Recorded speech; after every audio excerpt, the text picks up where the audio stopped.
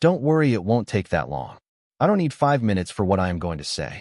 The Whitebin family over the years has made many enemies with their rather straightforward approach, and fears someday someone stronger would use the same approach on them. For when the time comes, the family has made some arrangements for the survival of the family's remnants. And one of those arrangements is a hidden two-way mass teleportation array, hidden in Whitebin Manor to a low dungeon. That's all I have to say now. Rest is up to you. What are you going to do with me? Paul knew if he wanted to lead this negotiation with the cleric, he should be in the position of power, which can only be achieved by making the opponent realize his worth. A two-way mass teleportation array. Even if the Whitebin Manor has something like that, why would a nobody like yourself know something so important? The cleric may be a religious fanatic, but he was not stupid. Because my family is tasked with guarding this teleportation array. I may be a nobody in the family, but I made it my business to know others' business. I know the layout of the Whitebin Manor on the back of my hand. Since Paul knew that the kingdom wanted to kidnap Pax at any cost, he specifically told them he had what they lacked to kidnap Pax in the Whitebin Manor, but never mentioned anything about kidnapping Pax. He wanted them to reach that conclusion themselves following the breadcrumbs he threw. Because what the world saw as kidnap, they saw it as a rescue. And Paul did not want an unnecessary misunderstanding to tick these fanatics off. Father, we have found all the bones of the fellow crusaders. The corrosive slime vapors had dissolved all the meat and organs of the two middle-aged crusaders, leaving behind their bones. Looking at the bare bones of his men, the cleric wanted to gut Paul in the cruelest way possible, but that had to wait for later, as he was tasked with bringing their lord back home. Which low-level dungeon did the Whitebones build the two-way mass teleportation carry in? Asked the cleric. Aren't we getting ahead of ourselves? Your current strength is not enough to infiltrate Whitebin Manor. You need to be at least in peak card lord realm for you to even consider stepping in the manor premise without permission. Not to mention the low dungeon is guarded by 2 card Grandmaster realm guards 24/7. Paul was not naive to give up his only leverage so easily. Don't worry about the forces, we have more than enough on standby. You just need to show us the way. Mind you, if you lead us to an ambush, I will ask my men to kill even at the cost of their lives. But if this rescue mission goes through successfully, you will become a first-call citizen of the kingdom. Cleric had a clear idea of how conniving Paul was by losing 2 of his men to him. Their brutal death was an example and reminder enough not to underestimate Paul's capabilities. Now how do we proceed? Do you want to massacre the Whitebin family or just rescue your lord? Saying that, Paul laughed maniacally. Hearing his manic laugh, even the religious fanatics were creeped out. Date: March 26, 2321. Time: 1435. Location: Sky Blossom City, Guild Association Mall, warehouse number 234. Arriving at the entrance of the warehouse, I called William. I had nothing to ask him anymore, because from my conversation with him, I knew all he knew were just mere speculations. William was just a small family leader in the small city of the Blackwater Southern region. He did not know much about the universities or the Southern Emperor, just like the rest of the city, who thought that killing me would gain the favor of the Southern Emperor. Right now I was calling him to get the 7,000 soul jades that he owes me. Hey, William, where are you? I am next to my warehouse. I asked as soon as William answered the call. Come to warehouse number 235. Saying that, he hung up. Taking a few steps, I noticed the entrance to warehouse number 235. Upon entering, it was greeted by luxurious decor. From the outside, it was a warehouse, but from the inside, it was like I stepped into a luxurious hotel. Seeing me walk in, William welcomed me. So what do you think? Fancy, except that word, nothing else popped in my mind. Fancy, that's all you got to say after witnessing this $10 million masterpiece. A rude voice questioned me. It turned out to be Corey. I know this is rude and sexist of me to think this, but Corey's current 180 degrees change in attitude made me question this. Is she on her periods? I was not insensitive to say this out loud, and instead greeted Corey. Hi, Corey. Susan, you are here too. Yes, Corey chose to open a card studio right next to us. I came to help, Susan replied. Hearing her, I was dumbfounded. Helping your business competitor set up their business right next door? If this is not dumb F-carry, then what is? Seeing my dumbfounded look, Corey laughed and said, You better switch to a different profession if you don't want to end up on the streets. Sure, When you earn 100 soul jades per card creation, give me a heads up. Hearing Corey's taunt, I had it with Corey and her mood swings. You do what you want. I do care, but if you mess with me, better be ready for the same. 100 soul jades.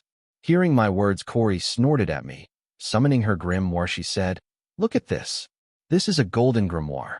I am already half-step into becoming a golden card creationist. I'm sure I can earn more than a silver card creationist."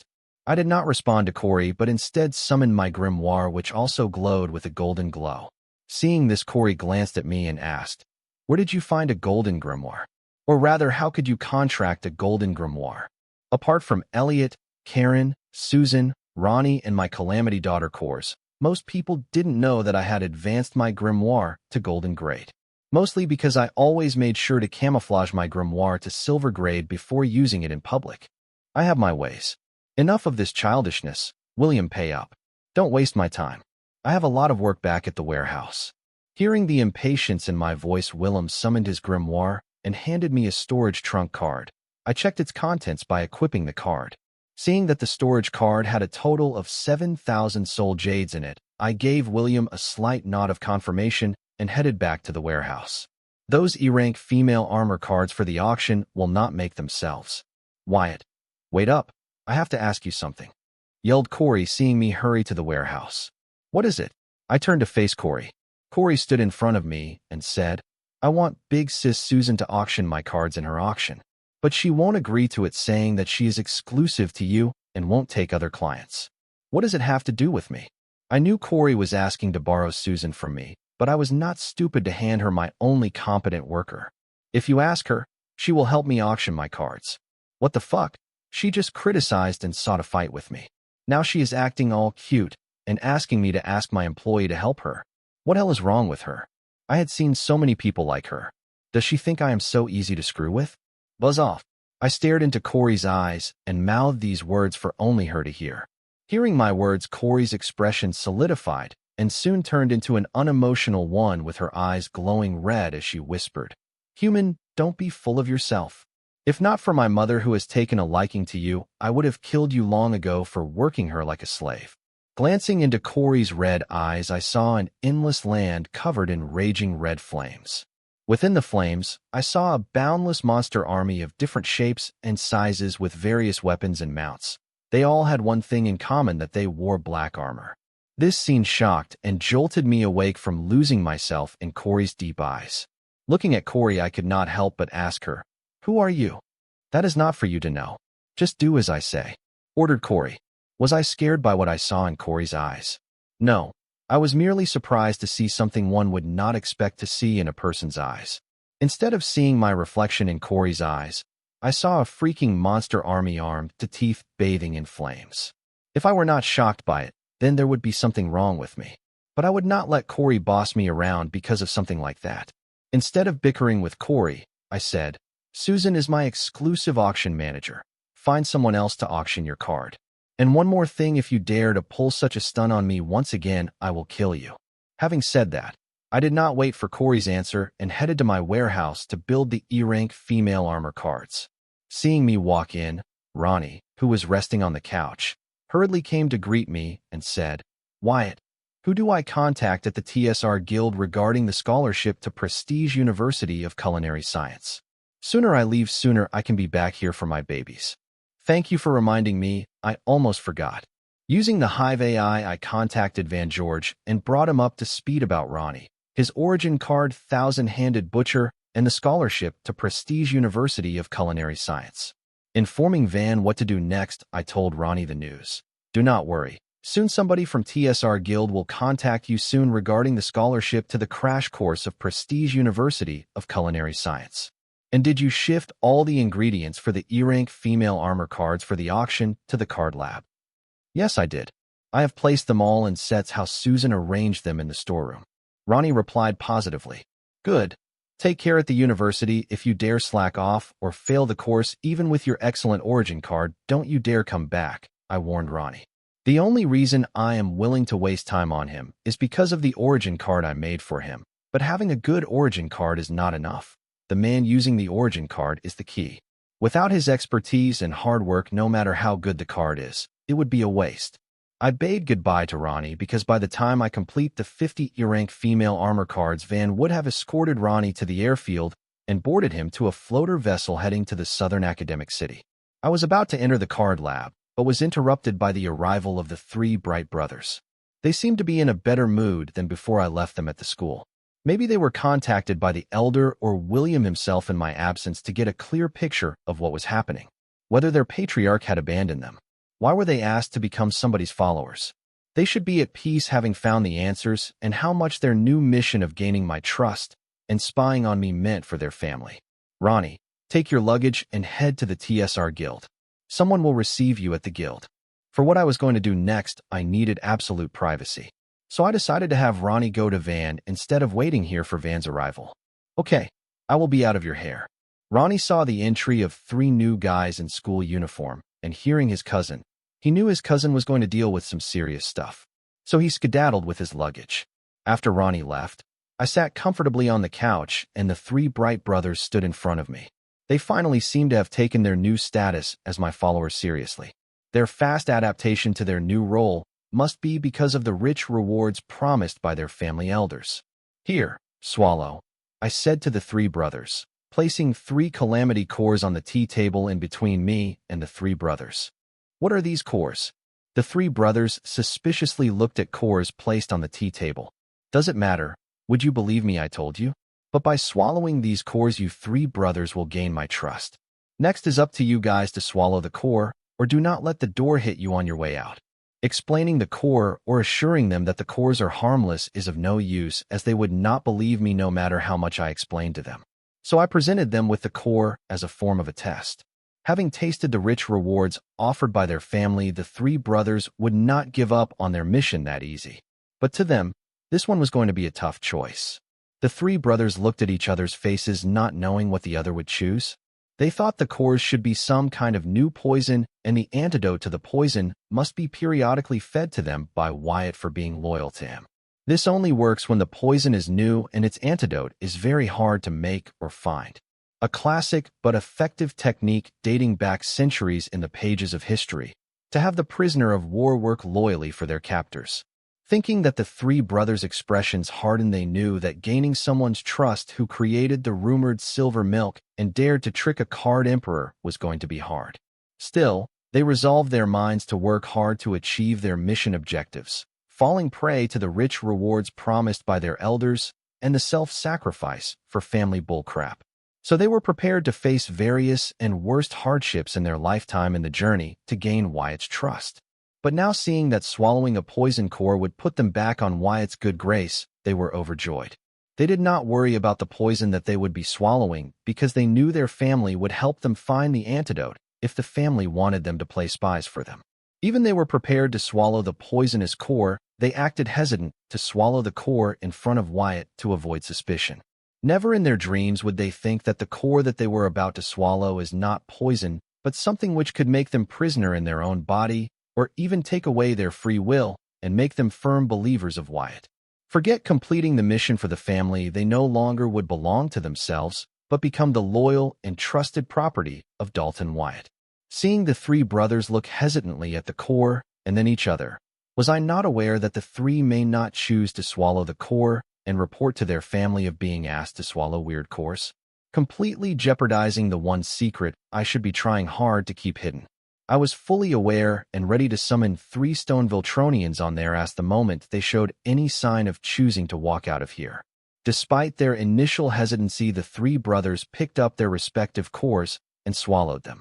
And 3 seconds later, their dishonest expression turned into a firm one as they knelt on one knee and greeted me as their new master. It was not I who asked them to kneel and greet me as their new master, but it was themselves who chose the best way they knew to show their loyalty and respect for me. Get up, and one of you recount your purpose to become my followers. I asked the three brothers to be sure of William's schemes. The patriarch and family elders wanted us to gain Master's trust no matter what it took, all the while being in contact with the family. In return, they would make sure to take care of our parents and siblings while also providing us with enough resources to keep with the Master, so that we can remain useful to Master for a long period. And the final objective of our mission after gaining the Master's trust is to steal all possible discoveries of the master for the family. A neat trick from the Bright family and William to plant their men next to me, as they knew what I most lacked currently was self-groomed, loyal, and trustworthy manpower, which they provided, for now, to reap huge benefits later. They did not care if they were being obvious because they knew I had to trust somebody and groom someone. As long as one of them was one of the three brothers, then they would stand to gain a lot at a later date. If nothing, they would have contacts next to a potential top 10 university graduate, which in itself was a great boon. Hearing that what William schemed is not far from my speculations, I felt lonely and could not help but think that there was nobody in this world who would do something for someone not wanting something in return.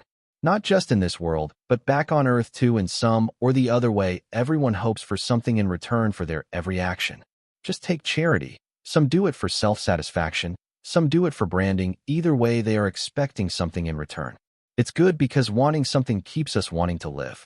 And somewhere deep down inside me, a part of me thought that William wanted my friendship in return, but it turns out he never cared about anything else other than benefits, breaking the little trust one had in him. The same goes for my Calamity Daughter core, but I can trust them because what they want in return is to just serve me more. Their only purpose is to serve me. Even if I give them full authority and freedom of will, their priority will remain to serve me. Giving 1,000 soul jades each to the three brothers to build their second transformation body, I asked them to resume their normal life and continue to build the Bright Lions delinquent gang and send all capable members to join the TSR Guild. As for William and their elders, they could just report to them that building the Bright Lions delinquent gang to recruit capable members for the TSR Guild was their first step to gain my trust. And I also asked the brothers to send any delinquent gang members who have found their fated ingredients to me. I had more than a dozen Calamity Daughter cores, but only a few of them were named Calamity Daughter cores. In terms of power, named Calamity Daughter cores were very strong and resourceful compared to the Calamity Daughter cores of the same realm.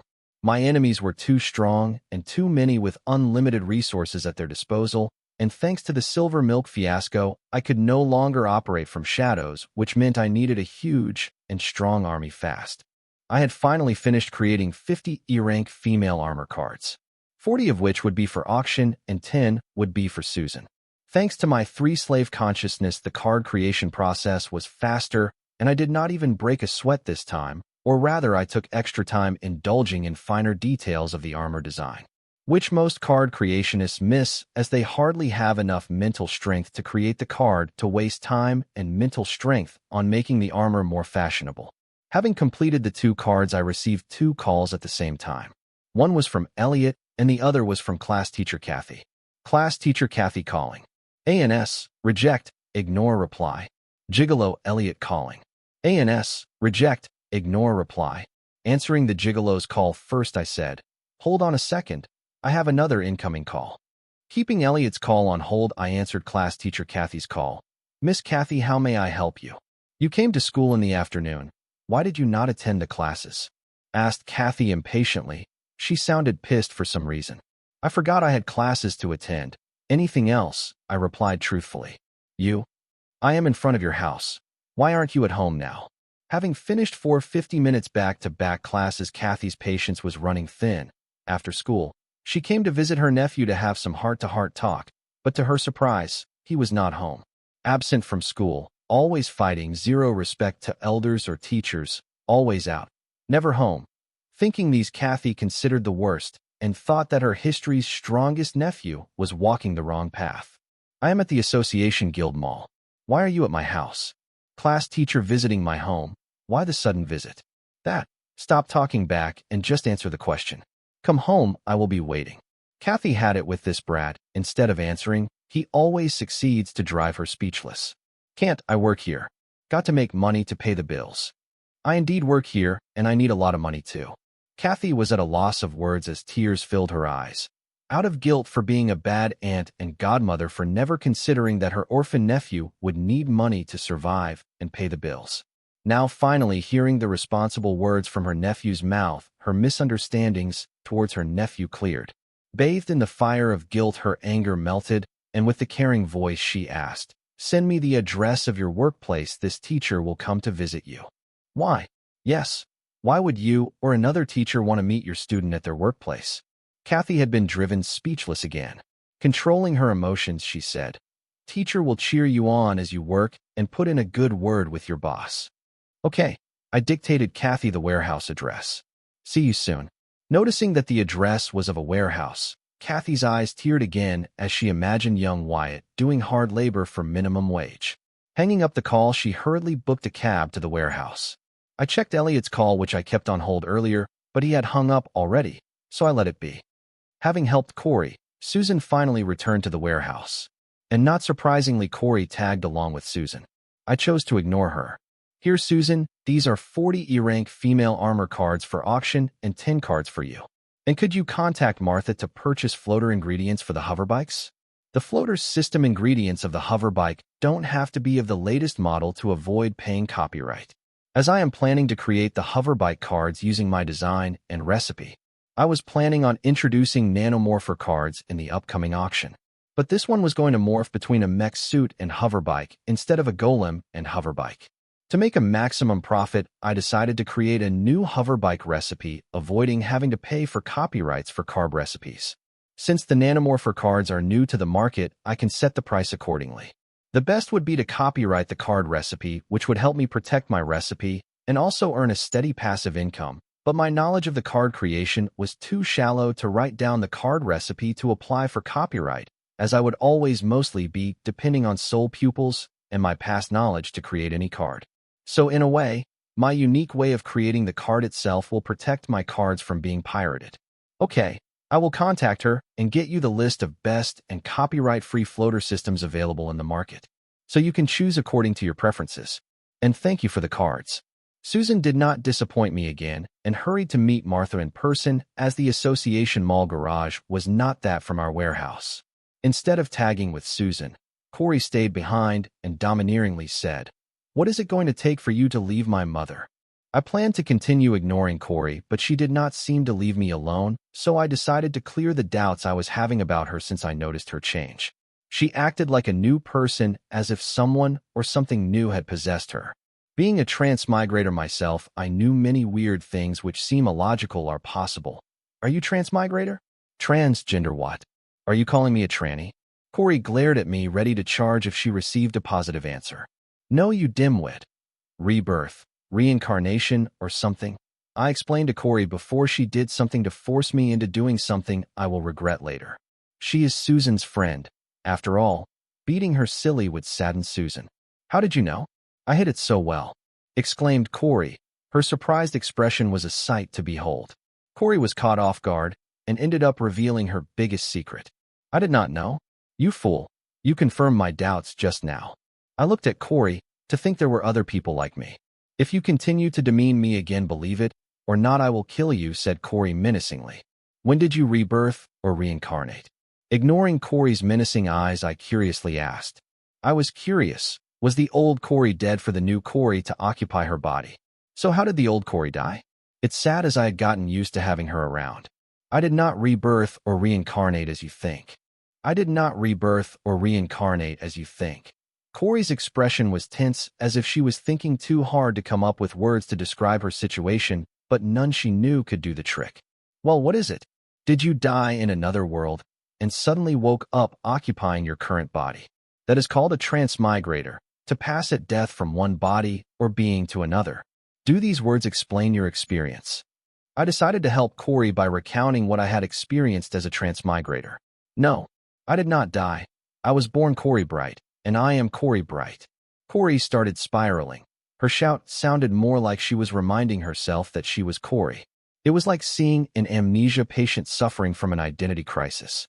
Okay, calm down and take deep breaths. Just tell me what you know." Seeing Corey spiral, I could only think that her soul transmigration was not smooth as mine. Instead of pressing her to speak in detail, I asked her to tell me what comes to her mind. "First of all, I am Corey Bright. Get that through the thick head of yours. I did not die and nobody occupied my body. Capiche?" Corey intimidatingly asserted as her eyes glowed bright red. "Sure, whatever you say." Seeing the red glow in Corey's glare grow stronger, I added, "You are Corey." I could literally slap her to death, but I had to endure to get some answers. I'm not a transmigrator for sure. It's my origin card, real life. It has a weird ability that allows me to relive my past life memories, or more like grants access to my past life memories. These memories are too real, and just as Corey was explaining the weird SHD happening to her, we heard a feminine voice calling out to me, "Wyatt." It was class teacher Kathy. Seeing her, Corey went silent. "Please continue. She won't understand what we are talking about anyway." "You were saying?" I tried to encourage Corey to confess and confide in me. Unfortunately, that ship had long sailed. Corey snorted, saying, "Why the hell am I explaining myself to you? Step away, creep." Before she turned to leave, she gave me a hard glare and added, "If you tell any of this to my mother, I will kill you." "You mean Susan, right? Not your birth mother?" I asked to confirm. This psycho for some reason has imprinted Susan as her mother. Corey did not answer. She just left, hastily passing by Kathy, who was headed towards me. Kathy neared, and winking at me, she said, "Sorry, did I disturb your alone time with your little girlfriend?" "Not my girlfriend, and she is not my type," I replied plainly. Right now my mind was occupied by what Corey said and her origin card, real life. Corey's origin card was the very example of how much I had underestimated cards of this world. First fated encounter, and now real life. Fuck, it was as if there was no word such as impossible in this world's dictionary of card creation. It was hard for me to imagine what kind of cards the top 10 universities and the demigod use. Sometimes I even felt that my past life's way of explaining everything with logical and scientific reasoning was holding me back. I need to be more open-minded, making the importance of the top 10 universities became clear. Yes, I had modern and advanced science, but clearly, it was not enough to create cards that broke the confines of physics and science as I know. Do not be shy. It's normal to have girlfriends at your age. Kathy teased her nephew. Today was the day she was going to come clean to her nephew. Kathy remembers the day her half-sister introduced herself and how enraged Kathy felt despite being comforted knowing that she was not an orphan. Kathy was ready to face her nephew's anger for not being there for him when his parents died. Though it was going to be hard, Kathy had decided that today was going to be the day. "So, you are saying something is wrong with me for not having a girlfriend at this age?"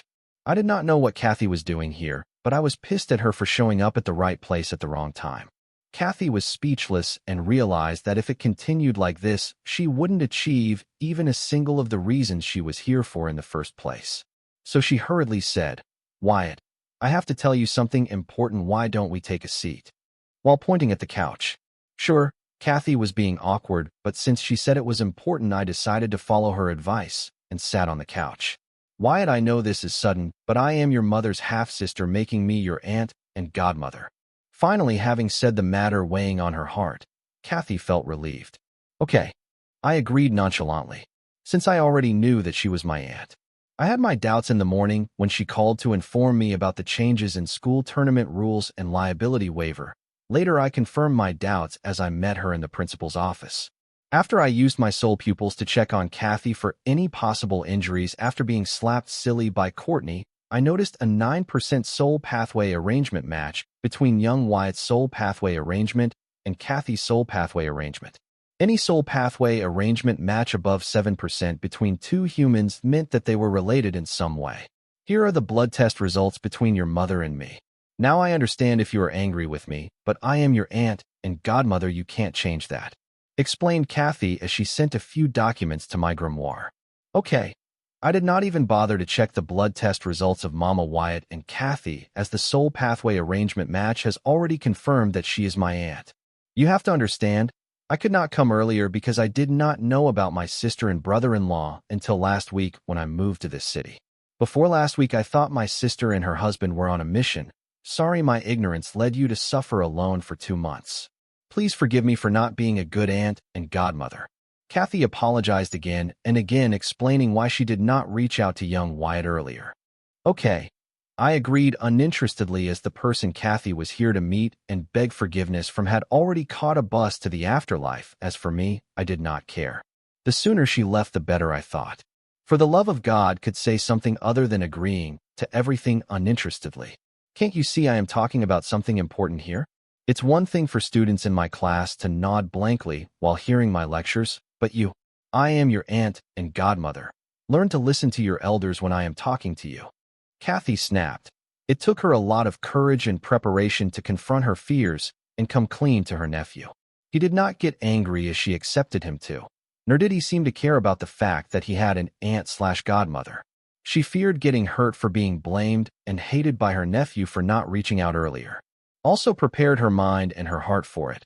But it turns out there was something worse than being blamed and hated, that is to be not recognized and not taken seriously. Are you done? If so, please show yourself out. I have work to attend to. Why was I being cold to her? It was simply because I did not know her, and I did not want Mama Wyatt's sister to be targeted or worse, used by my numerous foes. No, I am not done. How could you say that to your long-lost aunt who came to reunite with you? You are my last living relative. I won't leave you no matter what. Kathy always thought that it was not her fault that she was born poor, but it would be her fault if she died poor, until her only relative and support, her mother, died. In her pursuit of proper education and career, she ended up neglecting the only thing precious to her in this world. Now she thought that it was her fault that she was alone in this big, cruel world. When her half-sister reached out to her, she forgave her, partly because she came bearing gifts and mostly because she did not want to die alone, riddled with anger and regret. Therefore, for her internship, she chose to live close to her sister. Unfortunately, she was late, but she still had one last relative who she did not want to lose no matter what. It did not matter if her nephew did not recognize her as his aunt, she still resolved to fulfill all her duties as an aunt and godmother. The person you are looking for is dead. I'm not the one you're looking for, slapdash. I said truthfully, but was slapped. It did not hurt due to my thick Voltronian skin, but my mind and heart were jolted. Soon I felt my head buried between two enormous soft jellos. I know these past 2 months have been a lot, and I cannot comprehend what you must have been through. But I have also been through a similar experience that you are going through now. Your mother helped me through it, and I will do the same for you. Please trust me, I am here for you, and will always be there for you. Kathy mistook my truthfulness as me showing first signs of suicidal tendency, resulting in her slapping me to gain my attention and a warm hug to assure me that I was not alone in this. I honestly don't know what to do, because everything I said somehow was being misinterpreted by Kathy. Fortunately, Susan returned from running brands for me and interrupted Kathy's kinship. What's going on here? Susan asked with a plain expression and blank eyes. Seeing Susan, Kathy hurriedly let go of my head from her bosom. Susan met my aunt. Kathy, I hurriedly explained to Susan, so that her mind does not cook up unspeakable fantasies about me and my aunt. Susan was having a hard time believing, since as young as Kathy to be my aunt. But once Kathy explained, Susan finally showed a relieved expression and happily chatted with Kathy. So you must be Wyatt's boss. No wonder this brat wanted to work so enthusiastically. Kathy directly complimented Susan and implied that her nephew was a hormone-controlled teenager. No, I am not his boss, he is my boss. Susan explained, shyly understanding what Kathy was hinting at. What? How can a 17-year-old be your boss? Surprised, Kathy could not help but ask. I run a card boutique. She is the card boutique manager and my exclusive auction manager. I explained to Kathy and asked Susan, how was your meeting with Martha? Any results? Yes, I will forward you the list. But Martha does not recommend using an old gen floater system to build a hover bike, as they are very lacking compared to the current gen floater system. Narrated Susan as she forwarded me the list given by Martha. You are serious. You are a card creationist, exclaimed Kathy, to which I summoned my golden grimoire and said, not just any card creationist, but a golden grade card creationist. Seeing the golden grimoire, Kathy's eyes shined brightly as she said, I came here to talk you out of entering tomorrow's tournament, but seeing your strength in the afternoon against the bright trio, and now knowing you are a golden grimoire holder, I changed my mind. But you have to promise me that you will give up when it becomes life-threatening. Sure, I assured Kathy, and began checking the list forwarded by Susan. Seeing that I am genuinely busy, Kathy decided to take her leave. Going through the list, I found many old gen floater systems meeting my current requirements to create an armor nanomorpher, but when I compared the efficiency and performance of an armor nanomorpher formed using an old gen floater system with armor nanomorpher formed using a new gen floater system, the result was very obvious. Armor nanomorpher formed using a new gen floater system surmounted the old gen one in every possible test I could think of. But L still went with the old gen floater system, as after my upgrades they performed similarly to any other new gen floater system powered hoverbike in the current market. Though I can auction better armor nanomorpher formed using a new gen floater system, but the money used to purchase the floater system copyright would be cutting into my profits. Since both armor nanomorphers formed using old gen or new gen floater systems would sell for approximately the same price, I decided to go with old gen. Susan's auction audiences were young ladies and dames who do not see the performance or efficiency of the hoverbike. Instead, they focus on the design, color, style, fashion, etc. After creating 3 armor nanomorpher cards formed using an old gen floater system, I handed them to Susan, 1 for her, and the other 2 for auction. All I need for Susan was to let the armor nanomorpher card gain enough popularity and set it up as an exclusive product of my card boutique. Done with the preparation for the auction, I could finally focus on tomorrow's tournament. Before the tournament started, I needed to recruit 1 person to solidify my position among the upper echelons of Sky Blossom City and in the hearts of the general public of Sky Blossom City. This one was going to be hard, but if I had to survive tomorrow's death web that Anna's mother had knitted for me, then I had to do it. Van, Fred. Using Hive AI, I contacted Van and Fred. "Yes, master," reported Van. After him, Fred reported, "Yes, master. Meet me at the St. Raymond's Cemetery. I will be leaving now," I ordered as I head towards the cemetery on my hover bike. Arriving at the cemetery gate, I unsummoned my hover bike and saw 2 shadows appear in front of me and greet, "Master, master." The 2 shadows were Fred and Van. They seemed to have arrived at the cemetery earlier and had been waiting for me. I nodded at them and headed into the cemetery. Walking 100 meters into the cemetery, I heard a noise from further into the cemetery. As I walked deeper and deeper into the cemetery, the noise became clearer and louder. By now it became clear to me that a card fight was going on further in the cemetery. I was surprised. A card fight during the night was already suspicious enough. It had to be in a cemetery. Whatever was going on, it was shady. So I slowed my steps and stealthily walked towards the noise as Fred and Van steadily followed behind me. Upon reaching the source of noise, I saw 2 men cloaked in black fighting against old man Ben, who seemed to be badly injured and on the losing side. Ben's whole body was riddled in wounds and covered in blood, but still, show how he stood holding his ground against card apprentices. Not surprising, as Ben was in the card grandmaster realm while his opponents were in the initial card lord realm. It was already a miracle that Ben could hold his ground till now, but unfortunately, 2 card lords were a lot even for the captain of the infamous Tiger Squadron. Seeing the victory nearing, one of the cloaked men grew chatty. "Francis, did you ever think that the city lord that praised you for your loyalty and heroism one day would order your execution? Ted, don't sully the city lord's name. He would never betray his men." Ben did not believe Ted's words. The city lord was his commander. They have been through countless battles and bloodshed. There is no way he would doubt his commander.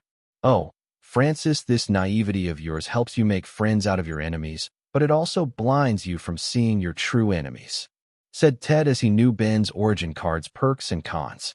It paralyzes Ben's emotions for him to be able to smell others' emotions. Though his origin card gives him an interesting ability, it also broke him in exchange. The city lord hated Ben for being more famous and dear to people than the city lord himself. But still, the city lord let Ben continue as Ben was the most loyal and selfless dog at his disposal. Ben never knew how city lord felt about him, as his ability did not allow him to smell emotions of higher realm existence. Instead, he could only smell intimidating and oppressive emotions from the people stronger than him, blindsiding him about how the city lord felt about him. "Even if what you say is true, why would the city lord want to kill me now, when I have given up everything and retired?" Ben did not understand why would the city lord would want to kill him. City lord's first son will be soon returning from the Southern Academic City, graduating from a prestigious military university. The city lord has decided to gift your precious Tiger Squadron, the strongest squadron the city has ever seen. Tex explained.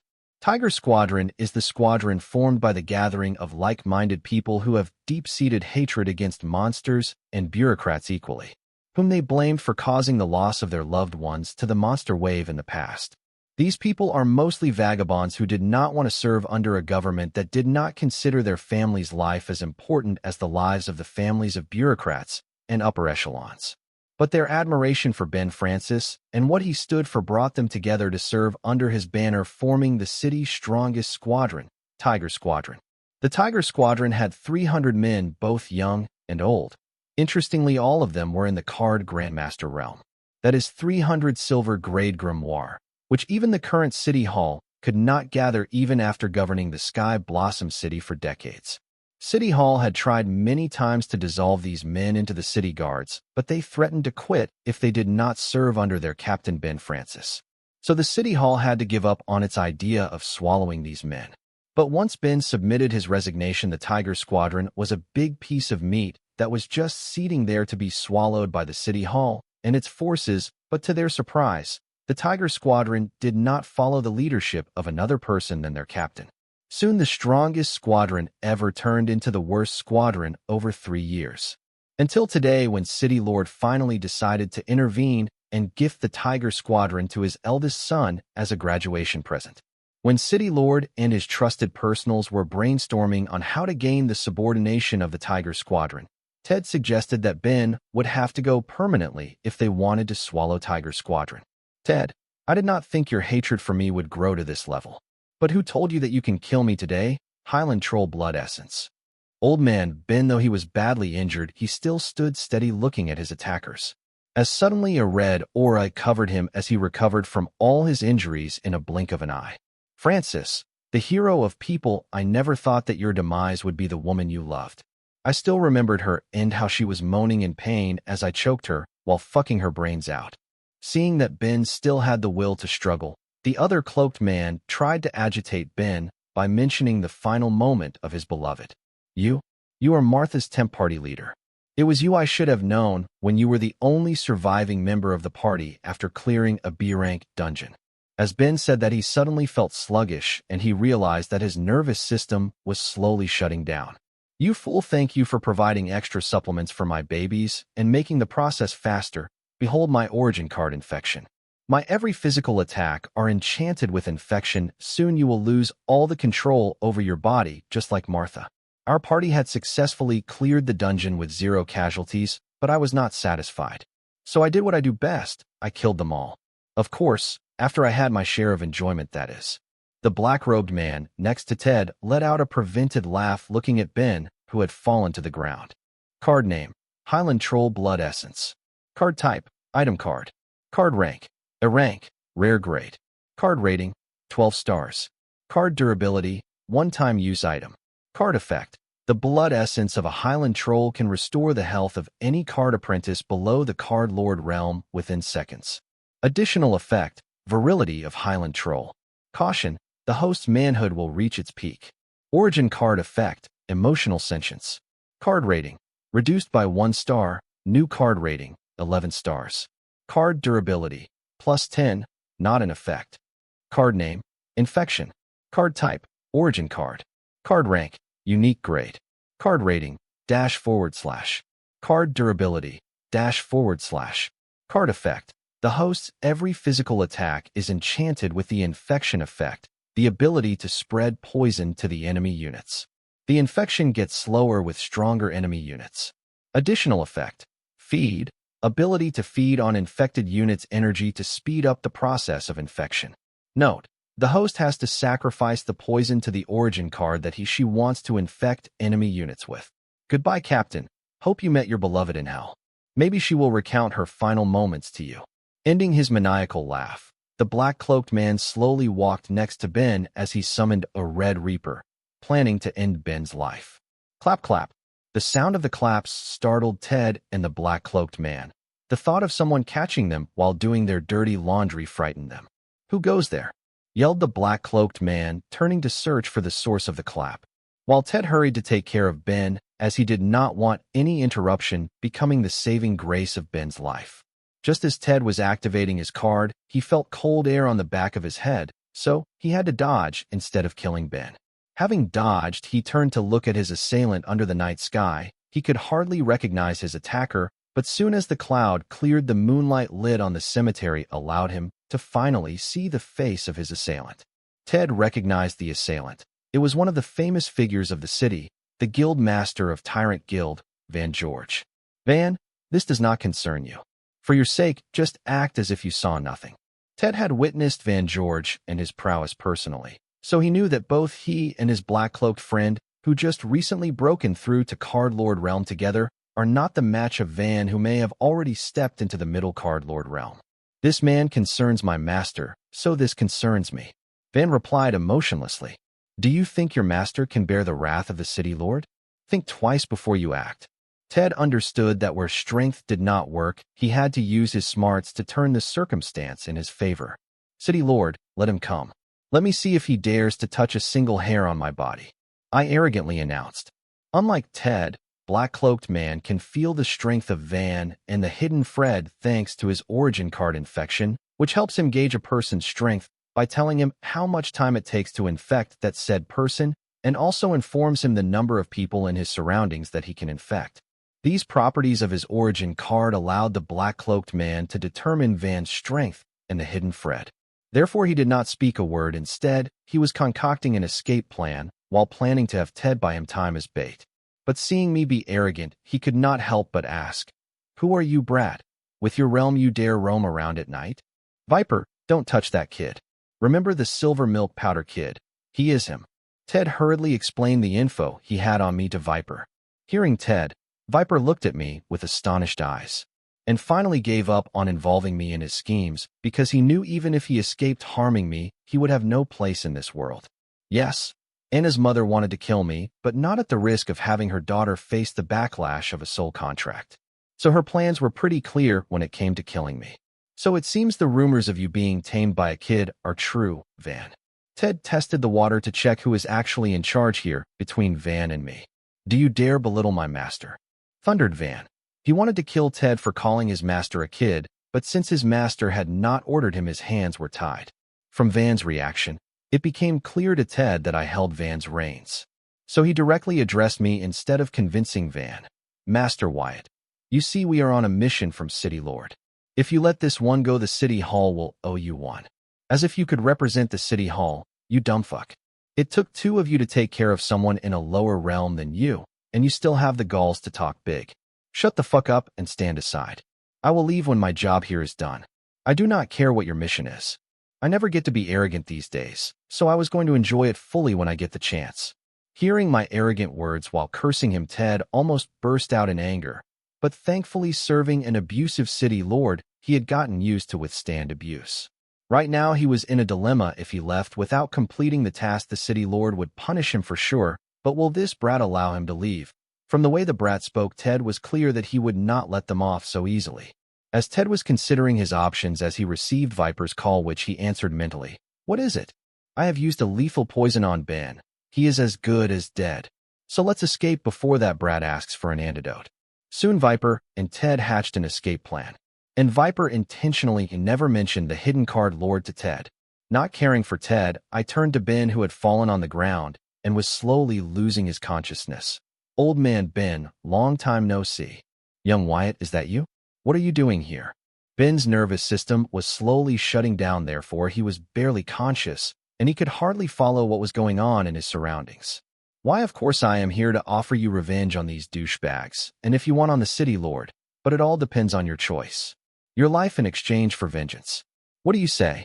A lot of stuff happened yesterday night, and I barely got any sleep for the big day today. If not for Kathy coming to pick me up, I would have probably slept through the night. Who the FCK starts a tournament at this early in the morning? Susan, let's book an entire VIP box. Currently, I am at the Sky Blossom Card Stadium, the venue for the Lion Cubs U18 Open for all Sky Blossom residents card tournament. There were too many VIPs attending the tournament this year, so the school had to choose a different venue than the usual one, Lion Cubs High School Marshall Gym, and decided to charge a hefty amount for tickets for the tournament so that the school does not stand to make a loss conducting a fancy high school tournament. A seat in a VIP box costs around 5 soul jades per person. Even the cheapest tickets for the tournament cost $300 per person. Explained Susan, leaving the cost of booking an entire VIP box to my imagination. Okay, then we're going to make use of the seating provided by the school for the participants and their families. Miss Kathy, please lead the way. I was rich, but not privileged. Spending 5 soul jades to watch a high school card tournament in an air-conditioned room did not click with me when I could get the same thing for free except the air conditioning, of course. How many times do I have to tell you not to call me by my name? I am your aunt. Learn to respect your elders. Kathy was annoyed with the fact that I would not address her as aunt despite her reminding me constantly. But you are too young and beautiful to be someone's aunt. How about I just stick with Miss Kathy? Hearing me, Kathy sighed and gave up, and began to lead us to the participant and family seats. Gigolo calling. ANS, reject, ignore reply. Hey, Elliot. Sorry I could not call you back yesterday. Something important. Yesterday evening, coincidentally, both Kathy and Elliot called me simultaneously. I kept Elliot on hold to converse with Kathy, but later when I checked, Elliot had hung up. I should have him later, but I let be. Nothing important. I saw the trending video of your campus card fight and thought of complimenting you on your victory, but urgent work came up, so I had to hang up the call. Elliot explained the reason he had hung up the call abruptly. So, where are you at right now? I asked casually. At the Sky Blossom Card Stadium. Where are you at? How about we meet up at VIP Box No. 1? I reserved the entire box. I am sending you few passes. Do not forget to bring Corey and Susan along. Elliot invited me and enthusiastically extended his greeting to Corey and Susan. Okay, send the passes over. I did not explain the situation with Corey to Elliot. Kathy could use her pass.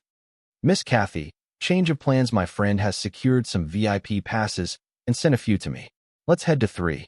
Being an intern, Kathy had no role in today's tournament, so she was free and tagged along with me and Susan to the VIP box. Showing the guard our passes, we entered the VIP section of the stadium, which was fully equipped with a temperature control system and other fancy arrays of which I had very little knowledge. Though Sky Blossom Card Stadium is the biggest in the Sky Blossom City, it was still not big enough for today's audience, as even the VIP section was crowded. As soon as I walked into the VIP section, which started with spacious balcony seats followed by the VIP boxes, walking in I could feel many gazes land upon me. These gazes did not notice me for my average clothing or the 2 beauties beside me, but because they recognized me as the one for whose death this tournament was orchestrated by most of the upper echelons of the city. Susan and Kathy were uncomfortable by the scorn-filled, menacing gazes that followed us. But it did not stop us from walking as we belonged here. Soon some familiar faces showed in the crowd. Sarah and other TSR Guild members, Bright family, Whitebin family, and lastly the Fine Gold sisters. Sarah, Pablo, Van, Fred, Bright Trio, and Whitebin siblings came to greet us, while Jaya sent me complex glances. As for Corey, it would be correct to say that she came to greet and stalk Susan. Soon Jaya also headed my way after being signaled by her sister, Diana. After greeting me, Fred and Van retired to the TSR Guild seats, as their presence was expected. Hi guys. How about we continue in the VIP box my friend reserved? It will be easier for us to chat there, I said, implying that we should go somewhere these gazes could not follow us. Everyone agreed, and we headed to the VIP box No. 1. Wyatt, see, can I also join you guys? Jaya, who shyly walked to my group, asked with embarrassment. I looked at her, and then at Dana not far away, who gave me a nod when our eyes met. Sure, why not? But mind you, I won't tolerate supercilious behavior. I warned Jaya before allowing her to join the group. Being seen with me right now, when the whole city was trying to kill me, was equal to declaring that they and their families were on my side. If Fine Gold is willing to bet on me at this time, then it is time for me to consider lifting the ban I put on them a few days ago. Of course, it will take more than this for Dana to convince me into lifting the ban. So, which VIP box did your friend reserve, Wyatt? Asked Beth. There were only 3 VIP boxes in the stadium, which are all secured for the real big shots and leaders of the city. Knowing this, I was surprised how Elliot managed to reserve an entire VIP box when families like the Whitbin and the Bright could not secure one. VIP box number 1. Here we are, let's head in. Arriving in front of VIP box number 1, verifying the access passes at the door, we all entered the box. Inside, I was greeted by Elliot, Karen, and someone I never intended to meet for the remainder of my life, Anahit Send. She was the urgent work that came up abruptly. Elliot quoted, seeing my question gaze. No wonder he was able to secure one of the 3 VIP boxes. After introducing everyone to each other, I awkwardly passed when it was Anna's turn. It's not that I did not want to introduce Anna, but revealing her identity would defeat the purpose of our casual fun gathering. But this did not stop Anna from introducing herself. Hello, everyone, I am Anna, Wyatt's sugar mama, and soon-to-be fiancé if he survives this tournament. Anna introduced herself while walking next to me and holding my arm close to her bosom. I wanted to refuse her claims, but Anna's grasp on my wrist got stronger. What? Almost everyone in the room apart from Sarah, Pablo, Karen, and Elliot, who knew Anna's true identity, exclaimed in surprise. Seeing me not deny, Kathy, my dearest, Anne inquired. Who's sugar mama? What do you mean by surviving this tournament? Susan next to her also glanced at me and Anna with the same questions in her eyes. Miss Kathy, Anna is kidding. She meant if Wyatt won the first place. Elliot explained before Anna could cause more chaos, for which he received a death glare from Anna, but he did not care. He did what any other friend would do. Before Kathy and Susan could point out the obvious holes in Elliot's explanation, Staff walked in, and with a bow, he respectfully said, Your Highness, the City Lord and the representatives of the Circle are here to extend their greetings. Ask them to buzz off, Anna ordered haughtily. With the intervention of the staff and her attitude, everyone grew curious about Anna and her real identity. And now I knew who were occupying VIP boxes No. 2 and No. 3. Yes, Your Highness.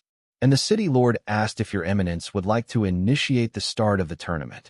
The staff was very professional despite knowing Anna's identity. She bullied the duties assigned to her by her idiotic bosses without breaking a sweat. No, ask him to continue as always. And remind him that I do not want to be distributed. Anna replied in annoyance. Thank you, Your Highness. With that, the staff excuses herself. But the atmosphere, in the room, was quite awkward now that everyone realized Anna was not simply. So I try to lighten up the mood by talking about the tournament. Pax, Amy, Beth, are you three also participating in the tournament? I asked, trying to start a new and different conversation. I and Pax are partaking, but Beth is too weak to participate. Amy answered bluntly. Stop telling others I am weak, Amy. I am not weak. Beth defended her lack of strength. You are still in the card scholar realm. You are weak. If you do not want people to call you weak, become strong, argued Amy. Father said I was a special card apprentice who grows strong slowly. Beth excused her slow and lazy way of active soul control cultivation as a special condition. The twins' bickering finally kick-started our casual fun gathering. Date, March 27th, 2321. Time, 8:35. Location, Sky Blossom City, the Sky Blossom Card Stadium. Ladies and gentlemen, welcome to the first ever Lion Cubs Highs Under 18 Open for All Sky Blossom Resident Card Tournament. Participants, please gather at your arena accounting to the message sent to your grimoire. The announcer announced the start of the tournament. This year, 420 card apprentices were participating in the tournament. Usually, the number of people participating would be more than the current number despite the tournament being only restricted to Lion Cubs high school students. It seems the liability waiver has scared off the trash who participate for the participation certificate, which would look good in their resume, while joining a guild, or just to brag in front of their friends. The whole stadium ground was divided into 40 small arenas. The idea was that the first round would consist of 210 card fights divided into 6 sets, meaning 40 matches would be held at a time 6 times, covering a total of 210 card fights.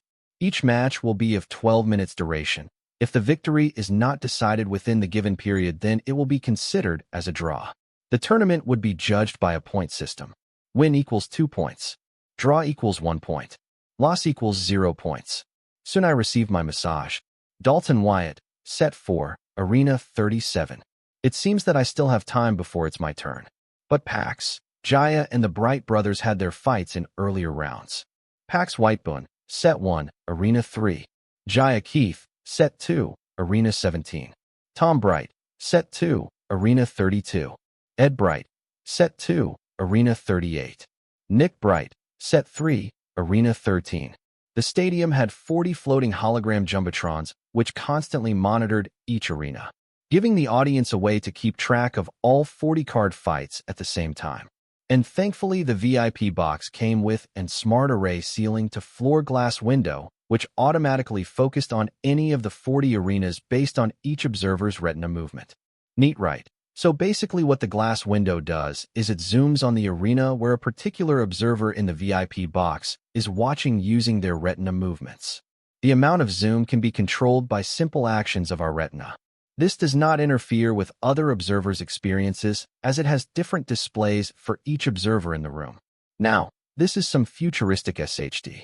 The first person to fight in our group was Pax, and he was also the youngest. Standing in the arena, he was greeted by his opponent, a skinny teenager named Duke. "Hi, I am Duke." Pax's opponent introduced himself despite his name being shown on the jumbotrons. "Hi." Pax greeted back, but did not say his name because he was already informed about Duke's unique origin card by his family. Yes, before attending the tournament, somehow the Whitebin family was able to get a list of all the participants of the tournament and their information. Participant, Duke Bania. Age, 17 years old. Realm, Card Soldier. Grimoire, Bronze Grade. Faction, Merchant Family, Lion Cubs High School, Scholarship Student. Caution, Orange. Origin Card, Name Hunting. Combat Type, Marksman. Participant, Pax Whitebin. Age, 16 years old. Realm, Card Soldier. Grimoire Grade, Silver Grade. Suspects to have higher grade Grimoire. Faction, Whitebin Family. Caution, Black.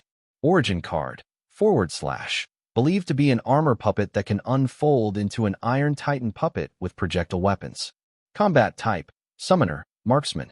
Caution Ranking, Green, Watch Out. Orange, Be Careful. Red, On Guard. Black, Unknown Ahead. The Whitebin family wasn't the only one. Even the Bright family and some of the other prominent families seem to have gotten the list of participants and their personal info. I also received the list last night as the Bright brothers forwarded me the list that they had received from the Bright family. Was this cheating? No. Yes, the weak family and humble background participants were at a disadvantage, but nobody ever stopped them from trying to get the list. I bet that they never thought that something like this was even available and lifted their asses to participate in the tournament, hoping that the circumstance worked in their favor. I did not have a prejudice against the small family or humble background participants, but I was merely stating the fact because most of them may even be thinking it's against the rules to gather information on participants before the tournament. This is the difference between rich and poor. The poor only know to work hard and hope, but the rich know to work hard and be smart. Isn't it a common courtesy for the participant to introduce themselves to their opponents before card duel? What is your name? Duke was pretty adamant about hearing Pax speak his name. You can read right. Our name is written on the jumbotron. Read it yourself. Pax knew better than falling for Duke's chivalry and nonsense BS.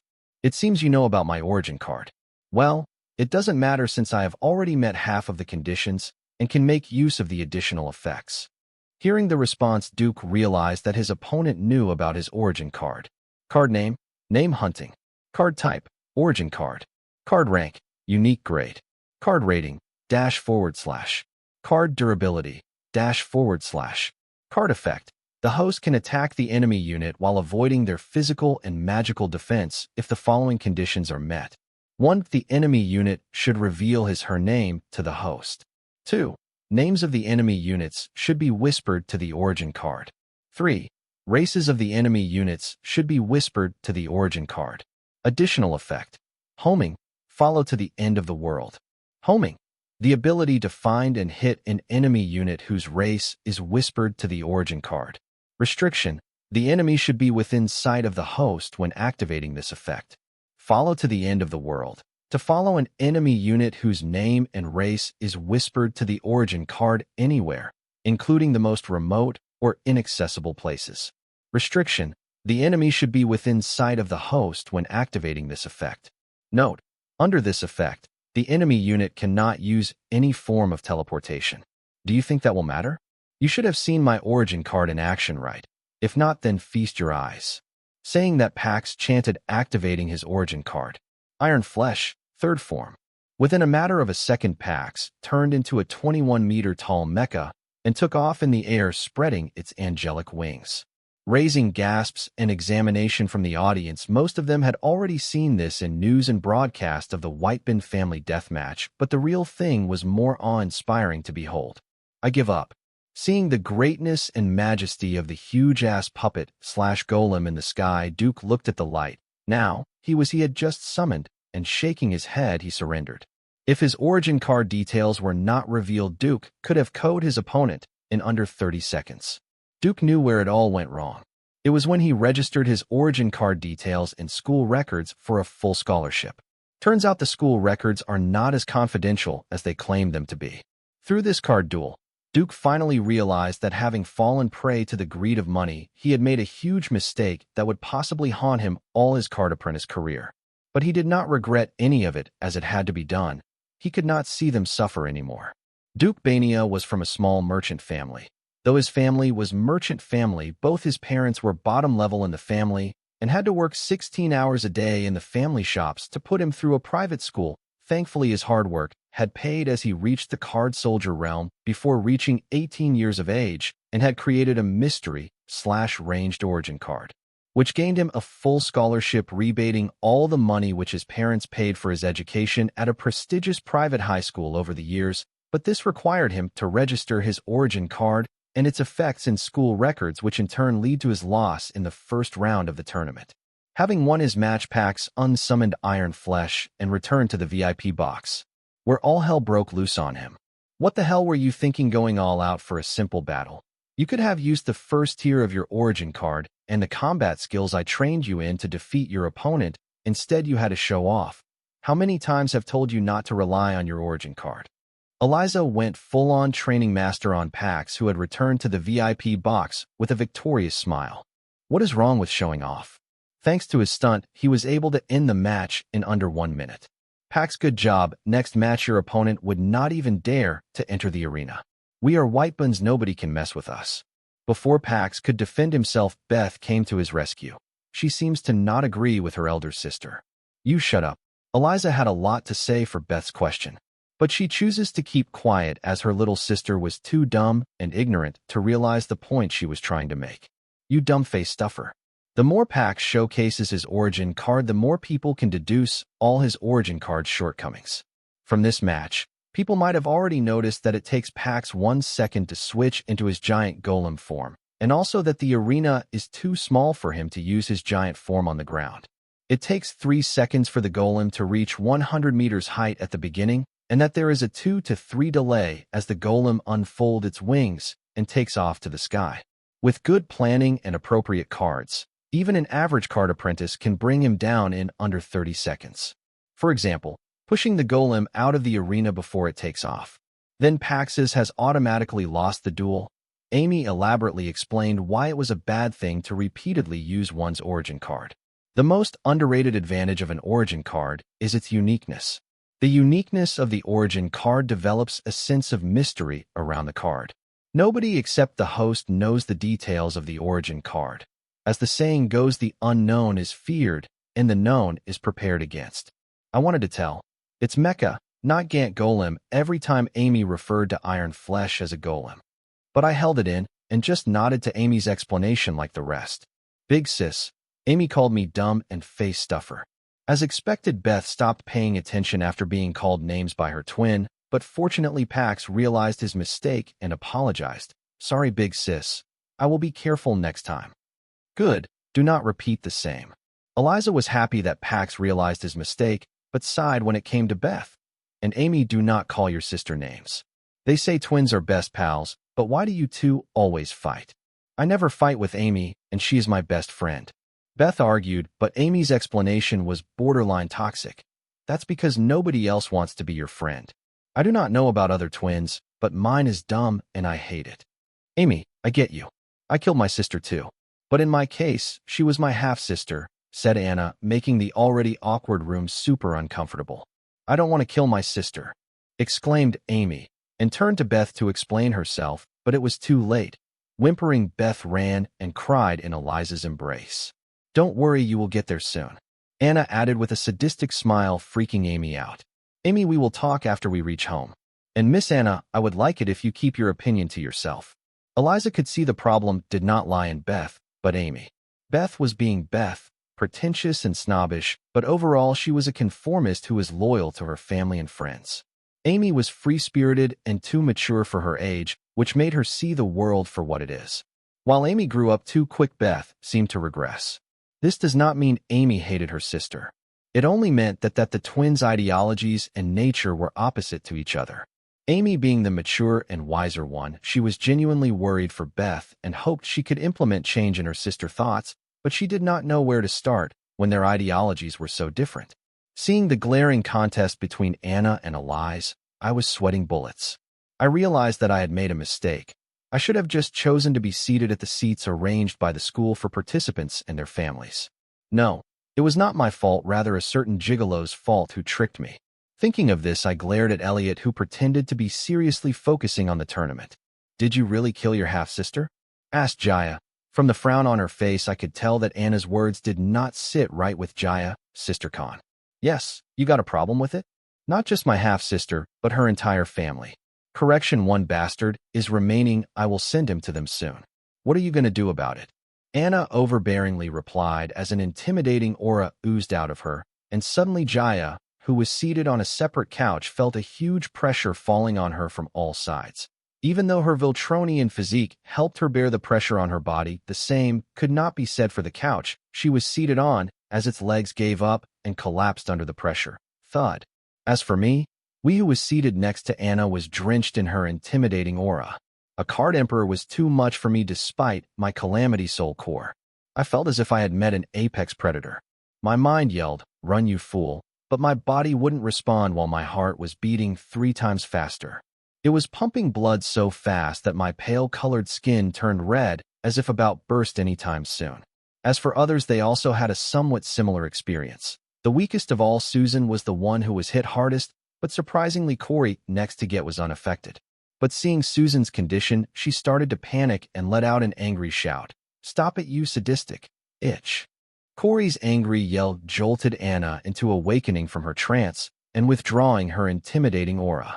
Looking around the room in annoyance, Anna's gaze landed on me, and then she mouthed, "I am horny. Let's fuck." "Wah, wah, wah. Your Highness, it's a girl." The wet nurse held a newborn baby as she declared its gender to the new mother. "Husband, you have a daughter now, and she has your eyes. As promised, I will name her Anna Gainover. I wish you were here right now." The new mother messaged her husband with attached files of their daughter's cute pictures through her diamond grimoire. "Sweet pea, will that useless son-in-law of mine at least be attending his daughter's naming ceremony?" yelled the furious father. His anger was understandable, as his son-in-law did not accompany his daughter during her 9 months of pregnancy or the baby delivery, giving Kakamami reasons for his absence. Being a father himself, he hoped that his granddaughter could change his son-in-law's mind. "Father, you know the answer, yet why do you ask?" The new mother has already become accustomed to her husband's absence, and besides, her daughter was too cute for her to stay mad at the person who did not care to show up for his daughter's birth or naming ceremony. "Sister, what is my niece going to be called?" asked a huge and hairy man. Interestingly, the baby girl in his arms was not frightened, instead played with his luscious and well-trimmed beard. Anna Heat Send," replied the new mother, taking her baby from her brother's arms. Returning to her mother's embrace, the baby had a warm and satisfied smile on her face. "Cough, sister, isn't this?" Before her brother could finish his sentence, the new mother looked at him and asked, "Why? You think your family name is too good for my daughter? What about your husband?" The brother was astonished by his sister's sudden decision and felt that his sister was doing so out of hate for her two-timing, unreliable husband. Yes, the family knew why their son-in-law was currently not with their daughter. What about him? The brother noticed that his sister's eyes were blank and void of any feeling whenever she spoke of his brother-in-law. If not for his niece, he is worried he would have already lost his sister. "I would have just given him the diamond grimoire if I knew he was going to react like this." An old lady sighed regretfully, seeing her cheerful granddaughter playing in the arms of her daughter. "No, mother, it's not your fault. I failed to recognize what kind of man I fell in love with. It seems he only married me for the diamond grimoire and our family power and wealth. Today, I finally realized that love does make one blind." Though the new mother spoke such heavy words, her face had a charming smile as she made faces at cute daughter. "This is a celebration. Let me set an example. By the power vested in me as the 16th head of Heatsend clan, I hereby declare that my granddaughter Anna Heatsend will become the next Southern Emperor and govern over the entire southern region upon achieving the Card Emperor realm. The father, seeing his daughter's decision, decided to showcase his support. "You brought it up in the first place," thought Anna's uncle, but he chose to ignore his father's shamelessness and instead focus on coming up with a better present for his niece than his father did. Taking out a diamond grimoire, he handed it to his sister. "I received it a few days ago after I slaughtered the Long clan's old demigod. That crazy Lut wanted to perform dual cultivation. You dumb son of mine. How dare you gift that old Lut's dirty grimoire to my granddaughter?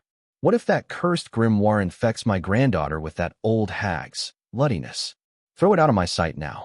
You better not bring that grimoire near my granddaughter," yelled the old lady, hysterical, without the slightest demeanor of a card emperor. "Watch and learn from your mother. I, the 14th General of Southern Watch, appoint my granddaughter Anna Heatsend as the commander of the Southern Watch." "Uncle, who is my father?" A cute lowly in pink floral printed dress questioned her uncle and mentor. "Your father? Just a second, I just remembered I was supposed to be somewhere else." The huge and hair man looked gangster, but ran when faced with the innocent question asked by his niece. "Grandpa, who is my father?" young Anna asked as she sat on the broad shoulders of her grandfather while enjoying the delicious dessert he brought her. "Sweet pea, you said you wanted a pixie dragon, right? Let me get you one today." The majestic 16th head of Heatsend clan, who made hundreds of decisions involving millions of lives, suddenly found himself without an answer and could only distract his innocent granddaughter. "What is this? I asked you to portray a whip sword using a dragon's backbone. Why have you portrayed a dancing man holding the sword? Don't you know visualization is the basics of card creation?" The old lady harshly educated her granddaughter, as learning visualization at a young age would be a huge advantage in card creation. "That is my father. He is doing a sword dance for me," replied the cute lowly as she glanced at the man she portrayed with longing eyes. "Do you want to know who your father is?" Hearing her grandmother, the lowly's eyes shone, seeing that, unlike her uncle and grandpa who avoided any of her questions related to her father, her grandmother took the initiative to talk about her father. "Yes, Grandma, who is my father? Where is he?" little Anna asked eagerly. "Good, become a card emperor, and then I will answer your question." Little Anna did not get disappointed upon hearing her grandmother, as now she found a way to know about her father. Pinky promise. Little Anna was not worried that she could not become a card emperor. She worried that her grandmother would go back on her words. "Pinky promise," promised the old lady, thinking, "At least that bastard can help you in this way." "Congrats, Anna, or should I call you Southern Emperor Anna Heatsend?" The old lady teased her granddaughter, who had finally ascended to the Card Emperor realm and had officially become the commander of the Southern Watch. "Stop it, Grandma. It's embarrassing enough already," said the charming and mature Anna, wearing a tight Southern Watch commander uniform. "Sugar Bear, do you remember what Grandma proposed to you 77 years ago? Do you still want to know?" The old lady proudly glanced at her granddaughter and reminded her of the old promise between them. "No need, Grandma. I already know what I need to know. I will finish what my mother let go of because of me." Saying that, Anna turned to look at her army and commanded, "Southern Watch, prepare yourself. We leave for a war in 2 hours." 70 years ago, during Anna's first exposure to the outside world as she left to attend Morningstar University, she was finally able to uncover who her father was, as in the outside world her father was quite famous for reaching the peak of world power despite his humble background. According to the outside world, her mother, the princess of the Heatsend clan, coveted her father for his talent and beauty, forcing him to marry her using her clan's power and wealth. After marrying her father, the princess of the Heatsend clan began to surpass her father's power by not providing him diamond grimoire, knowing how talented he was. Worried that after gaining power her father would break free of her mother's control and leave her for good. Like all fairy tale endings, at last, the charming prince broke free from the clutches of the evil witch and met his princess to live happily ever after with their cute daughter, Anna's half-sister. Hearing the rumors of the outside world broke all the fantasies Anna had built about her father over the years. Who should she believe? The rumors, or the still heartbroken mother back home? How in the world was her mother the evil, which she wholeheartedly loved her father despite his obvious shortcomings? Why were her grandpa, grandma, and uncle who welcomed her father openly into her family the villains of the story? While her father, who used her mother's broken pieces of heart to climb the peak of world power, was the hero of the story. Anna knew whom to trust. She did not need anybody's opinion on that. That day she decided she will not make the same mistakes her mother made and live the life she wanted.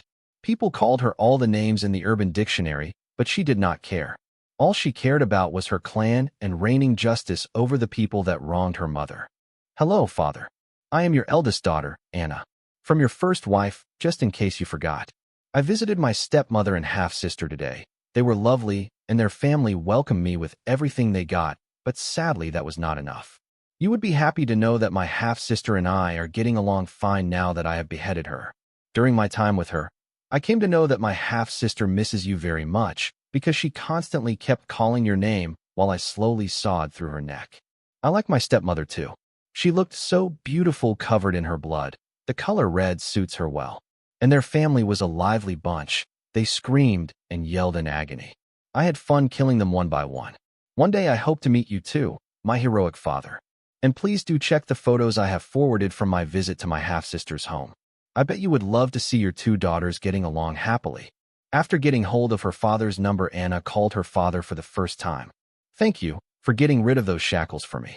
Who knew you would be of help to me in this way? I got to say you are dumber than your mother. I was the one to spread the rumors in order to entice your mother into killing your stepmother and her family, but it seems my betrayal had made her smarter. This is what the man that gave birth to her, who broke her mother's heart and betrayed her clan, had to say to her for the first time they spoke. Jolting awake from her episode, Anna's gaze landed on me and said, I am horny. Let's fuck. I, who had finally regained control of my body, felt a cold sweat on the back of my neck as goosebumps raised all over my body. Is this how am I going to lose my V-card in this life? By getting reverse raped by someone old enough to be my great-great-grandmother.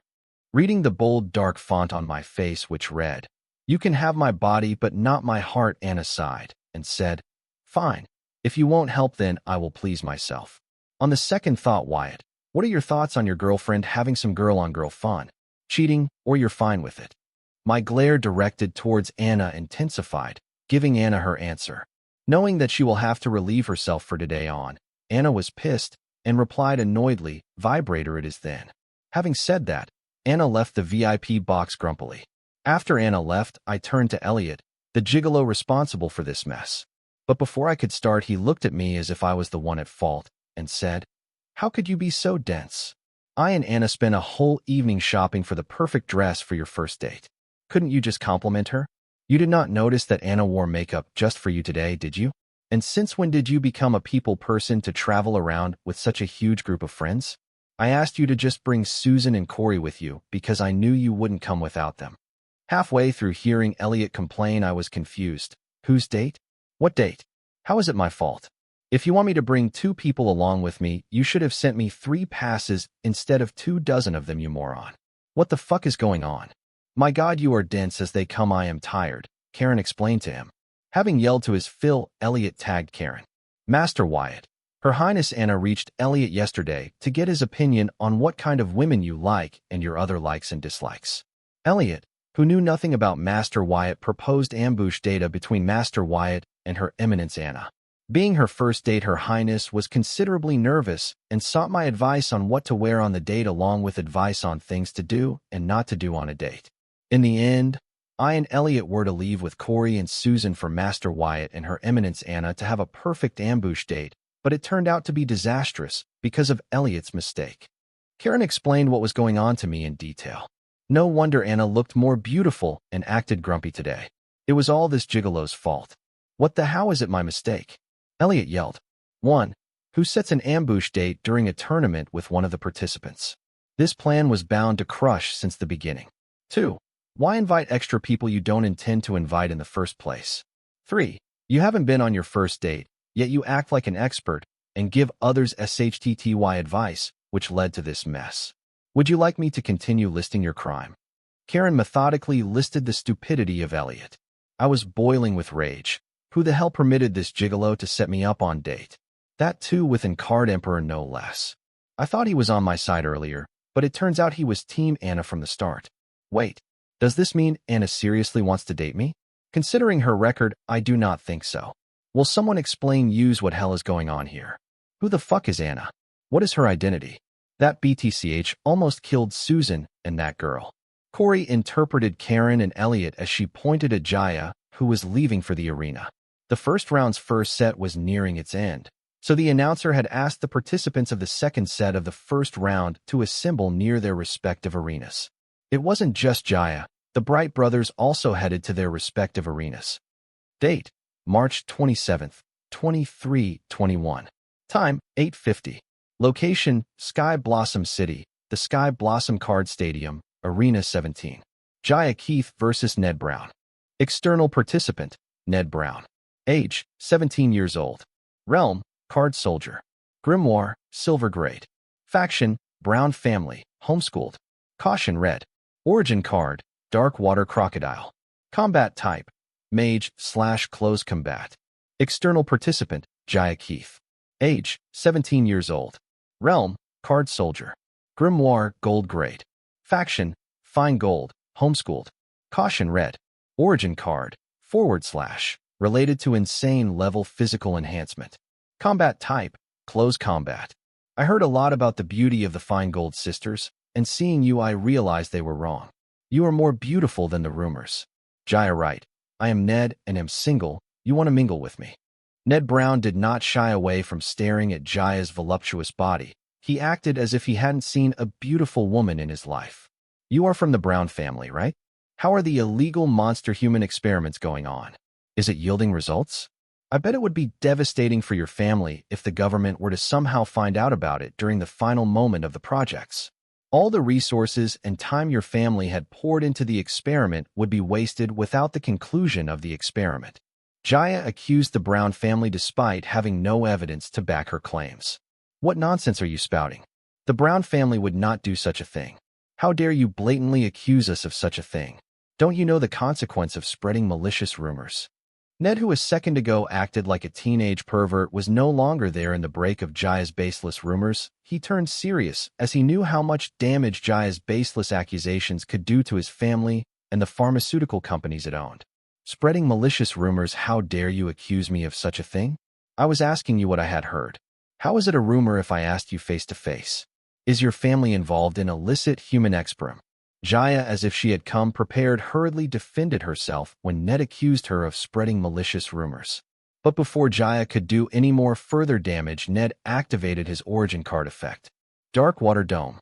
Soon a huge dome made up of dark water covered the entire Arena 17, swallowing Jaya and Ned alike. War form: Dark Water Crocodile. Card name: Dark Water Crocodile. Card type: Origin card. Card rank: Unique grade. Card rate: //. Card durability: //. Card effect: the host gains all the magical skills of a dark water crocodile, and can also transform into a dark water crocodile to gain all the physical abilities related to a dark water crocodile. Additional effects: water manipulation, dark water manipulation. War form: dark water crocodile, dark water dome. Note: crocodiles cannot breathe underwater.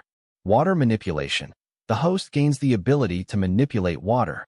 War form: dark water crocodile. The host can transform into a dark water crocodile and use all the physical abilities of a dark water crocodile. The war form provides the user with various physical enhancements like reinforced lungs, superhuman strength, speed, senses, and defense. Crocodile scales. Dark water manipulation. Dark water is a form of heavy water. It has 3 times the gravity of normal water, raising its boiling temperature to another level. The 3 times gravity also makes it harder to use any senses such as sight, smell, touch, vibration, etc. within it. Dark Water Dome. The host can summon a large amount of water to form a dome of 350 meters radius. Note: if a normal crocodile is the king of water, then Dark Water Crocodile is king of dark water. Being swallowed in the dark water, Jaya felt the change in the gravity. According to the info provided by the participant list, Jaya knew that inside the dark water dome the gravity on her has increased by 3 times. But a sudden change in gravity did not affect Jaya, because her daily training involved her doing insane level training by adding weights up to 5 times her body weight, not to mention after activating her origin card, she could do the same training carrying weights 67 times her body weight. Inside the dark water dome, it was dark and all of Jaya's senses had been dampened. Jaya could not take a step forward or backwards because she did not know where she was, and what if the dark water in the dome was manipulated by Ned into pushing her to the edge of the arena? Soon her worries came true. The water started to push her. She did not know where the water was trying to lead her, but she knew her current body capability was not a match to that of the dark water. Therefore, she finally decided to activate her origin card. Viltronian. Activating her origin card, enormous amounts of strength and power filled in Jaya's body as a gray suit replaced her previous battle attire. With the new strength, Jaya easily broke the force applied to her by the dark water currents. The Viltronian senses were of superhuman level, and with Jaya's card soldier realm, her senses in the dark water were no longer dampened, and she could see were transformed. Ned manipulating the dark water into a swirl as he swam in circles in the dark water dome with high speed. Seeing that the force generated by the waves of the dark water was not enough to force Jaya out of the arena, Ned decided to try another move of his dark water hurricane, which involved him swimming in circles at high speed in the dark water dome and manipulating the dark water to flow the water currents generated by him swing in circles at high speed. The dark water crocodile is known as one of the best swimmers in the crocodile family. Once in the dark water, no monsters of the same realm can overpower the dark water crocodile. Ned's dark water crocodile origin card was formed using the core of a C-rank dark water crocodile when he was in the card student realm, meaning the form of Ned's dark water crocodile had undergone 2 baptisms. A C-rank dark water crocodile is already undefeatable in dark water, but adding 2 baptisms to it made it an irregular that could jump realms to challenge opponents of the bigger realm. Jaya was frustrated. Yes, she was frustrated. How dare that BTCH embarrass me in front of everyone like that? Fuck. If only she was not Wyatt's friend. These were Jaya's thoughts whenever she thought about Anna and the incident back in the VIP box. She would feel humiliated every time she thought back to that moment. If not for her sister asking her to make up with Wyatt, she would have fought with that BTCH despite her high odds of winning. She completely forgot the part of her provoking Anna by calling her out for bragging about killing her half-sister. She just kept venting her frustration and anger on imaginative Anna in her mind, refusing to accept the true feeling she felt towards Anna, fear. Thankfully, she had to leave the VIP box to wait for her turn near Arena 17. It saved her from enduring the weird gazes from the people in the VIP box. The incident in the VIP box almost made her forget another task her elder sister has assigned to her, throwing dirty water on Brown family name. She did not know how her sister made it happen, but her first opponent was Ned Brown, the Brown family's heir. Achieving this may be impossible for others, but if it's her sister, anything was possible. The Brown family's main business is pharmaceuticals. They have 3 to 4 pharmaceutical plants across the southern region, with the biggest one being located in Sky Blossom City.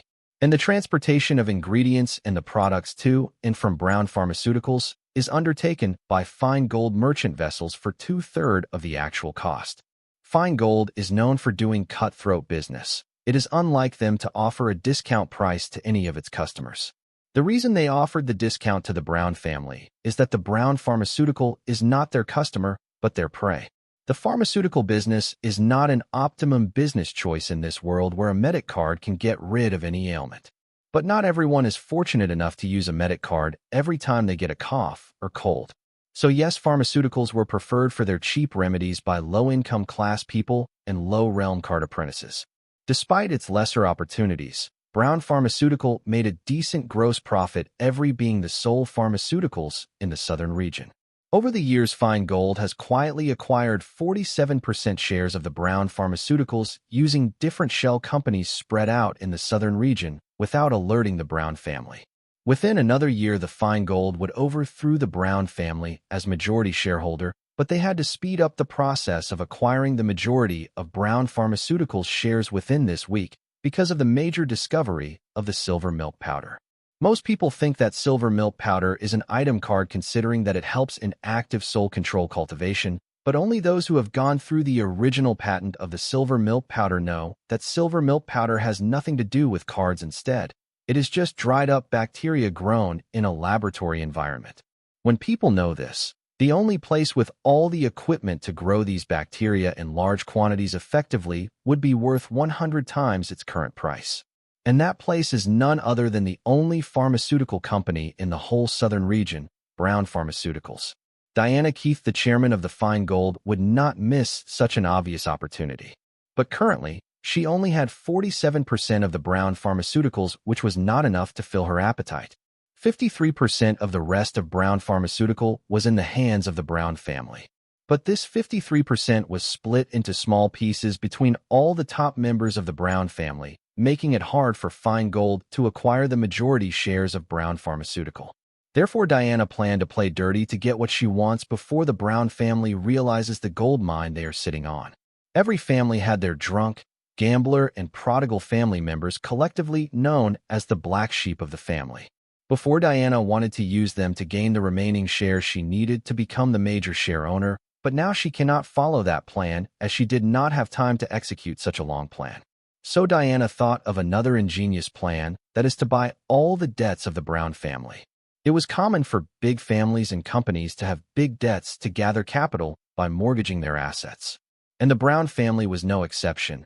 They had an alarming rate of debt, as pharmaceuticals in this world was not a lucrative business, which also meant that they did not have to watch out for predators. So, the Brown family did not shy away from taking loans. This provided an opportunity for Diana to gain all the shares in the hands of the Brown family. Having acquired all the debts of the Brown family, now all Diana had to do was make the value of Brown Pharmaceuticals shares lower than the total amount of loan they took on the name of the company. This way she could claim the shares of Brown Pharmaceuticals in the hands of the Brown family in the name of reclaiming debt.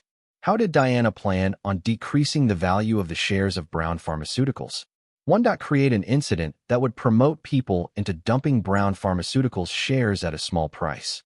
2. Since all the 47% market shares of the Brown Pharmaceuticals were already in Fine Gold's hands, they would sell the shares at half the price to themselves, but make it look like multiple people were dumping the shares for half price as a result of the false incident regarding Brown Pharmaceuticals. Overnight, due to the domino effect, the shares of Brown Pharmaceuticals would be worth half of what it was yesterday, giving Fine Gold enough reasons to cease all the shares in the hands of the Brown family to reclaim the debt they own. This way, 100% shares of the Brown Pharmaceutical will belong to Fine Gold. Therefore, Dana had to go out of her way to pull up some old connections to arrange a fight between Jaya and the heir of the Brown family.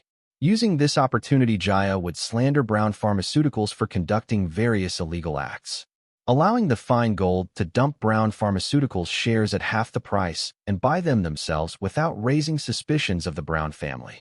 After acquiring the Brown Pharmaceuticals, Diana planned on exchanging the pharmaceuticals with the Southern Emperor for a favor. She was not dumb to ask for shares or something from the ruler of the South.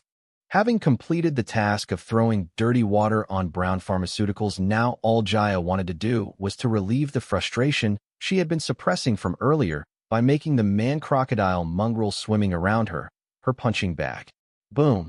Without holding back, Jaya flew out of the swirling black water dome at full speed. The 3 times gravity of black water was a joke for someone with a Voltronian physique. Flying out of the black water dome, Jaya floated 10 meters above it. The black water dome had deformed and looked more like a water typhoon and hurricane. Anna tried to find transformed Ned in the hurricane, but the water was pitch black and the scales of the black water crocodile were designed to help it camouflage and decrease its presence in the water. Therefore, it was harder for Jaya to pinpoint Ned's location, who was swimming along with the currents of the hurricane at an accelerating speed. Therefore, Jaya decided to go back into the eye of the black water hurricane, one of the calmest and safest parts of the hurricane, to track Ned from there. The popular belief is that the eye of a hurricane is the safest and calmest place in the hurricane.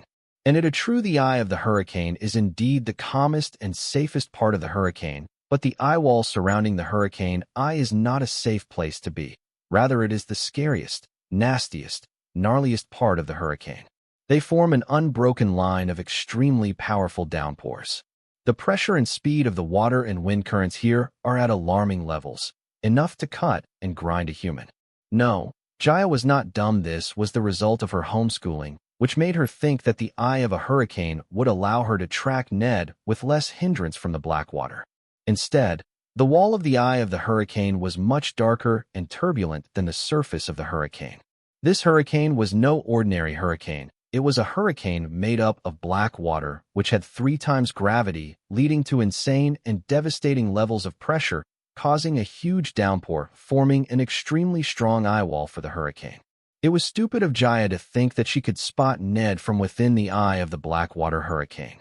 Thankfully, her opponent was also someone with very little actual combat experience, who fought against Jaya as if she was the same as the brainless dungeon monster and would wait patiently for him to complete his final move. Ned was completely focused on swirling the Blackwater dome into a Blackwater hurricane that he never noticed Jaya flew out of the Blackwater dome and entered the Blackwater hurricane eye. Once the Blackwater dome was turned into a Blackwater hurricane, he had to bring it to a speed where it would self-sustain its spin without having him swim at high speed continuously to maintain the speed of the hurricane.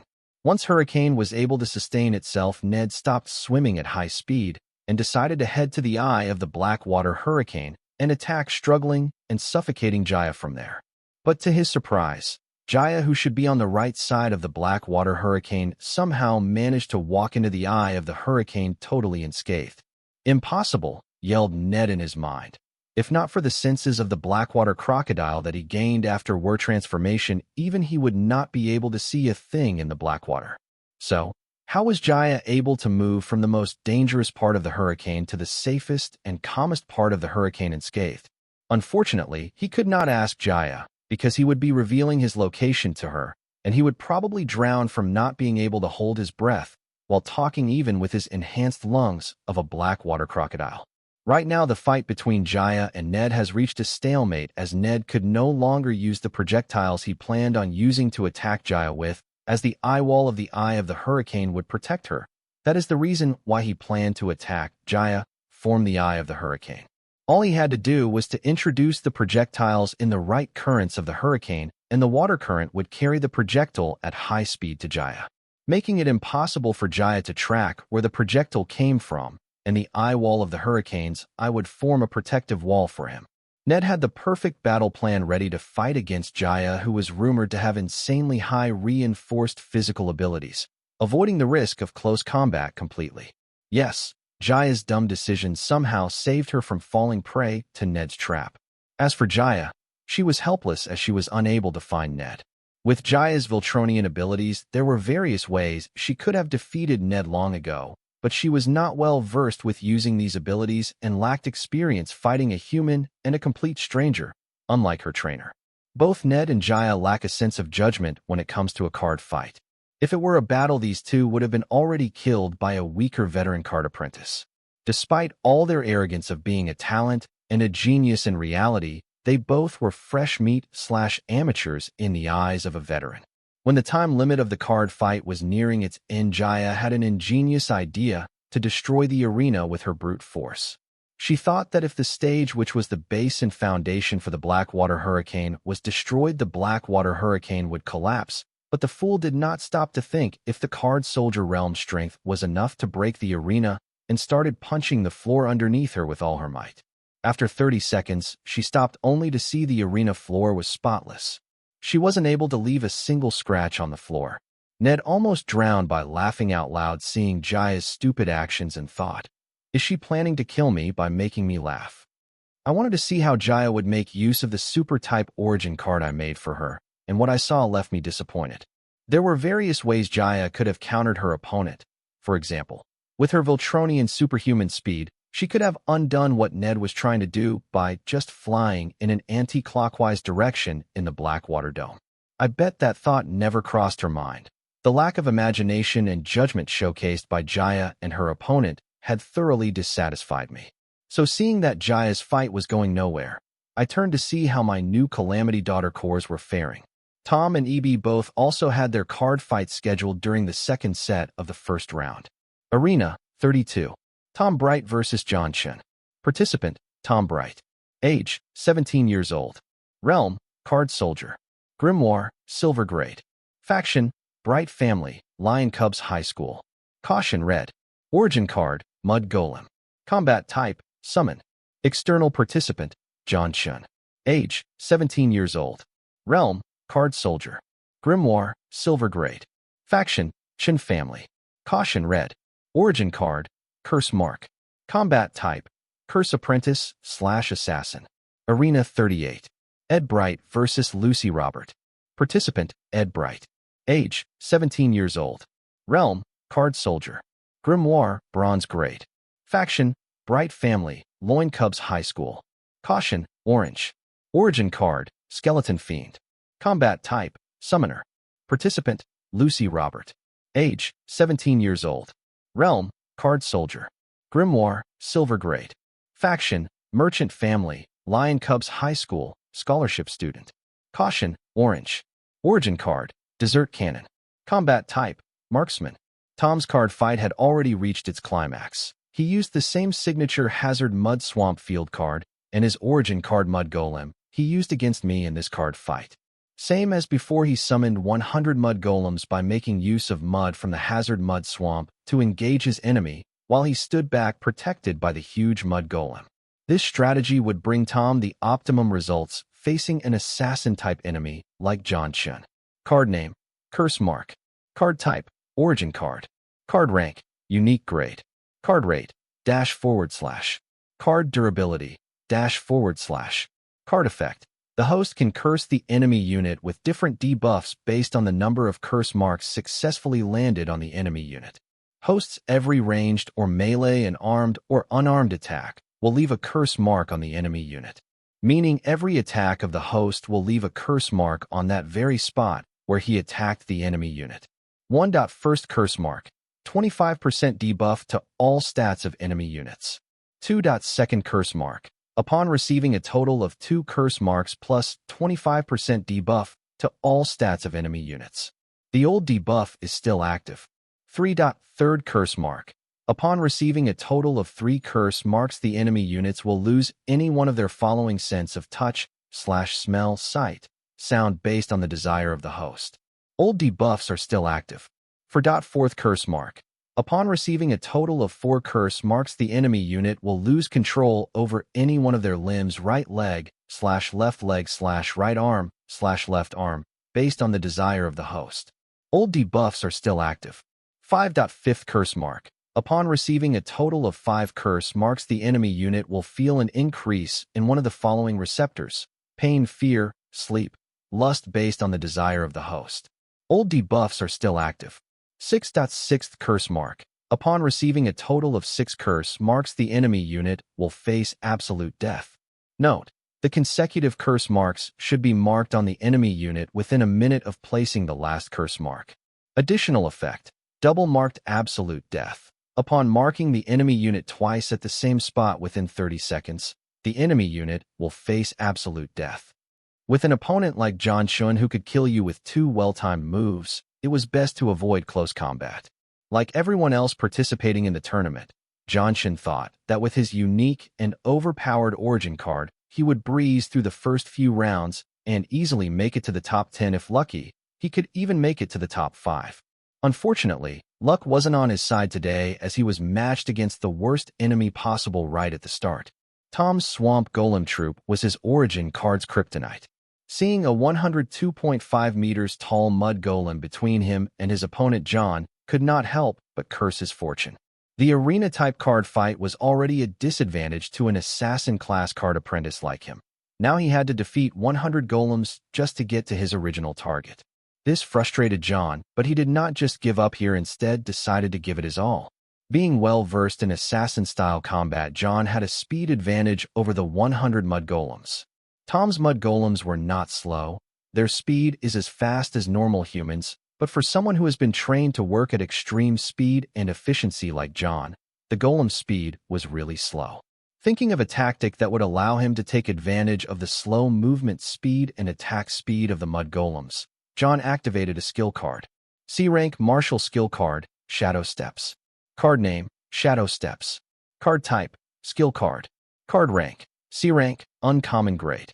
Card rating, 39 stars. Card durability, 86/100. Card effect, upon activation, the card apprentice gains master level proficiency of the martial skill Shadow Steps.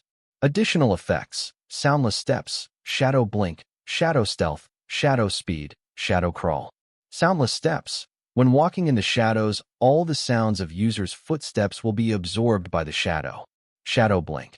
The host can teleport between two shadows within the range of 10 meters, once every 5 seconds. Shadow stealth. While standing in any shadow, the host's presence will become negligible. Shadow speed. Within a shadow, the host's speed is 3 times the normal speed. Shadow crawl. The host can walk on the shadows cast on the walls and ceiling. Caution.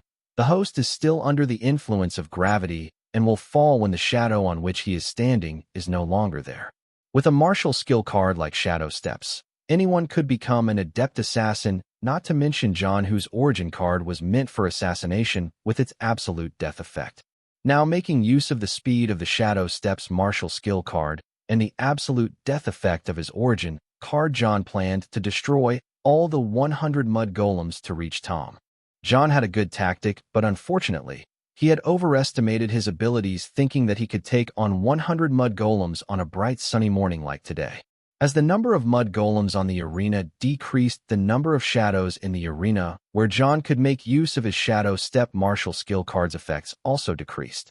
Therefore, it became harder for him to land attacks twice on the same spot of the mud golems and escape later. As time went on, John lost sight of the objective of the card fight, Tom, his opponent. Instead, John was focused on destroying all mud golems in front of him. Doing so, John had already burned a lot of his stamina and also gave away the secrets of his martial skill card to Tom. Tom Bright was very impressed by the skills displayed by his opponent, but also relaxed by seeing the stupidity his opponent had demonstrated by hunting his expandable mud golems, which he could produce limitlessly as long as he had enough mud. Tom did not bother to disturb John. He patiently waited and started to deduce his opponent's fighting style and his cards. Tom knew about John's origin card from the info listed in the list of participants given to him by his family, but he did not know the other active and passive cards equipped in John's grimoire. Therefore, he patiently lied in wait to deduce the other cards being used by John. Extrapolating that the skill cards used by John were shadow-based skill cards, Tom decided that he would not reproduce the destroyed mud golems, as he would only be providing John shadows to use his shadow teleportation techniques, which he frequently uses to get into the proximity of the mud golems to use the double-marked absolute death effect of his origin card or to escape after being surrounded by the mud golems. Tom let John continue what he was doing for a while, but seeing that the time limit of the card fight was nearing, Tom decided to get serious and wrap things up. One skill card is a common and must-have for all Summon Class Card Apprentice: Detonate, or the alternative Explosion. Card name: Detonate. Card type: Skill card. Card rank: C rank, uncommon grade. Card rate: 12 stars. Card durability: 88/100. Card effect: the host can detonate his/her predetermined summon. Detonating a summon would lead to the summon exploding with the power and the force equal to the rank that summons belong to. Detonate and Explosion is the same cards with different names. Additional effect: Timer. Tom was not hasty. He waited for John to use his shadow teleportation skill to get near one of the mud golems. Tom wants John's shadow teleportation skill to enter the cooldown period, otherwise John could easily escape the explosion by teleporting away. John, using his skills, slowly whittled down the number of mud golems from 100 to 20 under 10 minutes, but to achieve that he had expanded almost 2/3 of his stamina. Finally feeling his limit, John realized what a fool he had been to voluntarily engage with expandable units rather than focusing on the actual target. Realizing this, John was no longer keen on killing all 100 golems. Instead, he planned to come within 10 meters of Tom under the guise of attacking the golems, and then shadow blink next to him and give the finishing blow, or rather the double finishing blow. Both John and Tom wanted to kill their opponent to win the fight, but never once did they think of going easy on their opponents. They had their calculations of which each other was not aware of. Thanks to John's foolishness in the beginning, Tom never notices the change in John. As for John, he was too confident in his ability that he overconfidently failed to consider the mud golem guarding Tom. Finding a perfect opportunity, John hastily hurried to the mud golem nearest to John, as if wanting to attack it, but just as he was in the 10-meter range of Tom, he made use of the shadow blink to teleport right next to Tom. As for Tom, after realizing that John was nearing him despite not having destroyed a golem for a while now, he deduced that John wanted to near him, so that he could get within the range, need to make use of his teleportation skill and teleport next to him to assassinate him with his double-marked absolute death. When John teleported next to Tom, he noticed that Tom did not react, but John still chose to stab twice at the same place and activate his origin card's additional effect, double-marked absolute death. But just when John was about to stab Tom for the second time, Tom exploded. Thankful John was able to activate a defense card on time, saving himself from death, but the force of the explosion had seriously injured him, rendering him immobilized. The Tom that exploded was not the real Tom, it was a golem that was morphed by one of Tom's skill cards to make it a duplicate of himself.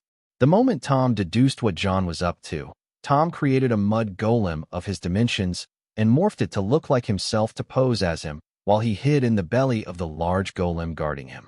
Having successfully executed his plan, now Tom was in a dilemma as John was critically injured and barely conscious, so he could not utter the words that he surrenders to give up the duel.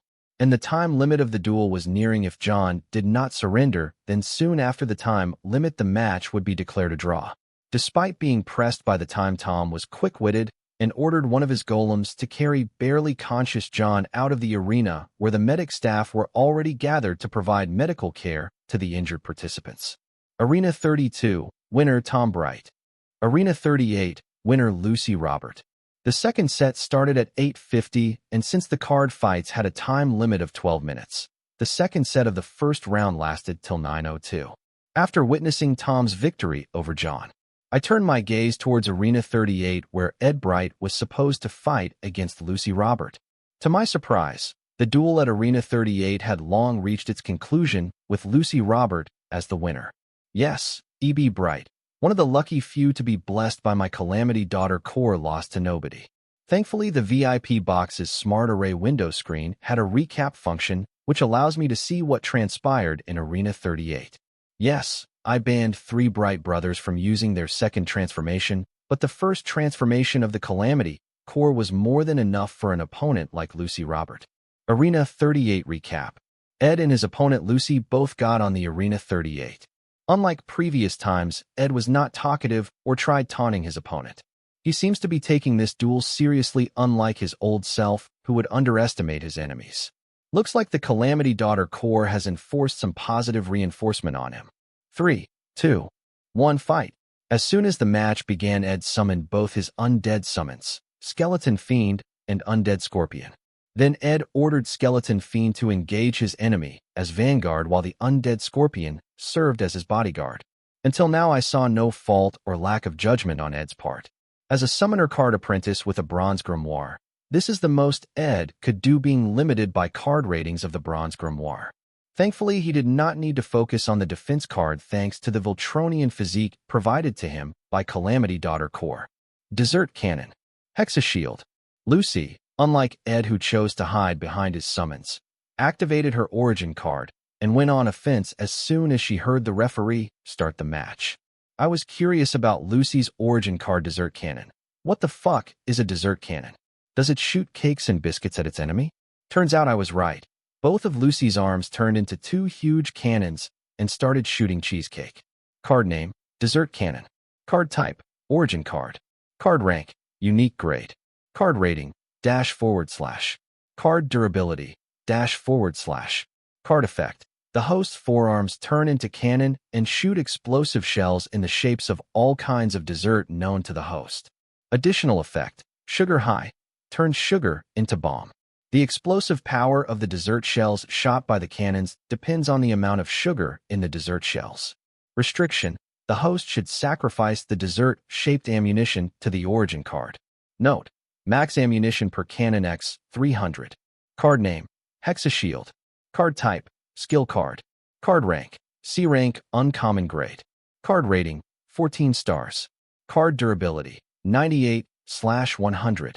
Card effect. The host can summon a 4-meter radius hexagon-shaped 6-layered energy shield. Additional effect, shock resistance, enhanced durability, heat resistance, self-repair. Shock resistance. Thanks to its 6-layered arrangement, the shield can absorb all the shock waves directed at the host. Enhanced durability. Being stacked on layers, all the 6 hexagon shields are more durable, as any damage obtained will be equally distributed between all 6 shields. Heat resistance. The shield is resistant to all forms of heat. The summoned Hexa shield has a high-level heat resistance, and it can protect the host behind the shield from extreme temperatures. Self-repair. When not under attack, the shield can generate and repair itself using the soul energy stored in the grimoire. Boom. Before everyone could soak in the surprise of cheesecake-shaped ammunition, the duel had reached its conclusion. Within a blink of an eye, the result of the card fight in Arena 38 was decided. It seems it wasn't just me who missed the duel and had to watch the recap. Everyone in the audience focusing on Arena 38 had to watch the recap, because the results of the duel were concluded within a second. This match may be the fastest victory during this tournament with a record time of 2.56 seconds. Ed was not to be blamed for his loss because most of the participants participating would also have achieved the same results. Who would have thought a cute loli would be packing so much explosive power? Thankfully, Lucy was not aiming for EB's life. Otherwise, EB would have lost 1 or 2 limbs in the explosion instead of being seriously injured and suffering from a first-degree burn. This was the condition of Ed despite having a Voltronian physique, so one could imagine the amount of explosive power in the cheesecake ammunition. Lucy Robert is the female heir of the Robert family. Despite being 17 years old, looked like a middle schooler thanks to her petite figure. Being the female heir meant she had to be the ideal woman, but unfortunately her figure did not allow it. Even the people working under her did not take her seriously. But Lucy was an ace in other areas. She was a talented card apprentice and a ruthless leader. Thanks to her origin card, it did not take long for her to consolidate her strength in the family and suppress all the patriarchal-minded voices against her in the family. With the signal of the referee, Lucy did not hesitate to activate her origin card at the beginning of the duel. She knew that though her opponent knew what her origin card was, he would still underestimate the power behind her dessert-shaped ammunition, so she planned to use it to her advantage right off the bat. But Lucy did not aim at her opponent. Instead of his skeleton summons, as knew that if she directly aimed at her opponent, he may lose his life. Sugar High. The additional effect of her card allowed Lucy to create explosion shells with unimaginable destructive power. Higher the sugar content in the dessert-shaped ammunition, higher the destructive power behind the dessert-shaped ammunition. The catch of this additional effect was there was basically no limit to the amount of sugar she can add to her dessert-shaped ammunition, meaning that there is basically no limit to the destructive power behind the dessert ammunition she fires at her enemies. One ammunition of hers can be equal to a punch from a toddler or a punch from a card emperor. It all depended on the amount of sugar in the ammunition. Therefore, Lucy personally made all her dessert-shaped ammunition using the baking occupational card. The 2 cheesecakes that Lucy used to attack Ed's skeleton packed enough explosive power to disable a card grandmaster. Thankfully, the explosion force was in the forward direction, otherwise even the Hexa shield summoned by Lucy could not protect her from getting out unscathed from her attacks. So, Ed never stood a chance against the ammunition which could even disable card grandmasters, with his card soldier realm and Voltronian physique. The full brunt of the explosion was bore by the skeleton fiend summoned by Ed. While Ed was only in the outer part of the explosion range, still Ed was thrown out of the arena stage disabled, heavily injured, and with first-degree burns all over the body. Seeing the recap of Ed's duel, I realized I could not completely rely on the participant info list given by Bright Brothers. Lucy was a black color level threat, but she was marked as an orange color level threat. Date: March 27th, 2321. Time: 8:58. Location: Sky Blossom City, above the Sky Blossom Card Stadium. Unknown contact calling. ANS/reject/ignore/reply. Anna, who had left VIP box number 1, did not leave, instead stayed wanting to watch the man who made her heart race in action, but she was distributed by an incoming call to her grimoire. The call was from an unsaved contact, but still, Anna decided to pick up the call. ANS. Hello, daughter. How are you? A husky male voice sounded from the other side of the call and addressed Anna as daughter. Fuck. It's you, traitor. You have lost all the right to call me your daughter. Get this through your head, I am not your daughter. Your daughter is dead. Knowing you, I bet you didn't even attend your daughter's funeral. Oh, wait, I killed everybody related to her, so, except you, she should have nobody to bury her and give her a proper send-off.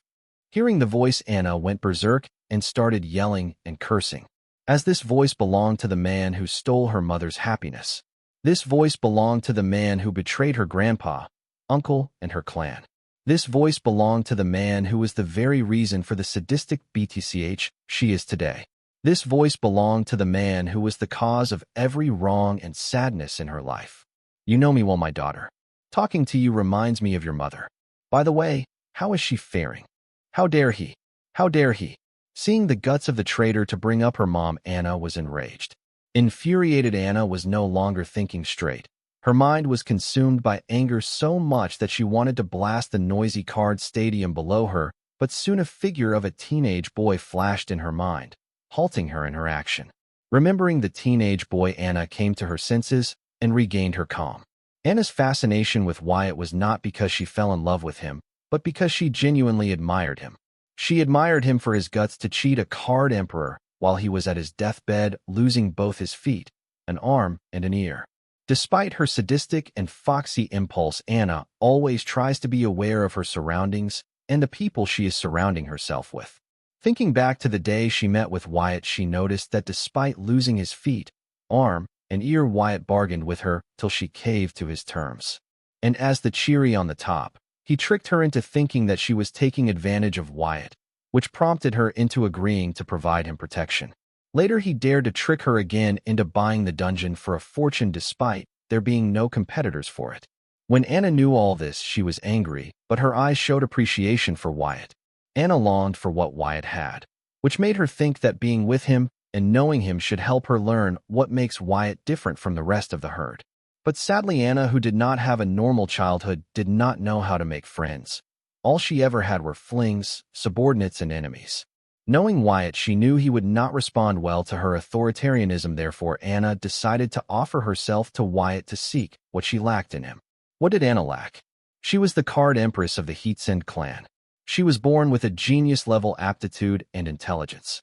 As for the other materialist things, they would be provided by her clan. Confidence and willpower. Anna had so much of it that she ascended to the card emperor realm before 100 years of age. In a way, Anna was lacking nothing. That's what she thought until she walked into the real world and found out that she was just another emotion-filled, hormone-controlled meat bag. Being used by her father to kill an entire family made Anna realize this reality. Numerous decades have passed since that incident, but Anna still could not get over the fact that she played right into that man's hand. How could she allow that traitor to take advantage of her like that?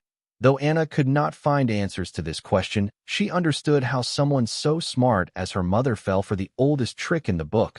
She was not ruthless enough on herself and people surrounding her. This ruthlessness Anna saw in two people, the traitor and Wyatt. She did not know how Wyatt hid it, but Anna saw right through his disguise. The reason why Wyatt would not respond well to authoritarianism is that he is an authoritarian. You done? I will hang up the call now. Anna finally realized that she did not have to accommodate someone whom she hated down to her bones. She could hang up just like Wyatt did with her. Hanging up the call, Anna felt like she gained a certain control and power over that man. Since the beginning of the call, she never felt in control of the conversation thanks to her messy emotions, and that traitor made sure to make use of that to drive the conversation into achieving his motives. Hanging up the call gave Anna a sense of self-satisfaction. Anna did not know what that traitor wanted from her, but she was pretty sure that for that man to take initiative and call her for the first time since her birth at a time like this, then his motives could not be more clearer. Silver milk powder. It has only been a day since the silver milk powder was granted patent, but it already shook the entire world powers. It seems her family will also have to hasten their plans. Date: March 27th, 2321. Time: 8:59. Location: Sky Blossom City, the Sky Blossom Card Stadium, Arena 17. Nearing the final 3 minutes of the duel, both Jaya and Ned were running out of patience. Jaya no longer tried to destroy the arena floor, seeing it remain unscathed even after taking her strongest punch, coming to the conclusion that the arena is made of high-grade alloy. As for Ned, he was scared. It was funny to see Jaya try to break the floor, but soon witnessing the force behind each punch of Jaya, Ned realized that he was not a match for Jaya in close combat. One punch of hers could fatally wound him if aimed at his vitals. The punches may even send him to his deathbed. Being in war form, Ned still did not have the confidence to go head-to-head with Jaya and her monstrous strength. Therefore, unlike Jaya, who was wrecking her nerves to end the duel before the time limit, Ned was praying for the time to run faster so that the duel would end in a draw and he would not end up lose to a girl. Unable to come up with a solution to get rid of the black water surrounding her or finding Ned, every passing second was like a ticking time bomb to Jaya, who frustratedly let out a shout like an angry beast. Feeling stuck, Jaya finally decided to use the other cards in her grimoire. Wind Jab. Card name, Wind Jab. Card type, skill card. Card rank, C rank, uncommon card. Card rating, 16 stars. Card durability, 95/100. Card effect. The host coheres all her soul energy and strength to her fists and performs an overwhelming wind jab, dealing physical damage to the enemies on the path and slowing them. The wind jab explodes when it hits an obstacle. Additional effect. Knockback. The enemy unit hit by wind jab will be knocked back. Note: the force and explosive over in the wind jab depends upon the strength and soul energy of the host. Distance of the knockback effect will also depend on the strength and soul energy of the host. Balling her fists and gathering all of her soul energy and strength onto them, Jaya punched out fist-shaped ball of wind vigorously at the eye wall of the Blackwater Hurricane's eye. The downpour of the wind and water at the eye wall is very robust and extremely lethal, but soon the effects of Jaya's jabs began to show. The rotational speed of the hurricane started to decrease with every punch of hers. Every punch of Jaya's created a basketball-sized wind fist that would explode on the eye wall of the hurricane's eye. One had to know that a Viltronian soldier's pure raw strength was already enough to create wind fists. Just by punching in the air, Jaya could create wind fists, which is why this card was a good fit for her, as she could provide the necessary strength and soul energy to continuously generate these wind jabs within human stamina level. The wind jabs had the effect of exploding upon meeting an obstacle. These continuous explosions started to break the eye wall created by the hurricane. The effect of the wind jabs showing as the speed of the hurricane started to decrease rapidly. The hurricane would collapse any second now, yet there was still a minute for the duel to end. Ned knew, as per the physical prowess displayed by Jaya, she would require less than 10 seconds to defeat him. Therefore, he decided to use his final move, Blackwater Burial. He knew this move would not help him defeat Jaya, but as long as it drags her until the duration of the duel is over, it will have served its purpose. Ned swam to the top of the slowing Blackwater Hurricane. Using his Blackwater manipulation and Blackwater Dome abilities, he reverted the swirling black water into a Blackwater Dome again, capturing Jaya at the center of the dome. Jumping out of the Blackwater Dome, Ned activated a skill card as he blew out freezing cold air onto the Blackwater Dome, turning the Blackwater Dome into a frozen Blackwater Dome as he safely landed on it. Super Freezing Breath. Card name, Super Freezing Breath. Card type, skill card. Card rank, C rank, uncommon grade. Card rating, 23 stars. Card durability, 94/100. Card effect. When activated, the host's breath is capable of freezing objects and generating hurricane force winds. His super freezing breath can extinguish fires or freeze things. Additional effect. Enhanced lungs. The host could also hold her breath for a very long period, allowing her to travel underwater without a breathing apparatus. Note: if you are suffering from a cough, please be careful while using this card may lead to friendly fire. Right now, Jaya was restrained inside a frozen Blackwater Dome. No wonder Ned named his final Blackwater Burial. Suddenly, Jaya, who was immobilized in the frozen Blackwater Dome, moved her eyeballs, showing that she was alive and not completely frozen. A second later, frozen Jaya started to glow with brilliant bright blue light. Boom! The frozen Jaya exploded. Along with her, the frozen Blackwater Dome exploded. As for Ned, who was standing on the frozen dome, was caught in the aftermath and blown off the arena, getting automatically disqualified. Card name, Break Free. Card type, skill card. Card rank, C rank, uncommon grade. Card rating, 19 stars. Card durability, 94/100. Card effect. The host can gather all the soul power and strength in the body to emit an explosive shock wave to surroundings. Additional effect. All the physical restraints restraining the host will explode with the emission of explosive shock waves. Caution. After using this card, the host will enter an abnormal status, weak. Note, the card does not discriminate. Be it friends or foes, meet your maker. Weak. All the stats and card effects of the card apprentice under this abnormal status will be suppressed by 90%. Technically, Jaya never exploded. She just emitted an explosive shock wave, which exploded the frozen black water dome, restraining her. Thankfully, Jaya did not exhaust all of her energy, leaving just enough energy and strength to explode the huge black water dome and throw Ned off of the arena. So in the end, Jaya proved that God does take care of fools and drunk. Arena 17, winner Jaya Keith. Date, March 27th, 2321. Time, 9:04. Location, Sky Blossom City, the Sky Blossom Card Stadium, VIP section, balcony area. What are you doing here? Asked Diana, looking at Jaya, who dragged her weak body to the fine gold VIP seating area. Sister, I am under abnormal status, weakness. Instead of answering Diana, Jaya complained about the debuff on her as a result of using the skill card Break Free to her sister with puppy dog eyes.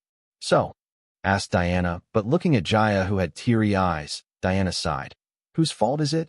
The duel was a joke, and your performance was extremely disappointing and pathetic. I know, sister, I was wrong. Sorry, I will practice harder next time. Could you please ask Barbara to use her origin card on me? Jaya hurriedly apologized and agreed with her sister, knowing to argue will only get her in more trouble. The woman named Barbara summoned her grimoire to negate the debuff on Jaya, using her origin card, but before she could do so, Diana glared at her. Being glared at by Diana, Barbara retrieved her grimoire and hurriedly apologized before returning to her seat. Sorry, boss. I will be taking my seat now. Sister, Jaya protested, seeing Diana stopping Barbara from helping her. What are you doing here? Diana asked again, but this time there was more force behind Diana's voice. I wanted to watch the tournament with you, sister. Jaya lied, unable to say that she was too embarrassed to return to VIP Box 1. After the incident with Anna and now this disappointing win, Jaya was too embarrassed to step into the VIP Box 1. What did you do? Knowing her sister, Diana concluded that the fault lay with Jaya. Why do you always think I am at fault? Jaya wanted to guilt her sister to not force her to go back to VIP Box 1. You know how important this thing is to us, right? Mend your relation with Wyatt. Without his support, all our plans will come to a halt. It may seem like currently the Southern Emperor is out to get him, but mind you, he is worth a lot alive than dead to them. Diana reminded Jaya about their objective. Okay, and what about the abnormal stats on me? I cannot participate with this in the second round. Jaya reluctantly agreed to return to VIP Box 1, but demanded to get rid of abnormal stats on her. Sure you can. If you can skip your training, then you can also participate in the second round with the abnormal stats. Diana did not agree to lift the weakness debuff on Jaya, because she knew Jaya could not get the first rank in the tournament, and anything below the first rank was pointless. Also because accommodating all of Jaya's mistakes would only make her spoiled, and she would never learn. Lion Cubs High School U18 free for all Sky Blossom City residents. First round 6 set schedule. 8:35 to 8:47 set 1, completed. 8:50 to 9:02 set 2, completed. 9:05 to 9:17 set 3, ongoing. 9:20 to 9:32 set 4, coming soon. 9:35 to 9:52 set 5, coming soon. 9:55 to 10:07 set 6, coming soon. Nick Bright vs. Dan Malvin. External participant, Dan Malvin. Age, 17 years old. Realm, Card Soldier. Grimoire, Silver Grade. Faction, Great Eagle High School, Scholarship Student. Caution Red. Origin card, Blood Puppet. Combat type, Summon. Participate, Nick Bright. Age, 17 years old. Realm, Card Soldier. Grimoire, Silver Grade. Faction, Bright Family, Lion Cubs High School. Caution Black. Origin card, Mountain Golem. Combat type, Summon. Names Dan Malvin, leader of the Great Eagle Gang. You must have heard. Dan arrogantly introduced himself to Nick. Nick was not only his opponent in the tournament, but in his real life too. Both being the gang leader of one of the top 3 high schools in Sky Blossom City, they were bound to be rivals. Yes, I have heard of you. I am Nick Bright, leader of the Bright Lions gang. Nick politely greeted his opponent. Surrendering to the Calamity Daughter core, Nick has realized what mattered, what was important, what he should prioritize, and what he should fight for. Nick did not care about the childish rivalry, which Dan showcased. Are you sure you are the leader of the Bright Lions gang? I heard you lost to your classmate whom you used to bully. How lame. Dan looked down at Nick for losing to someone he bullied. Did you watch the video of the duel? Nick asked because anyone who watched the video would not be looking down on him or his lord. Participates ready. 3, 2, 1, fight. No, I did not. Despite the announcer announcing the start of the duel, Dan ignorantly continued to converse with Nick, only to be interpreted by a punch to his face. C-rank skill card, speed reinforcement. C-rank skill card, strength reinforcement. C-rank martial skill card, Dragon Kong martial arts. Card name, Dragon Kong martial arts. Card type, skill card. Card rank, C-rank, uncommon grade. Card rating, 14 stars. Card durability, 87/100. Card effect. Equipping this card, the host gains master level proficiency of the martial technique Dragon Kong martial arts. Additional effects: Dragon Vigor, Dragon Boost, Dragon Skin. Note: this card does not help in marital bed performance. Dragon Vigor. This effect gives the host the ability to heal minor injuries received, minor heal. Dragon Boost. This effect boosts host stats by x2. Dragon Skin. This effect increases the host's defense. Having gained the physique of a Voltronian through the daughter core, Nick changed his fighting style after I warned him about the attack and movement speed of his origin card Mountain Golem. This change in fight style was not sudden. Nick knew his shortcomings and had already planned to fill the gap with martial arts, but martial arts cards require a lot of training and workout for a card apprentice to fully display its prowess. But now Nick had a Voltronian physique, which was made for martial art cards. Dan was unguarded and did not expect Nick to pull a fast one. He thought Nick, being a summoner like him, would summon his Mountain Golem as he summoned his Blood Puppet, and together they can have the ultimate showdown in the history of the tournaments. Yet his dreams were broken, being treated by a punch to his face. What the fuck are you doing? Dan yelled, glaring at Nick, who was looking at him dumbfoundedly. How are you still standing? Nick was confused. Voltronian strength along with strength reinforcement and Dragon Boost gave Nick confidence that he could KO Dan, but to his surprise, Dan did not move an inch after being punched by his full strength. Surprised, this all thanks to my origin card. It not only allows me to summon a Blood Puppet, but also enhances my physical strength and defense by a huge margin. Dan did not mind revealing the abilities of his card to Nick. Aren't you full of surprises? Saying that, Nick pulled back as his opponent also seemed to be well versed in close combat. Nick, let's make a bet. If you win, the Great Eagle Gang will become the underling of your Bright Lions Gang, but if I win, your Bright Lions Gang will become the Great Eagle Gang's underling. What do you say? We are bound to cross paths sooner or later. Now the question remains, do you have the guts to settle it right here, right now, one-on-one? Dan proposed a bet, and he seemed to be serious. He had to be, because the entire Sky Blossom City was watching this broadcast. An interesting idea you got there. Good, I accept your bet. Winner takes all. Nick did not hesitate to accept the bet, as I commanded him to accept the bet through Hive AI. A butcher wouldn't be butcher if he did not slaughter the fat pig that presented itself under his blade. Mountain Golem. In front of Nick, a 13-meter huge mountain was summoned. Hearing his call, it unraveled into a 20-meter tall mountain golem. Blood Puppet.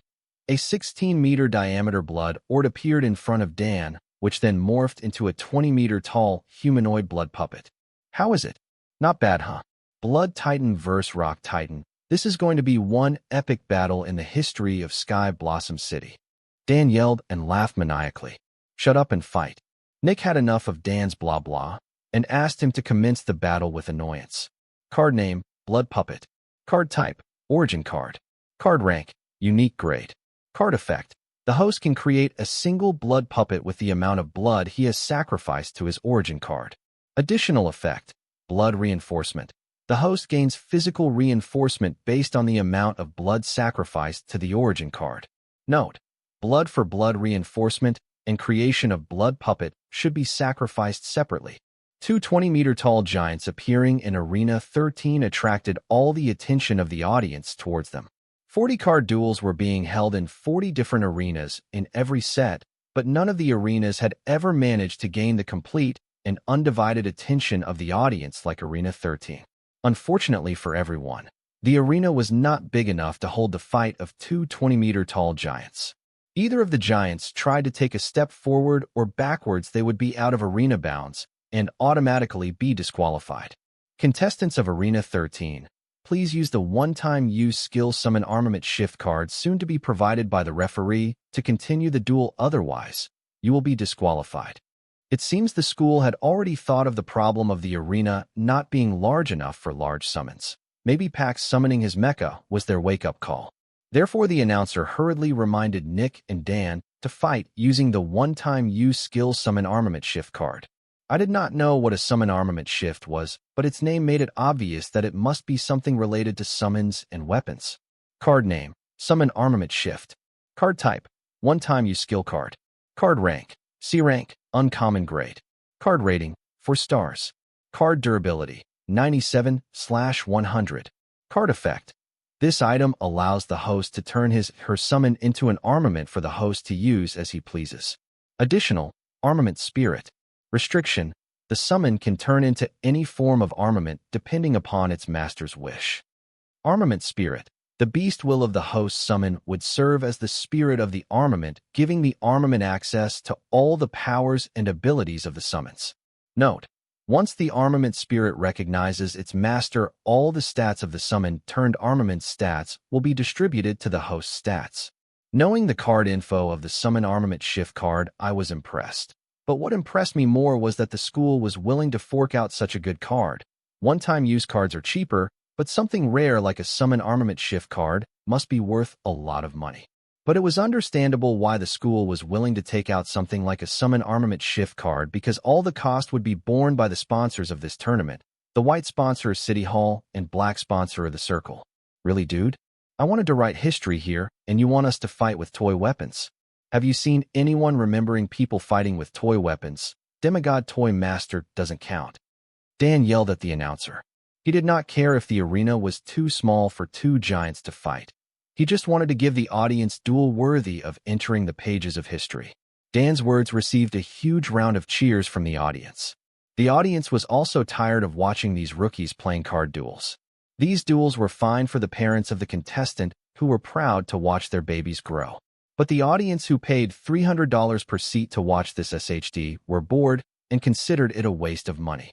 The tournament was a huge success at the school level, but once it was promoted to city level, it could not match the hype it had created. Therefore, when they heard Dan's words, the majority of the audience agreed with him. Contestants, please follow the tournament rules, otherwise it will warrant an involuntary surrender. The announcer was not pressured by the audience's enthusiasm and asked Dan to follow the rules if he does not want to be disqualified. Whatever. It seems I can give you the epic battle I promised Nick. Blood Puppet Armament. Dan turned his attention to the arena and used the one-time use skill summon armament shift card. The 20-meter-tall humanoid blood puppet turned into a 16-meter diameter blood orb, which later shrank to a 2-meter diameter blood orb, which swallowed Dan into it, and then morphed into a full-body blood-red armor fitting Dan perfectly. Mountain Golem Armament. Nick also activated the one-time use skill summon armament shift card.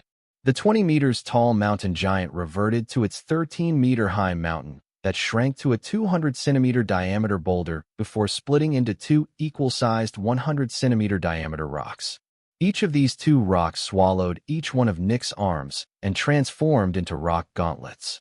I choose to turn my summon into a full-body armor because I am afraid of pain and getting hurt. What about you, El? Why did you choose a gauntlet? Dan asked Nick why he chose a gauntlet, but instead of receiving an answer, Dan was once again greeted by a punch to his face. They were in a duel, not a talk show. So instead of responding to Dan and his unnecessary rant, Nick let his fist do the talking, a proven effective way to shut up loudmouth people. Despite the delay, Nick and Dan's duel would not be provided any extra time because it would disrupt the schedule already in place. So Dan had already wasted half of the duel talking nonsense, which annoyed Nick, who wanted to complete the task provided by his master as fast as possible. Dan received Nick's punch with open arms. He did not seem to consider Nick's attack as a threat and had a lot of confidence in his full-body blood armor. He was right in doing so, as Nyx did not break through his defense, which caused Dan to sneer and taunt Nyx, saying, "Your punches are too weak, Nick. Do not tell me that this is the best you can do even with a summon armament." Meteorite jump. Nick sneered at Dan's taunt, as his last punch was bait to make Dan underestimate his strength for when he pulls out his ultimate move, the meteorite jump. Meteorite jump, the ultimate move of the mountain golem. This move marvelously propels a few tones weighing mountain golem to 300 meters up in the sky, which would physically be considered impossible. When the egg-form mountain golem descends from such a height, it would descend with a swift speed under the effect of gravity, quite similar to a meteorite. Thanks to the armament spirit skill of the summon armament, Nick could also be able to use this move of mountain golem. As Nick jumped up 300 meters into the sky, what Dan saw was that Nick suddenly vanished from the arena. Seeing Nick vanish, Dan thought it might be an invisibility skill and relaxed, as he was pretty confident that Nick's attack could not break his blood armor armament defense, which was exactly what Nick was aiming for when pulled his punch, hitting Dan before he executed meteorite jump. Upon reaching the 300 meters mark, Nick dived towards the earth, aiming both his fists at Dan, who was still searching for Nick, who suddenly vanished. Under the enhancement of speed reinforcement and dragon boost, Nick descended at an incredibly fast speed, almost reaching 350 meters per second. Within under a second, Nick covered the distance between him and unaware Dan. Crank's skill, blood hardening. Dan, who was covered in blood armor, activated a card to harden his blood armor as he noticed speeding Nick nearing him. Realizing it was already too late, Dan had no other choice but to strengthen his defense by activating the blood hardening skill card. Boom! Nick's rock gauntlets covered fists meet with Dan's blood armor-plated chest, and a huge shock wave of wind spread out throughout the arena, with Nick and Dan at the center. Crack! Later, the sound of bone cracking sounded as full-body blood armor-covered Dan bounced upon the impact. Skipping 3 times on the arena floor, Dan's body was flung outside the arena bounds. 350 meters per second is the speed of a bullet. Now consider a bullet packing all the stats of Nick and Mountain Golem under the effect of speed reinforcement, strength reinforcement, and dragon boost. That amount of stats is enough to turn a bullet into a ballistic missile. Thankfully, Nick had Dan a blood cushion for a safe landing.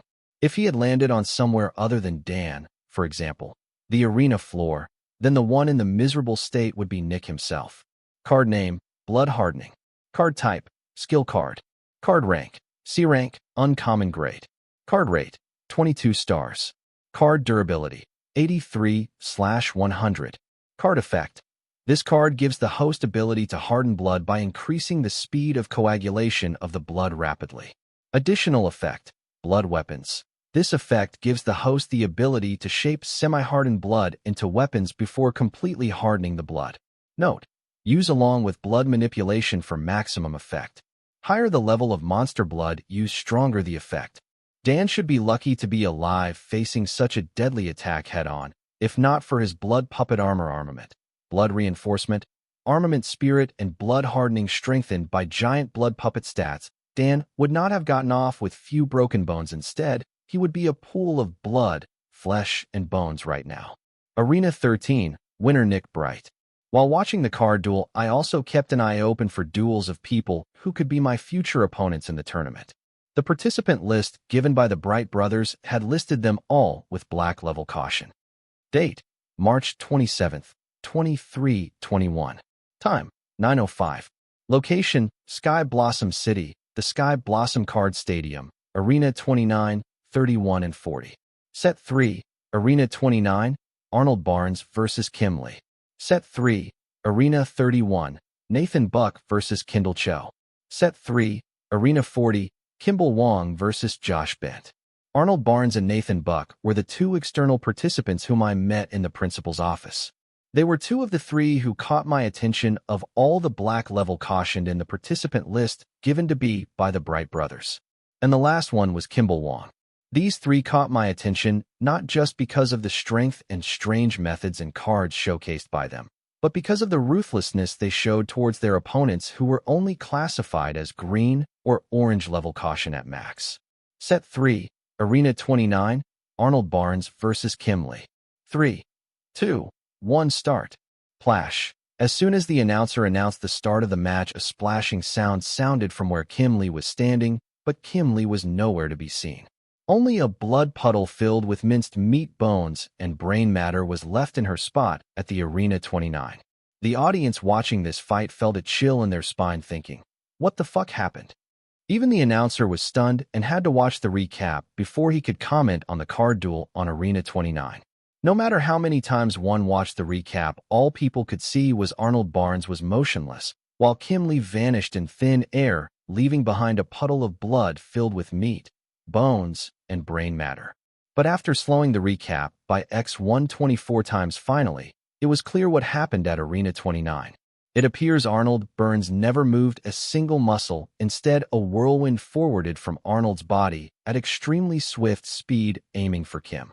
And in a blink of an eye upon coming in contact with Kim, the whirlwind stopped its forward trajectory and swallowed Kim on the spot within it, mincing and grinding Kim's body into a puddle of blood filled with meat, bones, and brain matter. Kim Lee dead. Arena 29, winner Arnold Barnes. Set 3, Arena 31, Nathan Buck vs. Kendall Cho. 3, 2, 1 start.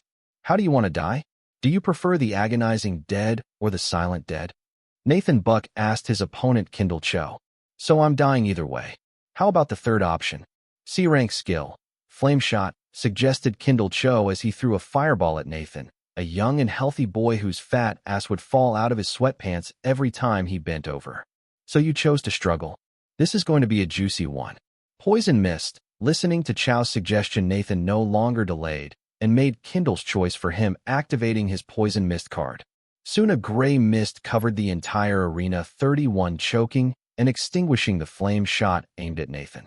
Later, Kendall, who was engulfed in the most, started screaming and howling like a pig to be slaughtered. Soon the screams stopped, and with it the gray mist covering the arena cleared. Kendall Cho dead. Arena 31, winner. Set 3, Arena 31, winner.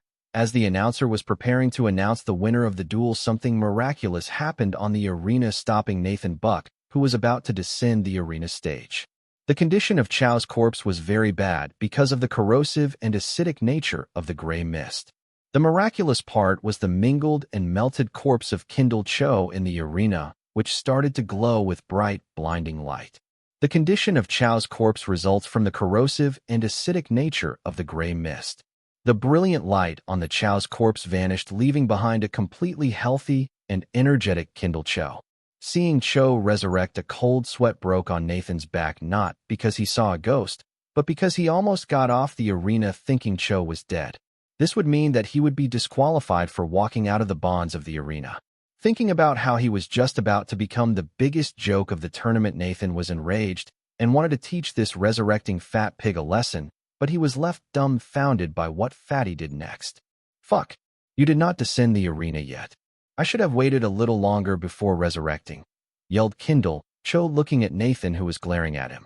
Remembering the hell he had been through in the gray mist, Cho let out a shriek and genuinely rolled off the arena stage shouting, I surrender. I surrender. Others could only see that Kendall Cho was resurrected healthy and full of energy, but only Cho knew what he had to pay for his resurrection. Falling down the arena on his face, Cho shouted, Medic! Medic! Seeking help from the medical staff assigned to oversee the injured participants. Arena 31, winner Nathan Buck. As the puzzled medical staff carried a completely fine Cho on the stretcher, Cho asked the beautiful medic walking next to the stretcher, Miss, when will I get my participation certificate? I can no longer continue to participate in the tournament due to my condition. The medic did not know what condition the participant in front of her was speaking about, as her medic scan card showed that Kendall Cho was completely fine, but she did not think too much into it and answered, The participation certificate will be sent to your grimoire after the tournament ends and the young heroes ranking list is prepared. After a while, Cho combed his oily hair with his hands, and putting on the most charming smile his chinless face could deliver, he looked at the female medic and said, Beauty, I am ranked 420th on the Sky Blossom Young Heroes list. Would you like to grab a coffee next week? No, I just decided to cut back on my caffeine intake. The medic looked at Cho with scorn and rejected him as bluntly as possible, but also not being too obvious. How about some English tea at Prestige Cafe? A single rejection would never stop our boy, Cho. How about the slaughterhouse, you pig? The medic no longer cared, her face cramped with anger as she rejected Cho mercilessly. No thanks, your taste is too heavy for me, replied Cho with a genuinely troubled face. Seeing Cho's genuinely troubled face after indirectly mocking her, the medic stomped her foot on the ground and left hurriedly. The resurrection ability of Kindle Cho successfully caught my attention, and wondering why I missed such an awesome ability, I checked the list of participants to check his info. Seeing Kindle Cho's info, I knew why I skipped his name. External participant, Kindle Cho. Age, 17 years old. Realm, Card Soldier. Grimoire, Gold Grade. Faction, Cho family, the medic family, and one of the top 3 families of Sky Blossom City. Caution, Green. Origin card, unknown. Combat type, medic. Set 3, Arena 40, Kimball Wong vs. Josh Bent. 3, 2, 1 fight. Bait. Mouth Kimball Wong forming a finger gun mimicking a handgun, aiming at Josh Bent. The next second the Kimball's opponent Josh vanished into the thin air as if he never existed. The announcer and the audience monitoring the card duel at Arena 40 both became speechless. One of the contenders just vanished. What the FCK happened? This thought screamed in all of their minds. Unfortunately this time, even the recaps of the duel did not help them to understand the situation. No matter how much they slowed the recap, all they saw was that Josh just vanished. As time went on, the question and mystery behind the vanishing of Josh continued to eat at the thoughts of the audience and the announcer, especially the parents of Josh Bent, Mr. and Mrs. Bent, along with the rest of the Bent family. The referee was confused. He did not know whether Josh was dead or alive. He had to see the corpse or body of Josh before he could declare a winner. At first, the announcer and audience thought that Josh had used an invisibility or stealth card, but as time passed, they started to entertain the thought that maybe Josh is dead. Then the referee turned to the only person who seemed to be calm despite Josh vanishing, Kimball Wong. He is dead. Please announce the results. Kimball nonchalantly answered the referee, some clearing and adding to the mystery behind Josh's disappearance. Josh Bent dead. Arena 40, winner Kimball Wong. In a blink of an eye, that's all it took for the duel at Arena 40 to come to an end. Kimball's explanation, other than confirming the death of his opponent, only adds to the mystery behind the disappearance of the contestant Josh Bent. This mystery caused a chill in the spine of all the audience who watched the card duel at Arena 40. Since I only watched the recap of the Arena 40 card fight, I was checking all the duels of the black level caution participants after I was done watching Nick's duel. I could not use my soul pupils to check on the mystery behind the disappearance of Josh Bent and Kimball's card ability. But a ridiculous thought crawled up in my mind that what if Josh Bent purposefully gave up on the card fight by using long-distance teleportation? That seemed ridiculous, but it promotes another angle to Kimball's card ability. What if it is related to teleportation? Shaking my head as Sunan, Kathy, and the rest wished me best, I got up and headed to Arena 37 as the third set of the first round had reached its conclusion and the fourth set was about to begin soon. Date: March 27th, 2321. Time: 9:20. Location: Sky Blossom City, the Sky Blossom Card Stadium, Set 4 Arena 37. Arena 37 Dalton Wyatt vs. Vivian Kale. Arena 37 Dalton Wyatt vs. Vivian Kale. As I stood in Arena 37, I could hear the noise of a bored crowd and proud parents watching their children embark on the journey of Card Apprentice. Maybe if the tragedy had not struck the Wyatt family, Mama and Papa Wyatt would be among the audience cheering for young Wyatt at his first ever card fight tournament. Hi, Dalton Wyatt. I saw your victory over Nick Bright, impressive. Vivian, my opponent for the first round of the tournament, praised my victory over the Bright brothers. But she was not done there. She added, if that is your full strength, then that is not enough to defeat me. Since the staff has asked the giant summon user to use summon armament, your chances are even lower than before, as the obvious advantage of your summon will be useless since you will be using a summon armament, right? Are you worthy? Worthy to make me use a summon armament? My answer may sound arrogant and prideful, but I had 5 A-rank Voltronian stone giant monsters in my hands which could easily take down a dozen of card lords to back up claims. A win over nobody, and you start to think you are the strongest and act full of yourself. It looks like it will be easier to kill you than I thought. Vivian sneered as she gave me a scorn-filled look. Why do you want to kill me? I have no hatred with you or your friends and family. I asked Vivian. Don't act like you do not know anything. After all, you are at the center of this incident. Do you know how much my family paid to call first dibs on you? 75,000 soul jades. Yes, 75,000 soul jades. That's how much your life is currently worth. If my family was not willing to pay that much, I would not get to fight you in the first round of the tournament. Explained Vivian. It took many big families to come together to arrange this tournament, and everyone had one goal, which is to kill me at the hands of their progeny, as only the family that kills me will gain the favor of the Southern Emperor. In order to reduce infighting, the Circle, who did not care about gaining favors with the Southern Emperor because they already had a different demigod backer, came up with a plan to auction which family gets to fight with me in the first round of the tournament. The Circle had paid the most by taking out the false relic tournament first-place reward, so they wanted to make up for the losses this way. As for the Kale family, why they were desperate to kill me was because of their family business, potion production, and distribution. They wanted to make use of the favor they gained with the Southern Emperor by killing me to get the silver milk powder production started in their potion creation plants. They could not be more obvious. Since the Kale family stood to gain the most, they did not hesitate to spend the most. What? I would have fought a life and death match with you for half of that amount of soul jades. I was not joking. If the Kale family was willing to bet 37,500 soul jades, I would have signed up for a life and death match with Vivian any time they asked me to. Hearing my words, Vivian was angry, but before she could refute, the announcer commenced the fight. 3, 2, 1, fight. External participant, Vivian Kale. Age, 17 years old. Realm, card soldier. Grimoire, gold grade. Faction, Kale family, the Potioneer family, and one of the top 5 families and 3 richest families of Sky Blossom City after the Whitebin and Cho family. Caution, black. Origin card, unknown. Combat type, Potioneer. Potioneer, potion brewers or potion maker make one-time use potion cards like the A-rank Highland Troll Blood Essence, which Old Ben drank to recover from his injuries. Though the one used by Old Ben is on a higher side of price level and effect, there are various types of potion in a varying range of prices, levels, and effects. Potion brewing is similar to a normal card creation where we follow the card recipe to use card ingredients to create a card.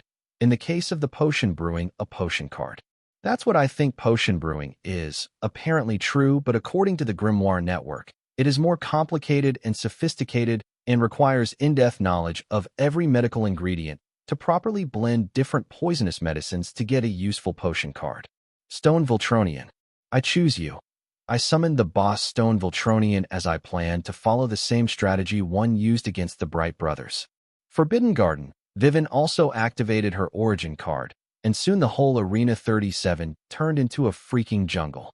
But unlike the wild jungle, this one was well maintained as the trees, bushes, and grass were trimmed at approximate height. The summoned jungle was very clean, especially the ground, which was not filled with dead leaves or rotten fruits and flowers. The arena looked more like a British garden despite the tall trees in between. Vivian's Forbidden Garden origin card seemed more like a field card than a summoning card. Welcome, Wyatt. You are the first man to enter my Forbidden Garden. Vivian welcomed me into her Forbidden Garden. So, I am you first. Ha ha ha. Hearing Vivian, I burst out laughing. Was she not hearing what she just said? It was extremely misleading. Why are you laughing? Vivian still did not realize how inappropriate and misleading her sentence earlier was. My laughter was also of no help as it only infuriated her. Okay, now that you have welcomed me into your Forbidden Garden, will you serve your Tang next? Having said that, it was very hard for me to control my laughter.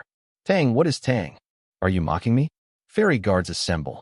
Fairly guards assemble, infuriated Vivian yelled and went offense. She was not done yet as she yelled again. Elder Space Wood Fairy Array.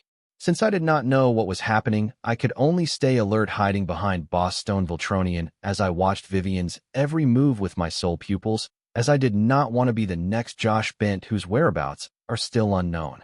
Through my soul pupils, I saw a huge amount of soul energy being transferred from Vivian to the trees in the Forbidden Garden. Vivian was able to do that. Not surprising, but the amount of energy she transferred to the trees did not belong to a card soldier realm card apprentice, but a card lord, but their realm was clearly at card soldier realm. I double-checked with my soul pupils, they never failed me yet. What Vivian was doing was only possible if she was making use of an A-rank soul energy generator or container cards. What does she require so much soul energy for? I did not want to take chances and yelled, "Stone Viltronian kill," pointing at Vivian, who was completely focused on supplying soul energy to her forbidden garden. Hearing my command, Stone Viltronian rushed towards Vivian at an extremely swift speed to crush her head, but just as Stone Viltronian's fist was about to connect to Vivian's head, she murmured, "Switch." As soon as Vivian said that word, my vision went dark, and the next thing I saw was Stone Viltronian's fist about to land on my face. FAQ, I couldn't help but curse in my mind. That fist contained the power of an A-rank boss monster enhanced by Calamity Daughter Core.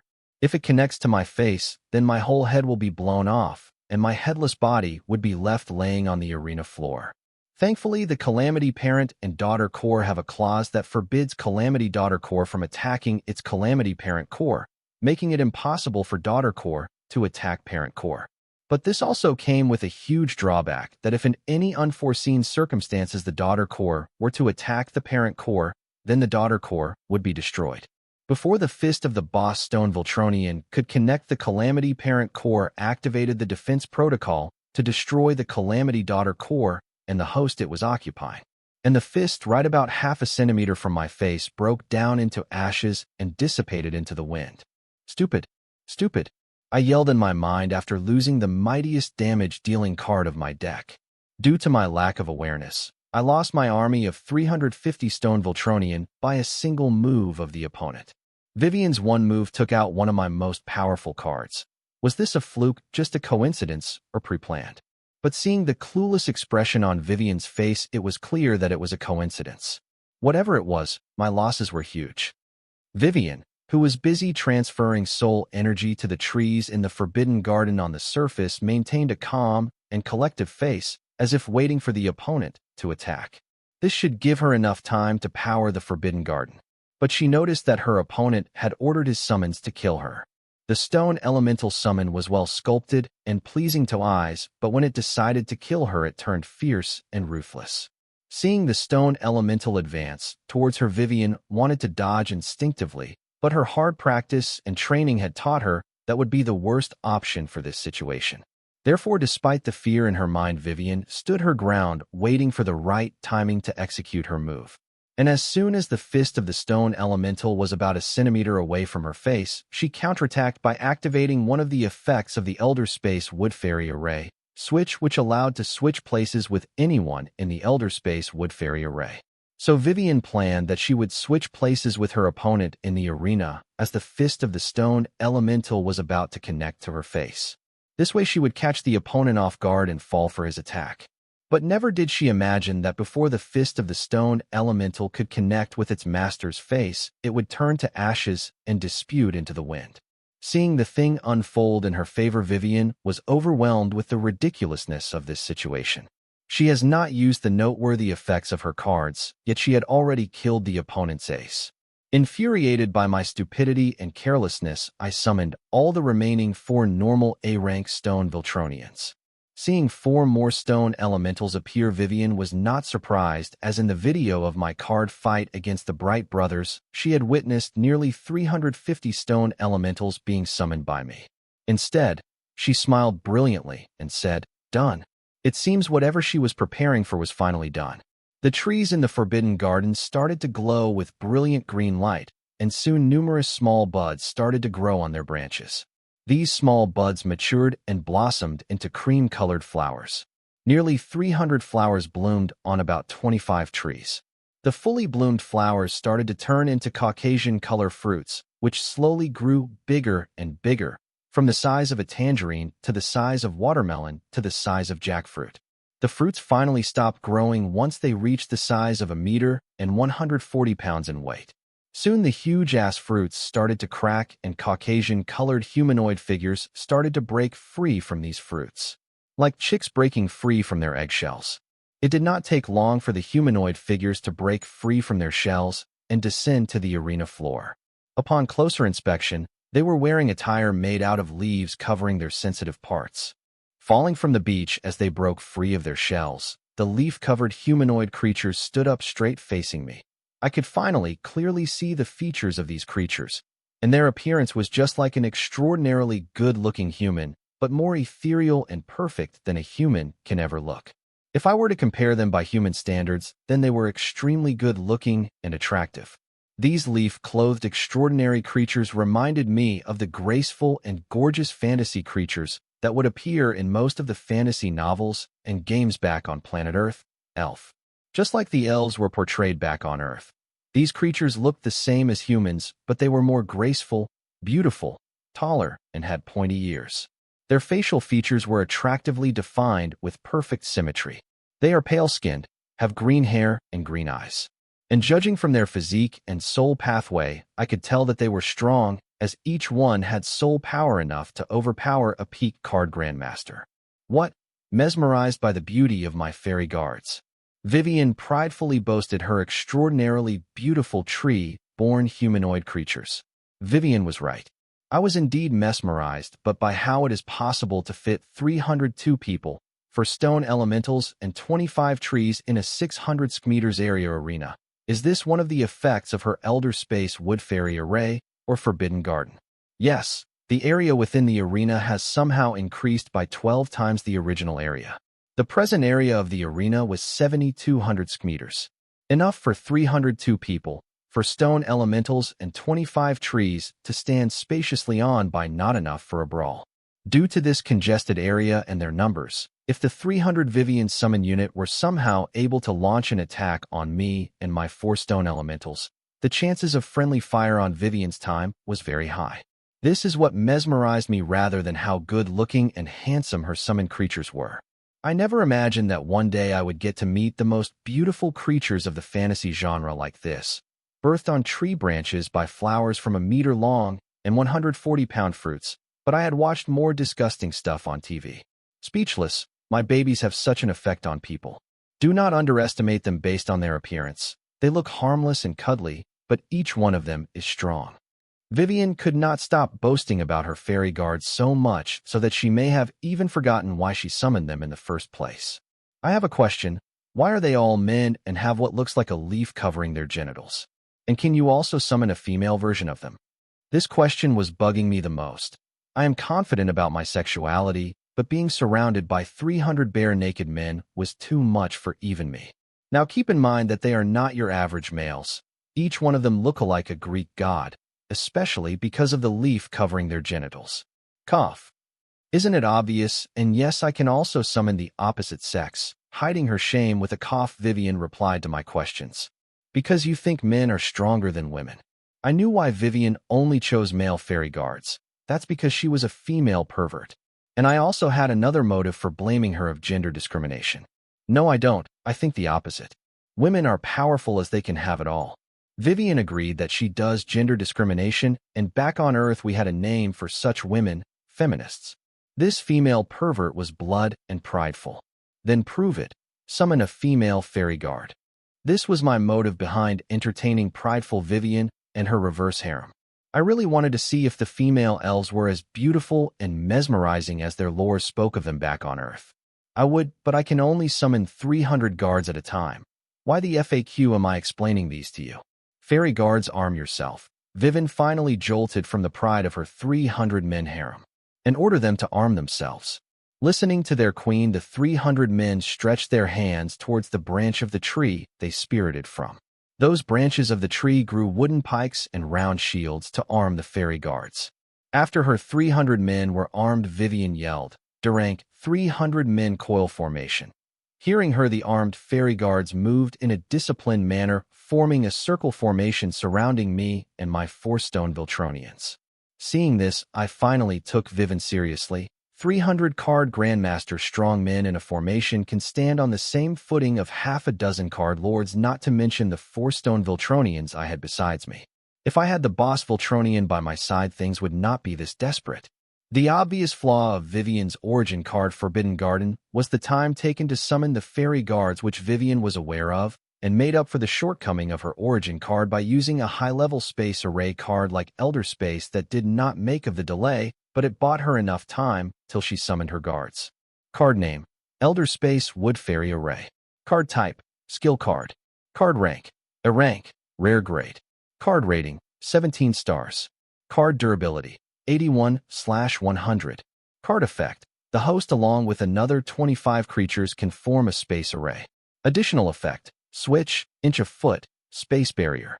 Note, host will be the core of the array and can freely move around in the array, but the remaining 25 creatures should be stationary to their assigned spot to maintain the array. Switch, it is an effect that allows the host to switch the places of two objects/beings inside the array once every minute. Inch of foot, this effect expands every 1-inch area in the array to a 1-foot area without affecting the original space the array is applied on. Space barrier, this affect blocks the space within the array, making it so no teleportation and blink ability is in effect. Note, if the user activates the effect switch, then the space barrier should be turned off during the period of the effect switch. Card name, 300 Men Coil Formation. Card type, skill card. Card rank, D rank, uncommon grade. Card rating, 13 stars. Card durability, 87/100. Card effect, this card gives the host elite level proficiency of 300 Men Coil Formation. This is a military formation best suited for a squadron of 300 men and women for sustained and prolonged fights. The formation is based on the idea of a 10,000 feet centipede coiling around its prey and yogurt rope churning method. The main focus of this technique is to put constant pressure on the trapped enemy until the last of them is dead. Additional effect, added 5% buff to all stats of the ally units in the formation, with an additional 5% buff to stamina stats of all the ally units in the formation. Note, lance-type weapons are ideal for this formation. Card name, Forbidden Garden. Card type, origin card. Card rank, uncommon grade. Card effect, this card allows the host to summon a mystic Forbidden Garden with 25 Elder Druids.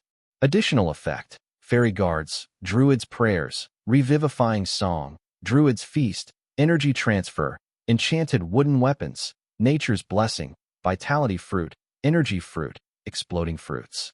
Note, Elder Druids are tree spirit nymphs and fauns.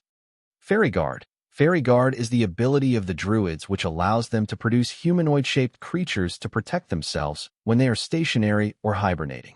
The host can use the Druid's ability to produce Fairy Guards for his/her use. Note, one Elder Druid can produce 12 Fairy Guards. The Fairy Guards are sterile and cannot reproduce by themselves. Restriction, being restricted to the Forbidden Garden, the Druids are unable to gather enough soul energy to produce Fairy Guards. Therefore, the host needs to supply the energy to the Druids for the production of the Fairy Guards. Caution, the amount of energy used in the creation of the guards decides the strength of the Fairy Guards. Druid's Prayer. The Druid's Prayers has the ability to wash away various types of debuffs of the allied units varying from fear, stun, sleep, paralysis, etc. The host can activate this skill to remove the debuff of any ally unit within the Forbidden Garden. Revivifying Song, a special song of Druids which can mass cure all the wounds of the ally units within the Forbidden Garden. Healing of severed limbs is also possible with this song. Druid's Feast. The Druids can use the corpses of the fallen enemies within the Forbidden Garden to drain vitality and soul energy from them using their roots. Energy Transfer. This ability allows the Druids to share their soul energy between each other and the host. The host also can use this ability to transfer his/her soul energy with Druids to help with the production of Fairy Guards and Enchanted Wooden Weapons. Enchanted Wooden Weapons. The Druids can extend their branches and create wooden weapons blessed with Nature's Blessing. Nature's Blessing. This blessing gives the Druids and the host high resistance towards fire elementals. Vitality Fruit. Using the excess vitality drawn from the corpse, the Druids can create Vitality Fruit to store the excess vitality in it, which can restore the vitality of the user when taken orally. Energy Fruit. Excess soul energy drawn from the corpse is stored in the form of an energy fruit by the Druid, which upon taking orally can restore the soul energy of the user. Exploding Fruits. This fruit is a concoction of vitality and soul energy produced by the Druid using excess vitality and soul energy. This fruit is extremely unstable and will explode on contact. Beginning of the duel, Vivian summoned the Forbidden Garden, and with the help of 25 Elder Druids in the Forbidden Garden, she set up the Elder Space Wood Fairy Array. Her strategy was simple: to cover the shortcomings of the Forbidden Garden using the Elder Space Wood Fairy Array, which worked flawlessly and took out the enemy's A-Stone Elemental, buying her enough time to produce the Fairy Guards using the energy from an A-rank Soul Energy Generator. Then, using the 300 Fairy Guards, she wanted to set up a C-rank 300-men coil formation. Having set up the formation, Vivian wanted to go for the kill. With circumstances favoring her and an excellent and flawless plan, Vivian had a good chance of winning had she known the complete strength and capabilities of the enemy she was facing, but she did not. Vivian did watch the video of my fight against the Bright Brothers, but she was mistaken that the straight of my 350 stone elementals was card soldier level, whereas her reverse harem had 300 card grandmaster level men, which were created using the soul energy of a card lord. She thought that her army with its formation would easily kill through my army. But she was wrong. Though my army had already fallen, I still had 4 card lord realm stone Voltronian.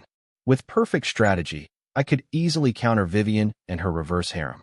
First, I activated the Southern Watch formation card, and I asked my 4 stone Voltronians to form a dome with its outer surface covered with huge pointy and sharp spikes, covering all 5 of us within it. Yep, this was my other move, which I came up with just yesterday at the cemetery while recruiting old Ben as one of the Calamity Daughter cores. And I call this move the spiked spinning top. Being surrounded in a D-rank formation formed by 300 peak card Grandmaster realm creatures, I was not helpless. Instead, I was preparing to go on a massacre. "Charge!"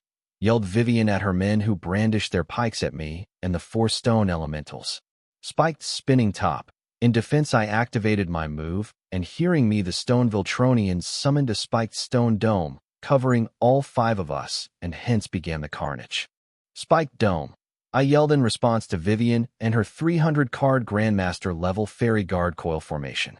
And a stone dome with its outer surface covered with huge pointy, sharp and deadly spikes formed with me and the 4 stone Voltronians inside it. The spiked dome formed just in time to shield me and the 4 stone elementals from all the attacks. Thus, the attacks of the 300 card Grandmaster coil formation landed on the dome, but these combined attacks of the formation barely managed to scratch the surface of the spiked stone dome. These scratches were then repaired by one of the stone Voltronian instantaneously. This time, though confident about my move, I did not charge in blindly because of Vivian's tricky space switch ability. I had to find a counter for her ability before I turned on the full-on slaughter mode.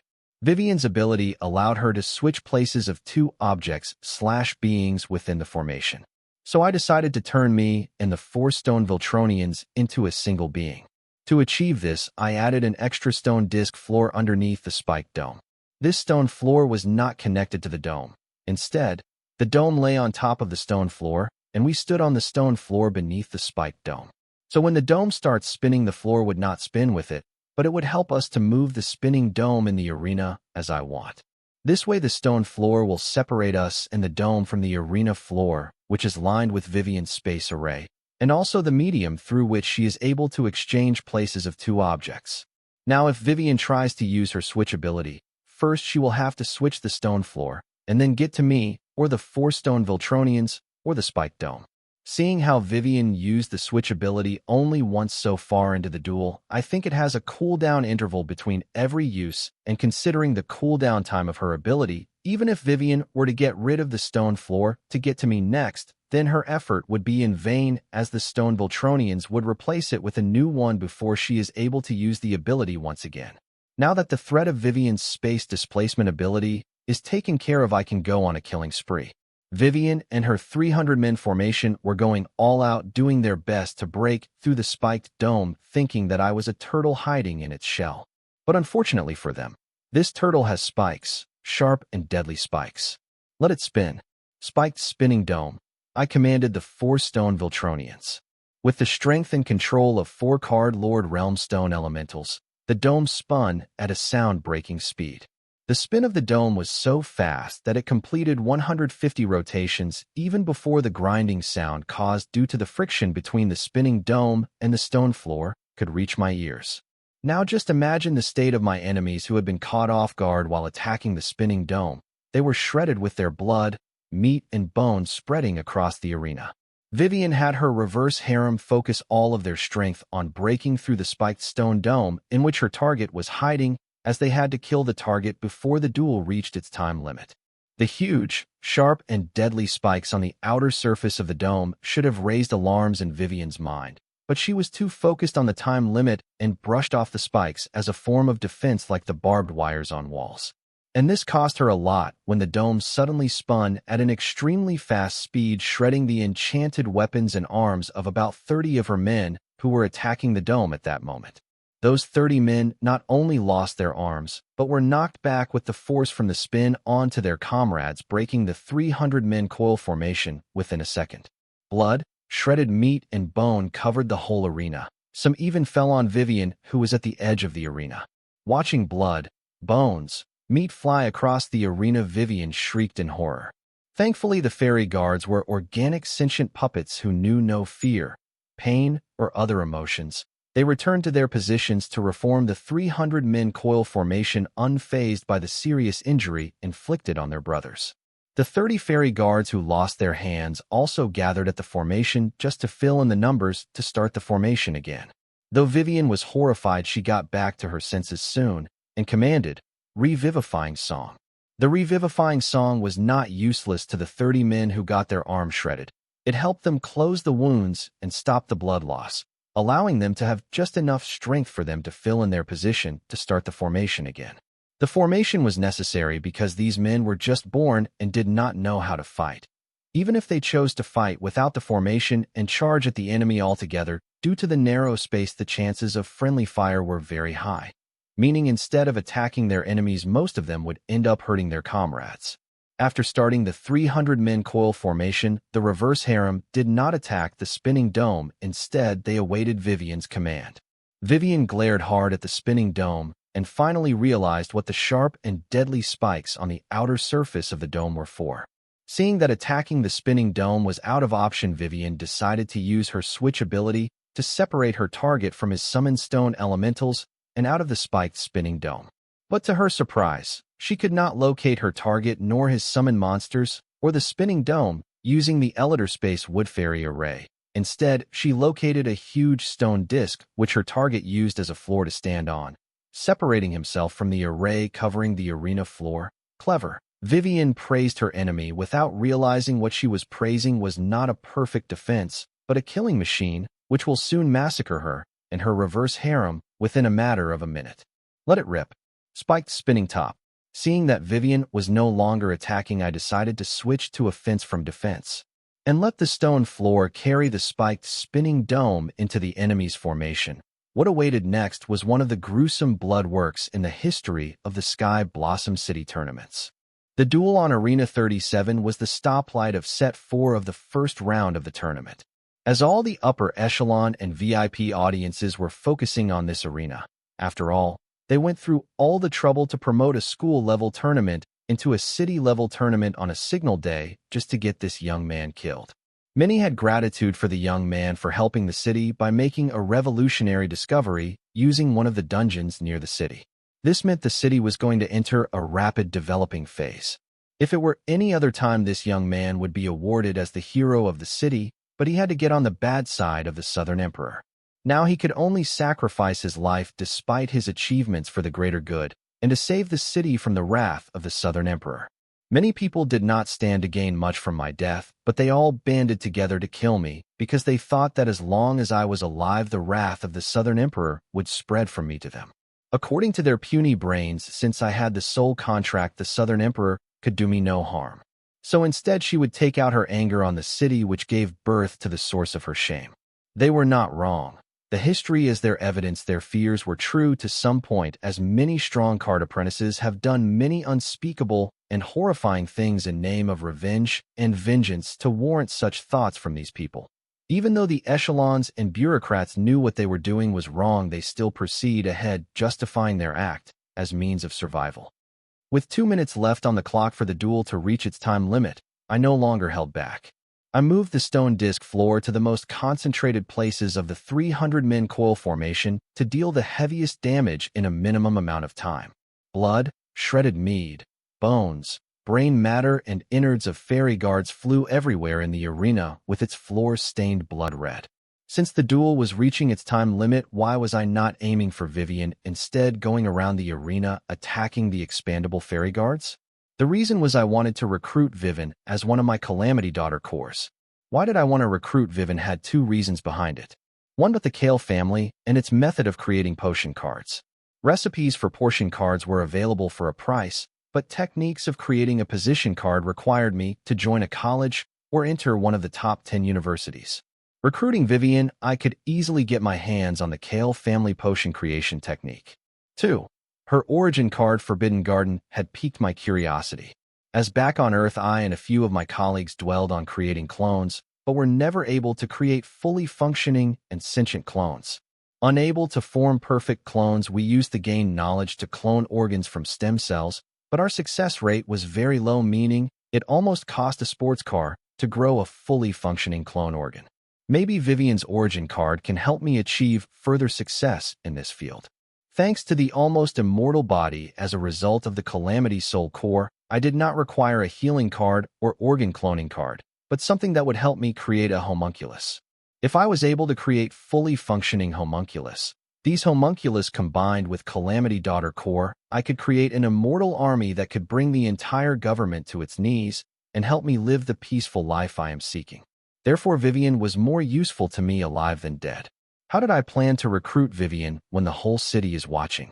Wouldn't I be revealing the only secret I wanted to take to my grave? To recruit Vivian, while maintaining the secrecy of my Calamity Soul core, I came up with a special move, Stone Hook. I planned to create a stone hook connected to a stone chain and launch it at Vivian. The hook will snag Vivian while dragging her into the dome, where I can do my business with Vivian, maintaining my secret even though the whole city is watching. For this to work, first I had to clear the arena a bit so that there are very few obstacles when I launch the hook at Vivian. The act of catching a mobile and alert prey with hook and chain was a move that required skills and precision. Thankfully, Vivian seems to be in a state of shock seeing the carnage that my spiked spinning top had unleashed upon her reverse harem. In the process of getting rid of all obstacles in the arena, I shredded a tree in the Forbidden Garden. As soon as I destroyed that tree, the space inside the arena, which had expanded by 12 times, suddenly shrunk. As the area in the arena retired to its normal size, every one of us, the fairy guards, Vivian, and the spiked spinning top spread across the arena, were pulled to the center of the original arena, giving me a huge fright and forcing me into stopping the spin of the dome. I could only hope that Vivian was safe and sound for my sake. No wonder Vivian summoned the Forbidden Garden before activating the Elder Space Wood Fairy Array. She used the trees in her Forbidden Garden to activate the array. Wait, I heard the tree let out an agonizing scream as the spiked spinning top cut through it. Are these trees living? Are these trees trance? Nah, trance do not have the ability to produce humanoid creatures from their branches. This must be some kind of rare mystic tree monster with high intelligence to master an A-rank space array. Not all monsters can be used in a formation or array by their summoners.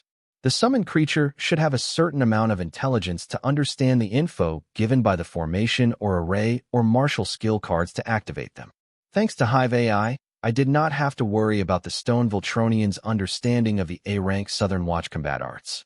Now that the Elder Space Wood Fairy Array has been broken, the area in the arena was very narrow, so I had to stop the spinning dome, but just in a few seconds, the damage was already done.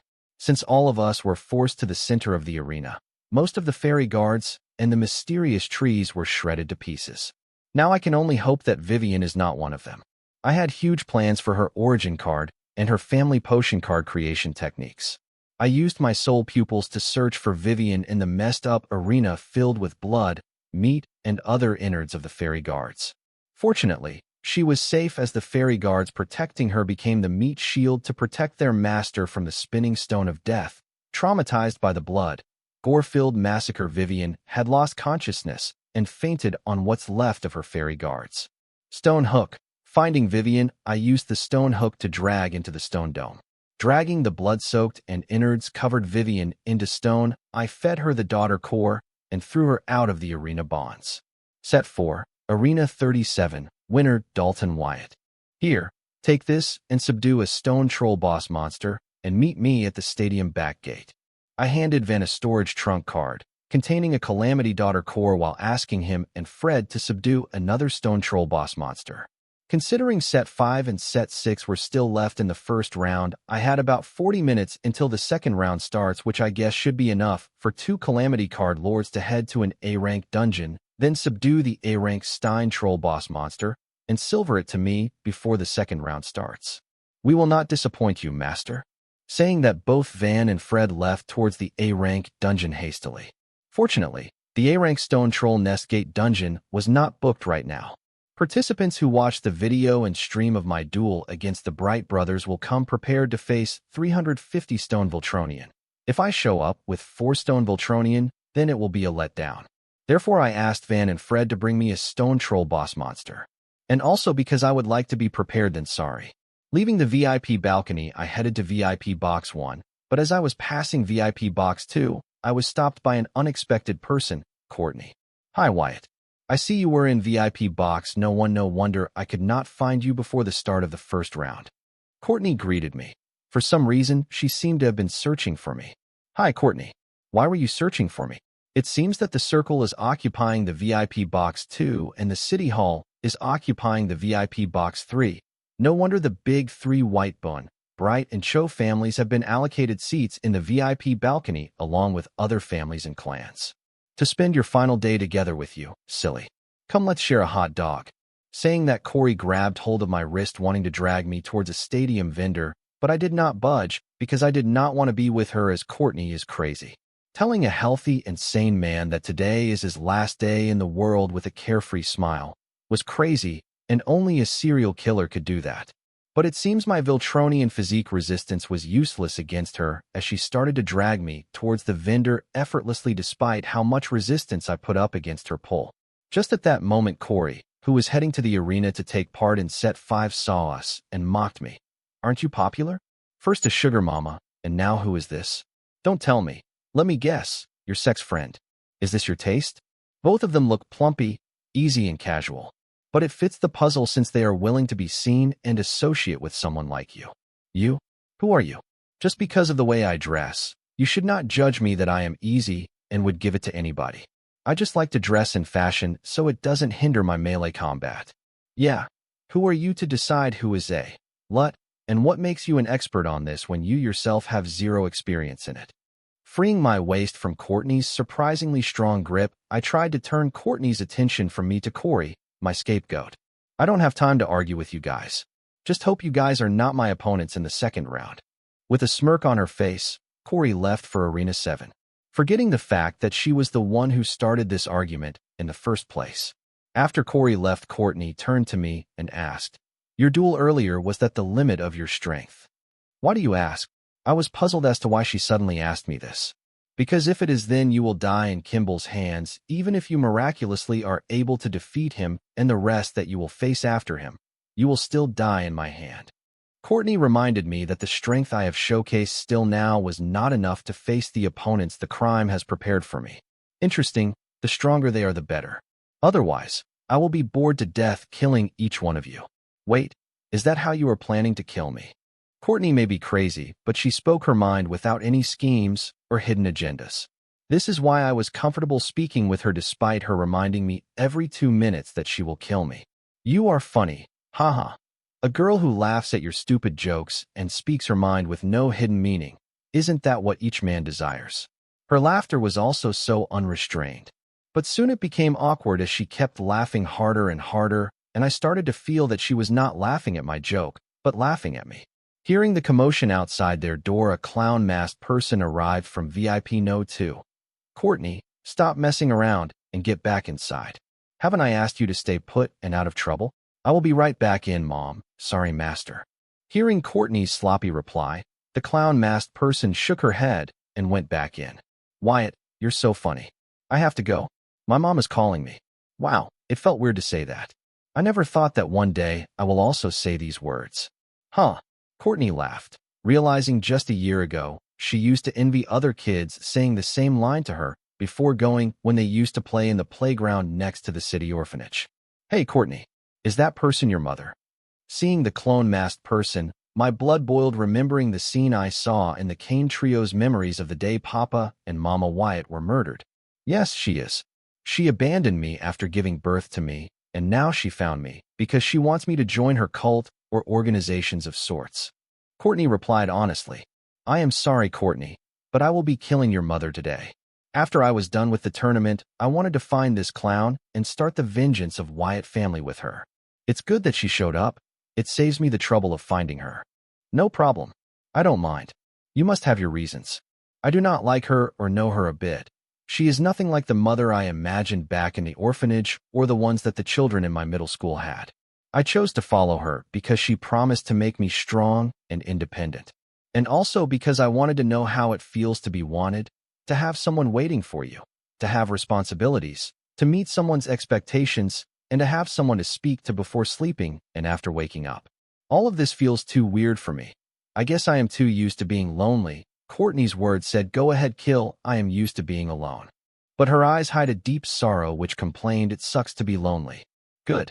How about we get that hot dog? I am famished after a duel. I had my reasons, but it felt wrong to tell an ex-orphan that I will kill her mother to her face. Therefore, I tried to make up for my insensitive words by talking Courtney up on her offer. No, I have to go, my mom's waiting, said Courtney and mumbled. I will never get used to this. Courtney rejected me though it was her idea in the first place. I guess she has finally realized that I and she can never be on the same side or team. Date, March 27th, 2321. Time, 9:35. Location, Sky Blossom City, the Sky Blossom Card Stadium, Set 5 Arena 7. Corey Bright versus Tammy Liu. Corey Bright. Since her birth, she has been advertised to the general public of the Sky Blossom City as the brand and trademark of the Bright family. Not to mention her extravagant and imprudent way of lifestyle, which bred many rumors, and her current fame as the prodigal third generation of the Bright family. It is said she mobilized the entire Bright household to find a pair of heels matching her evening party wear. Such rumors were dime a dozen. Corey Bright was a small celebrity figure to the general populace of Sky Blossom City in her own way. Many dames wanted to be her, and many heroes wanted to tame her.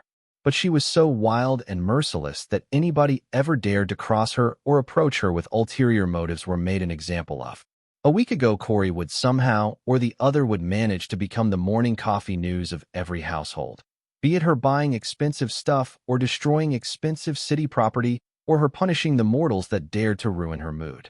All in all, she had a small fan following in the city. Many households even treated her as a member of their family and goddess of the Sky Blossom City.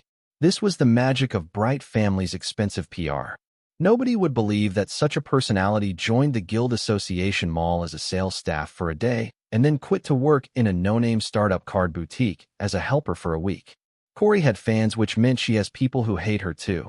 Therefore, being a celebrity has not been easy for Corey in her day-to-day life. But thankfully, she had an uncle who held too much power for which he was clearly not qualified and did not mind misusing it for his and his family's agenda, and occasionally, to keep his pompous niece out of trouble. So yes, Corey never knew the consequences of her actions with people out there cleaning up her mess. So 5 Set Arena 7 attracted a lot of spectators who wanted to see Corey in person and check if she was as talented as the Bright family has boasted about her. Participant, Corey Bright. Age, 17 years old. Realm, Card Soldier. Grimoire, Gold Grade. Faction, Bright Family, Lion Cubs High. Caution, Black. Origin Card, Unknown. Combat Type, Unknown. External Participant, Tammy Liu. Age, 17 years old. Realm, Card Soldier. Grimoire, Bronze Grade. Faction, New Song Adventure Guild, ex-student of Lion Cubs High School. Caution, Green. Origin Card, 9 Blossom Sword Art. Combat Type, Melee Swordswoman. Hello, Princess. How's life treating you? Other than the little singing birds and the guardian fairies. Tammy seemed to hold an opinion about Corey. Wait, did I wrong you in some way? Corey asked with an innocent expression. FAQ. You do not even remember me, but you did not hesitate to destroy my life with a snap. You are the reason despite my talent I had to become an adventurer after 16 years of age instead of attending school and special classes like everyone else," yelled Tammy and continued. "Have you ever gutted a goblin or skinned a thorn goat? I did. Have you ever survived only on goblin meat? I did." Tammy was not finished recounting her hard past, but was interpreted by Corey. "Wait, I remember who you are. You are the fat girl who dared to shake my hands with her oily hands. You have lost weight. No wonder I could not recognize you. For your information, it's bad manners to shake hands with others with dirty hands, especially if they happen to have fat sausage fingers like yours." Having remembered who Tammy was, Corey explained why she did what she did back then and firmly stood by her actions. But that did not warrant permanent suspension and blacklisted from all the other high schools in the city. "Because of that, I was left with no choice but to join an adventure guild. You ruined my life for a simple, oily handshake," Tammy yelled grudgingly. "Hey, quit yelling and listen. If it were a few days ago, I would have bent over backwards for your forgiveness, but unfortunately, you missed the timing again. You are stuck with me, and I have these to say to you. 1. Yes, I scolded you for your oily handshake, but I never asked anyone to take away your scholarship or suspend you or blacklist you. 2. If our city schools had blacklisted you then, why did you not try entering the other city school instead of joining a third-grade adventure guild? I sympathize with your unfortunate experience, but I am not the one to blame for it. Neither is anyone in my family, as they would not stoop so low to ruin somebody's life for something so insignificant. That's all I have to say about the past. As for the present, despite all the odds the city had thrown at you, you stood tall and have proven to everyone witnessing this duel that you, Tammy Lou, are a survivor and would not stop climbing until you reach the top. Please let me have the honor to duel with you." Corey respected Tammy from the bottom of her heart for surviving and standing in front of her bully on equal footing. Corey understood no matter what she said, nothing would change what Tammy has been through. Therefore, she did not make any false promises. Although she did not promise anything, she decided to get to the bottom of this matter, as there must be some insignificant people behind Tammy's tragedy. They did it either to get on Corey's good side or used her as the scapegoat for their mischief. Either way, they tried to ruin a life using her name. Informing her grandfather that she would not be having breakfast as she is about to break through, Corey headed to her room for closed-door cultivation. Sitting in the lotus position, Corey began to meditate and initiated her breakthrough to the card soldier realm from the card scholar realm. Feeling her soul, Corey began to exercise her active soul control percentage and synchronize it with her breathing to enter a state of deep immersion, which would help her break through without much difficulty. Being a talent, it did not take Corey long to break through and ascend to the card soldier realm without a problem. Undergoing ascension, Corey focused on the change in her active soul control and the soul energy rushing in her body.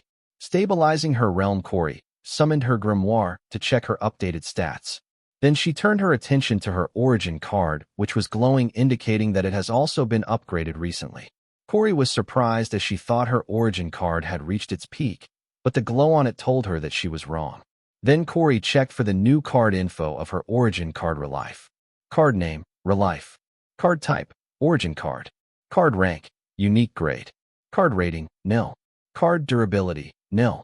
Card effect: Host gains the memories and inheritance of past lives, if any.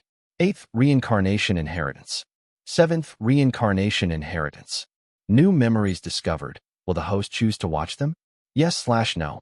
Reading the updated card info and seeing the notification shown on her grimoire by her origin card, Corey was shocked. What 8th reincarnation? What 7th reincarnation? How many reincarnations have I been through? Wasn't it just memories? What does the card mean by inheritance? Should I watch the new memories? Remembering her last experience with the origin card, Corey hesitated, but her curiosity got the best of her, leading to her choice. Yes. Date: January 14th, 1877. Time: 1930. Location: Earth, South Korea, North Gyeongsang Province, Taegu Village. Village Chief: it is up to you and the villagers to decide. I am just pointing you the way to please the enraged Dakyubi-1. The method I have told you may be very cruel, but our situation is also dire. If we let the situation prolong any longer, then the end outcome will be disastrous. The creeks and wells are dry. The forest surrounding the village was burnt down. This time, thankfully, it did not spread to the fields, but can you guarantee the same next time? The forest fire, the drought, are just the beginning. Next comes the plague and the famine. The angrier Dakibi gets, more disasters will fall on this village.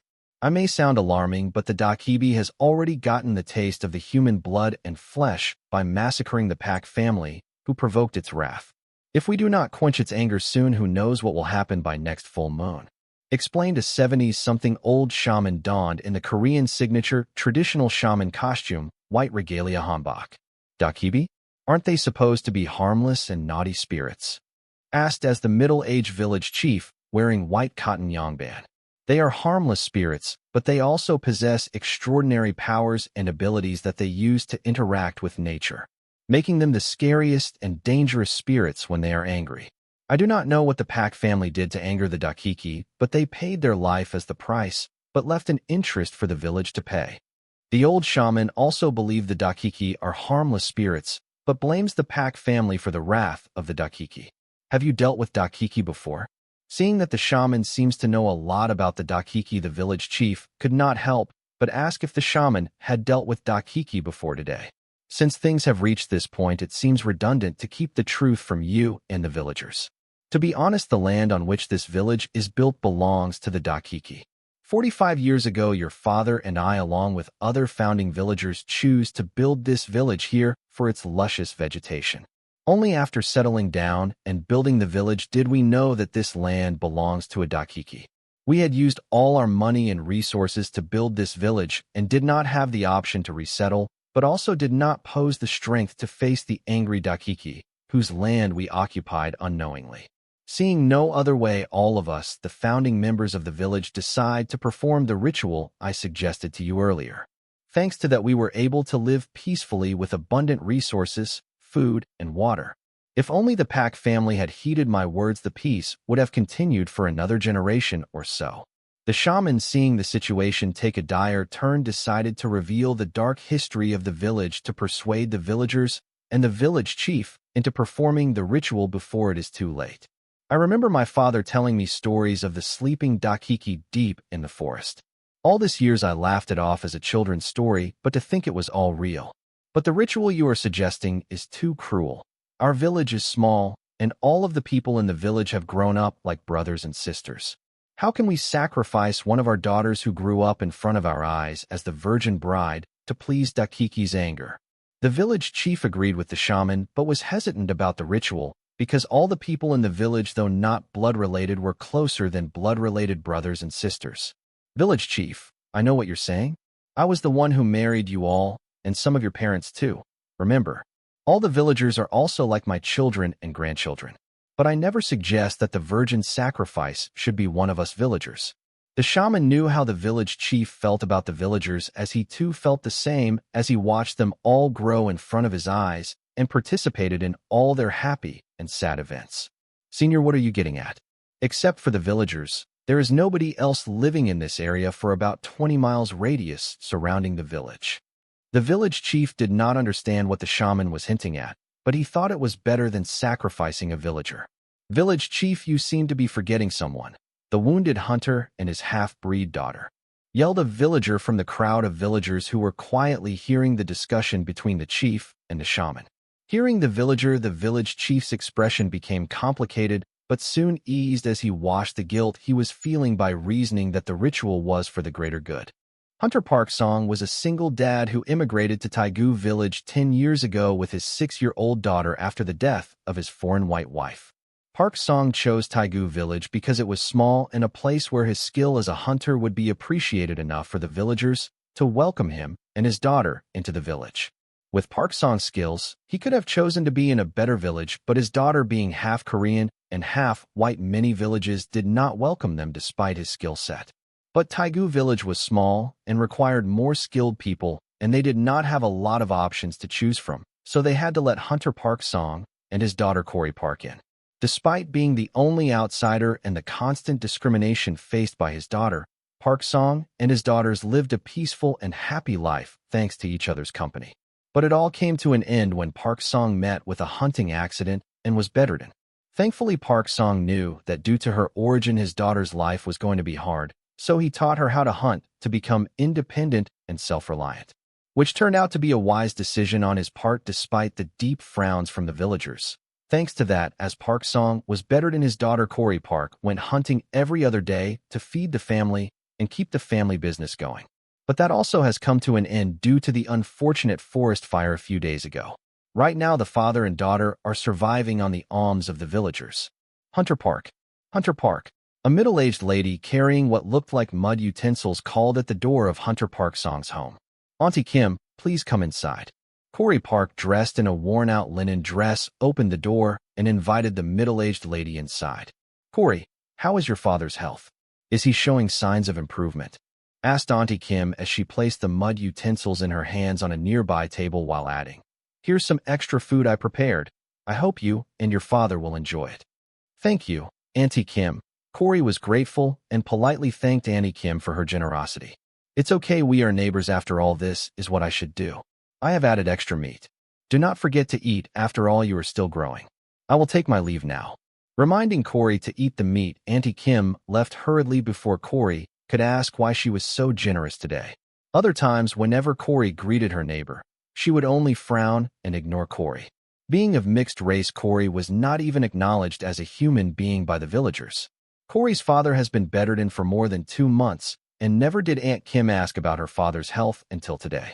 Being bullied her entire life for her mixed blood, Auntie Kim's generosity seemed suspicious to Corey, but smelling the hot food and hearing her tummy grumble, Corey had no other choice. Maybe she can go on with an empty stomach for another day, but her sick father could not last another day without food. So Corey suppressed all her suspicion deep in her heart, grabbing a plate and chopstick. She took the mud utensils filled with food to her father's room. Sleep tight, father. Having a hearty lunch, Park Song soon fell asleep. Seeing her father go to sleep with a full stomach, Corey let out a satisfied smile. Taking 2 bites of the remaining food, Corey closed the food and saved it for tomorrow. Soon Corey also started to feel sleepy and slept by the side of her father's bed just in case his situation worsens and he needs her. Kim Ji, did you add the powder I gave you in the food as I instructed? The old shaman asked Corey's neighbor. Yes, senior. Kim Ji nodded her head vigorously. Okay then, they should be deep asleep by now. Lee brothers, go bring the cripple. I need his blood for the ritual. And you ladies make that half-breed the most beautiful bride in the history of your village, ordered the old shaman. Why is she regaining consciousness now? Did Kim Ji not add all of the powder I gave you? Yelled the old shaman, looking at Corey, who was slowly regaining her consciousness while he was collecting from Corey's father's corpse. Senior, Kim Ji did as you instructed, but Corey did not eat all of the food and saved half of it for the next morning. One of the villagers who saw preserved leftovers in the Park family kitchen defended Kim Ji. Quick, someone get some ropes to restrain her before she starts resisting. The old shaman yelled. Corey felt a huge headache as she opened her eyes only to see her father hung upside down on a hook and the village shaman standing next to him as he collected his blood from the slit on her father's neck, just like bloodletting a wild animal. While the rest of the villagers stood in a circle chanting weird words out loud. Corey wanted to rush to her father's rescue, screaming her lungs out, but she found out that she was restrained and her mouth was gagged with a cloth. Corey watched helplessly as the shaman drained her father of all his blood, like an animal. Except for crying her eyes out, Corey could not do a thing but watch as the villagers restrained her and killed her father. Corey saw Auntie Kim in the crowd of villagers and pleaded with her eyes to rescue her father, but Auntie Kim shook her head and walked next to Corey and said, "Blame your greed. If you have eaten all the food, you would not have to witness all this," as she covered Corey's eyes with a cloth. Finally, it dawned upon Corey how she and her father ended up in such a situation when she clearly remembers both of them sleeping in the house. The food they ate was laced with sleeping powder. Our work is done here. Let's get out of here before the clock strikes midnight. Today is Dakibi's night with his new bride. The night is bound to be warring. Lock up your doors and bar your windows. No matter what you hear tonight, do not come out, or you may end up making up for your mistake with your death. The old shaman instructed the villagers with a grim expression, to which the villagers nodded in unison. Okay, everyone, you heard the senior. If you value your life, head home and stay inside no matter what till the sun raises. For the future, this area of the forest is forbidden, as I believe none of us wants to enrage the Dakibi again. The village chief announced as he took a last glance at the retained Corey laying on a giant witchcraft circle drawn with her father's blood. Hearing the villagers leave, the restrained and gagged Corey struggled hard to remove the clothing which Kim Ji used to cover her face. Finally managing to get rid of the cloth covering her face, Corey searched for a sharp-edged stone on the floor of the forest under the moonlight. But to Corey's fortune, instead of a sharp-edged stone, she found something better, a knife.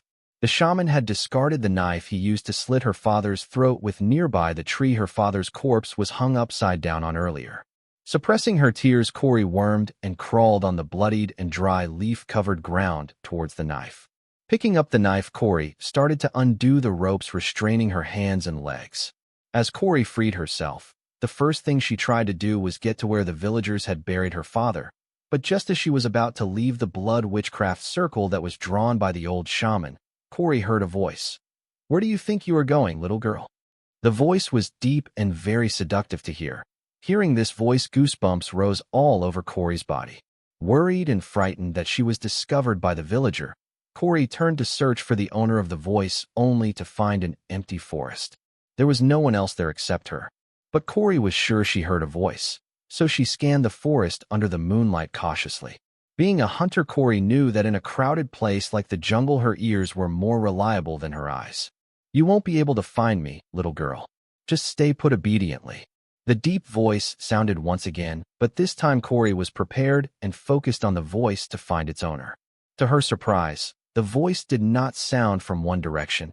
It sounded from all the directions, which is impossible to achieve.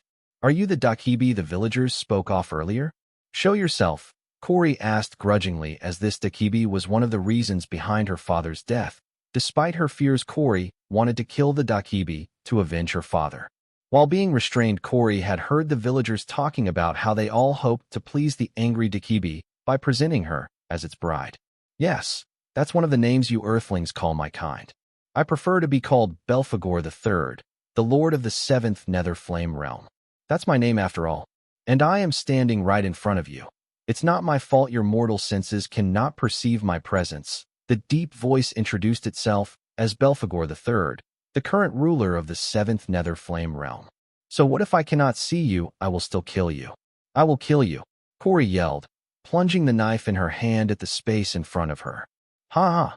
Belphegor laughed loudly, seeing Corey, despite her fear and despair, trying to avenge her father. Being a demon, Belphegor only knew that weak submit to strong. That was how demons survive in the dark realms. A weak demon would run or submit or betray its old master at the sight of a higher realm demon, but this human in front of him did the opposite. At first, like all other demon lords, Belphegor also thought that these desperate actions of humans were foolishness. But throughout his time as the Lord of the 7th Nether Flame Realm, Belphegor has realized that those foolish actions of the humans made them a threat to demons. Fortunately, not all humans have such praiseworthy resolve as Corey. Otherwise, the demon race would have been extinct already. "Little girl, tell me your desire, and I will fulfill it." Belphegor finally found a soul worthy to become his plaything. Maybe it will keep him entertained another decade or so. Why? Corey was confused and did not understand. Why does a demon stretch out a helping hand when her race pushed her to death? "Because you are my bride, remember. But since you are too young and not my type, I have decided to adopt you as my daughter. As your adoptive father, I want to fulfill your desire. Now hurry up and tell them to me. I will fulfill them." Belphegor started doing his thing and gave Corey a good sales pitch. "Bring my dad back to life." Corey no longer cared or feared seeing Belphegor being generous. She asked him to bring her father back to life. Instead of asking for revenge or power, Corey asked for her father to live once again. "Except for that, ask anything else. Even I cannot bring back the dead." Belphegor thought, consumed by hatred for villagers, and the shaman Corey would ask for revenge or vengeance, which he was prepared to grant, but he wasn't prepared to bring back her father to life, so he lied. Hearing Belphegor, Corey broke into tears once more, losing all hopes for her father's survival. "How about vengeance on the people who did this to you and your father? I can do it with just a snap of my finger." Belphegor tried steering Corey's train of thoughts towards vengeance for the death of her only family. "I want vengeance, but not against the villagers, but you. What they did was deranged, but to some point. it is your fault, because if it weren't for you massacring the Pack family and causing drought, forest fire, they would not be forced into doing this. Despite what the villagers did to her, and her father Corey chose to go after the puppeteer instead of the puppets. As there was no point in killing the puppets and becoming another puppet under the same puppeteer. That would be meaningless. Ha ha ha. You do not cease to amaze me, little girl. And what makes you so sure that I was the one who forced the villagers to sacrifice you and your father or caused the drought and forest fire? The more Corey resisted his corruption, the more excited and interested Belphegor became in Corey. What do you mean? If not you, then who? Corey did not seem to believe the demon. Maybe because she knew demons are expert liars. Little girl, how about using your brain? This is the midsummer, the hottest period of the year. The water level in creeks and wells are bound to hit a record low. As for the forest fire, it was not me who caused it, but you humans are the ones to be blamed for it. A human lit a fire in the forest at night, which spread across the forest. Do not blame the demon whenever something bad happens. Learn to take responsibility. Belphegor explained, seeing the skeptical Corey. His long explanation showed that his obsession with Corey had increased to another level. Okay, then what about the Pack family? How do you explain their deaths then? Belphegor's explanation sounded reasonable to Corey, but she still did not believe that he was not the actual culprit. Again, not me. It was another human. Belphegor denied the blame. Why would anyone want to kill the Pack family? You know what, I think it sure seems convenient for you to blame humans for everything when you do not have an answer for yet. Don't you? Hearing Belphegor deny again, Corey exclaimed sarcastically. You? It was the old shaman. He killed the Pack family and started the forest fire to cover up his deeds by burning their corpse. He would have gotten away with it if not for the village chief finding fractured bones, stab, and cut wounds on the charred corpses. To cover his ass, he made up all this cockamamie story about an enraged Dakibi. And this is not his first time doing it. Belphegor wants to corrupt Corey just like the rest of the humans in his past, but it seemed impossible as she blamed him for all the tragedy in her life, which helped her suppress her rage against the villagers, the real culprits of the tragedy in her life. Therefore, he decided to snitch on the old shaman. What? You are lying. Old shaman is one of the most respected and last living founders of the village. Why would he do such a thing? You are lying. Corey could not believe Belphegor. She finally realized how deceptive the demons can be. Why this? Why is that? Why do you have to question everything I say? That man slit your father's throat and drained his blood in front of your eyes, and yet you choose to defend him rather than believe me. Belphegor yelled in anger and continued. You want to know why? Here's why. The Pack family were murdered because the Pack family found out his secret, that he is a pedophile. You know the little girl Pack Lee? 2 years younger than you. For days ago, Mr. and Mrs. Pack found out that her daughter is not having periods and is pregnant. Upon careful questioning, Mr. and Mrs. Pack found out that the old shaman would rape Pack Lee every morning and afternoon when Mr. and Mrs. Pack are busy working in the fields. Pack Lee is not the only one, there are many others. The victims choose to keep quiet because the conservative ideas would label them as damaged goods. That old shaman is getting sloppy with his old age this time. He forgot to clean up after his mess. That very night, angry Mr. and Mrs. Pack found old shaman to confront him, but that old fox was too much for the Pack couple to handle. He killed them and tried to burn their corpses, which led to a 2-day, 3-nights-long forest fire. And when the villagers finally found the corpse of the missing Pack family, the old shaman blamed it on Dakibi as he did a few decades ago. Belphegor finally revealed everything he knew to Corey, in order to get Corey enraged and hunger for vengeance. This way he can finally corrupt her soul and satisfy his sadistic ego. Hearing the truth, Corey was dumbfounded and utterly shocked to know that the most trusted and respected leader of the village was a predator and a nasty pile of garbage. Haha, how do you feel finally knowing the whole truth? Now, do you want to forgive your father's killer? If you still do not believe me, the culprit himself is coming to enjoy his new prey. Why don't you ask him yourself? Haha, this is going to be fun. Saying that, Belphegor suddenly went quiet, sensing the old shaman nearing. The old shaman, after making sure that everyone went back to their home and would not come out till morning, retired to the forest to meet his next prey, Corey Park. The shaman knew there was no such thing as Dakibi or demon in the village, and he also did not know any witchcraft for that matter. But his lies and that witchcraft gimmick worked against the foolish villagers, and helped him fill his stomach. People were suckers for ghosts, demons, and devils. As long as people feared those things, he would exploit them to their fullest. The old shaman's witchcraft and dakibi lie helped him more than filling his stomach. They helped him achieve his deepest and darkest desires, which the whole world would condemn him for. The old shaman, who knew there is no such thing as dakibi or monster in the forest, walked in it without care. Right now, he was very enthusiastic, thinking how he not only managed to get away with murder and pedophilia, but also fool the villagers to send him his next victim.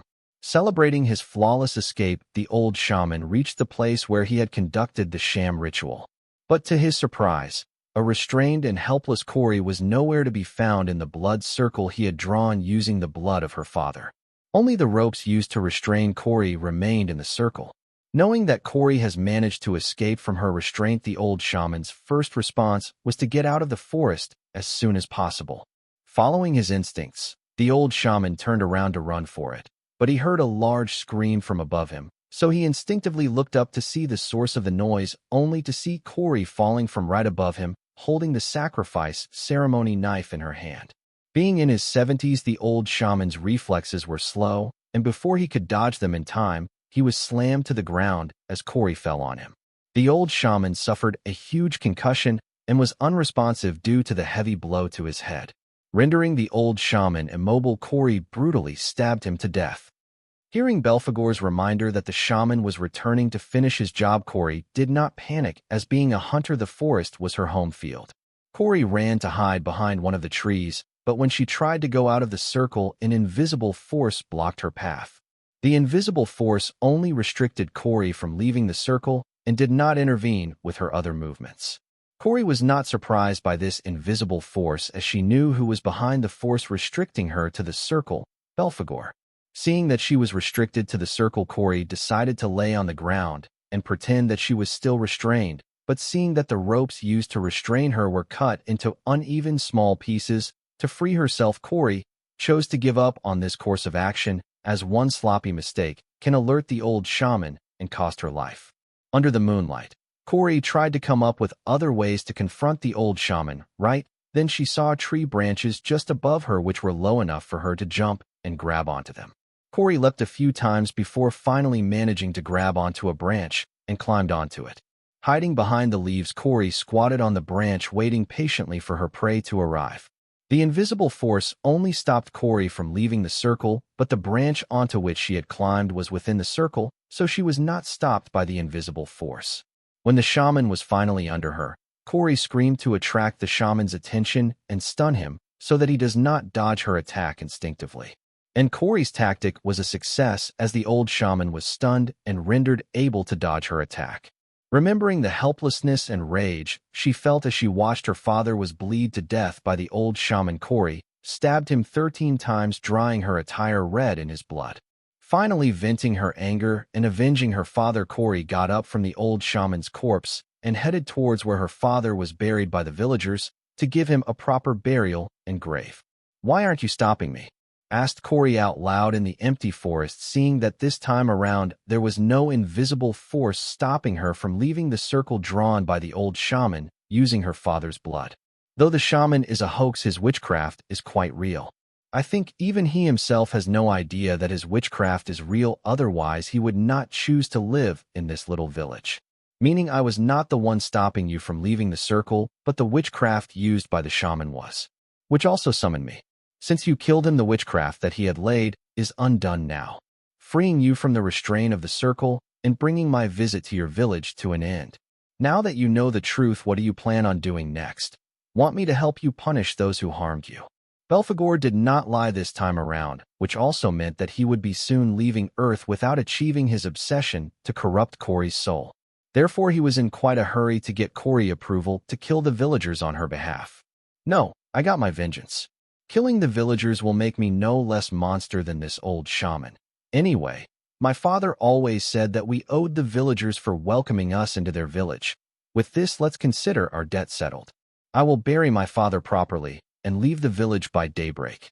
Despite being treated like garbage her entire life by the villagers, Corey still did not choose to rain her wrath on the villagers, because she knew how much this village meant to her father for sheltering them both during their darkest period of life. And she had already killed the main perpetrator behind the incident. Massacring ill-guided villagers would only add to her sin. What? How can you let them go? Are you not your father's daughter? Did you not love him enough? You cold-hearted BTCH, how can you let your father's murderers live a peaceful life? Hearing Corey still not choose vengeance, Belphegor spiraled. With the old shaman, his summoner dead, Belphegor was using his strength to resist being pushed back to the seventh nether flame realm by the earth's will. It's because I am my father's daughter, I am doing what my father would want me to do instead of massacring and burning the village to ashes. You won't understand, after all you are not human. Corey finally spoke, her mind being accused by Belphegor that she was not being a filial daughter. There it is. You do not have to do anything, I will be the one massacring them, just say the word. Seeing Corey final reveal her true feelings, Belphegor yelled in victory, waiting for Corey to say the magic words. No, now go away, let me spend some time mourning my father. Annoyed, Corey finally asked Belphegor to split. How dare you, a mere mortal, treat me like this? I am Belphegor, the third ruler of the seventh nether flame realm. It is your honor that I am willing to help you get vengeance in exchange for your soul. In anger, Belphegor finally revealed his true intention. No wonder you are being so adamant you are after my soul. Well, today is your lucky day, Mr. Demon. As long as you bring back my father to life, my soul is yours.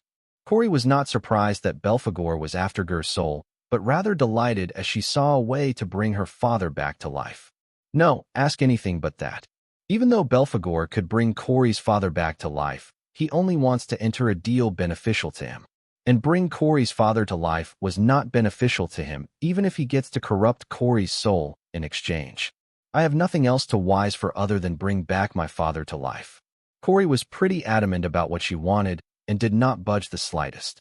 Okay, fine, but in exchange for your father's life, your soul alone is not enough.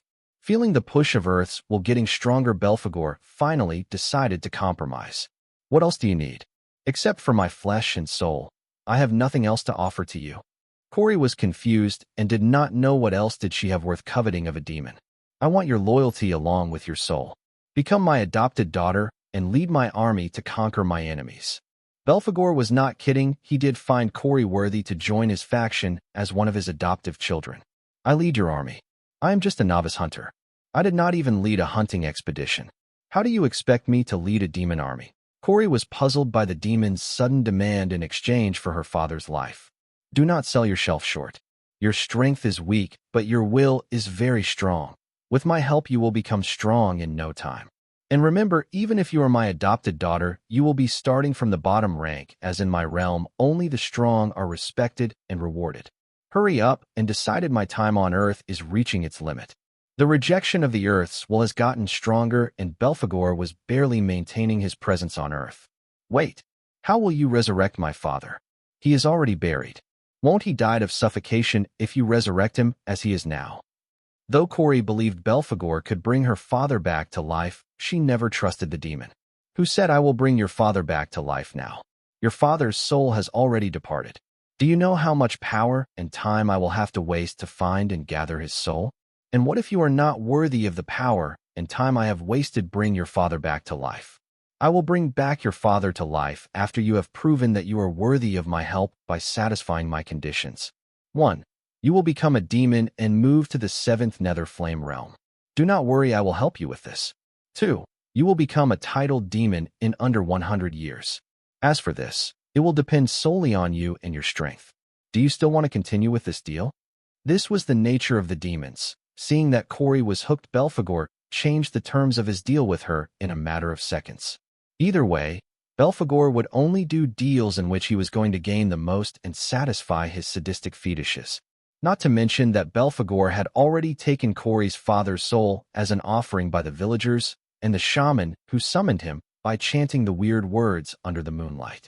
How do I know that if I complete those conditions you will hold up your end of the bargain? Despite Belphegor changing his conditions, Corey continued to negotiate with him because she did not have anything worth living for on Earth. The only person she cared about died. If she died trying to bring that person back to life, she would consider that death worthy. Do not worry.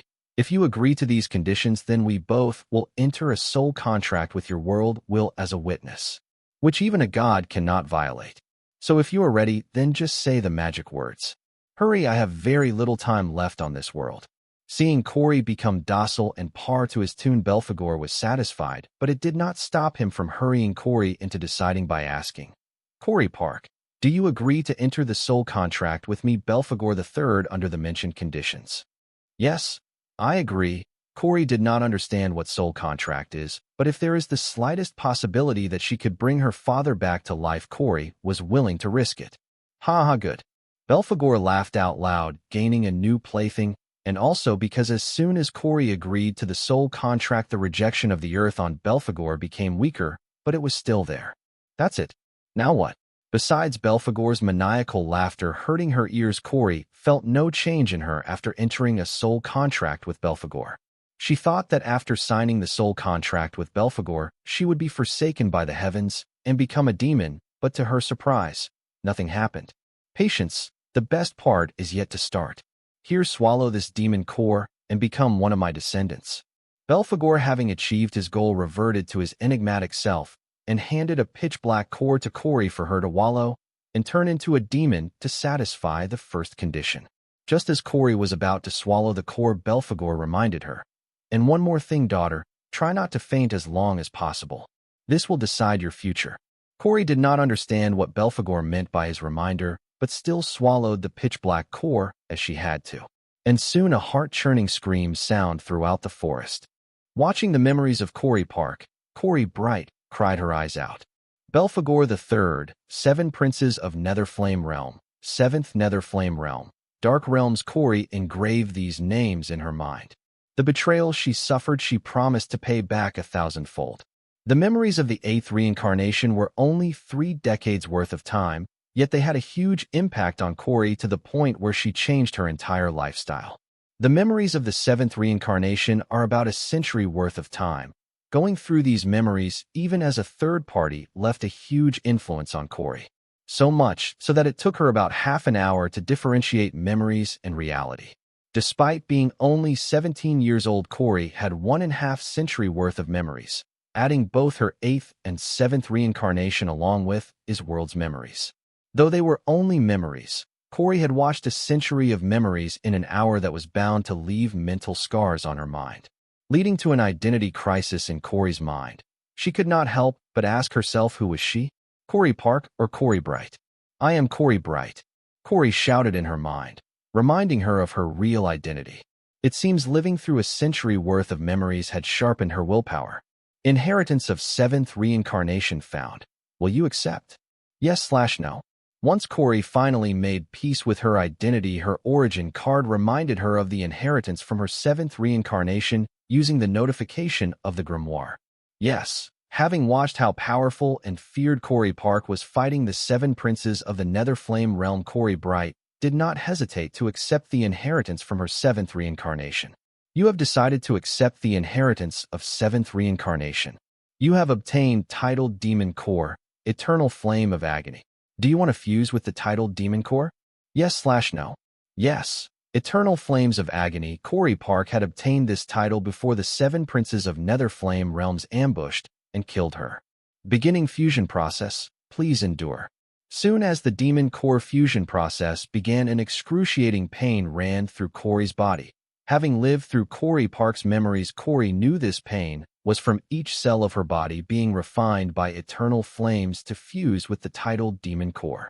She remembers how Corey Park screamed in pain as she fused with Demon Core for the first time. But this time Corey did not scream or make a beep.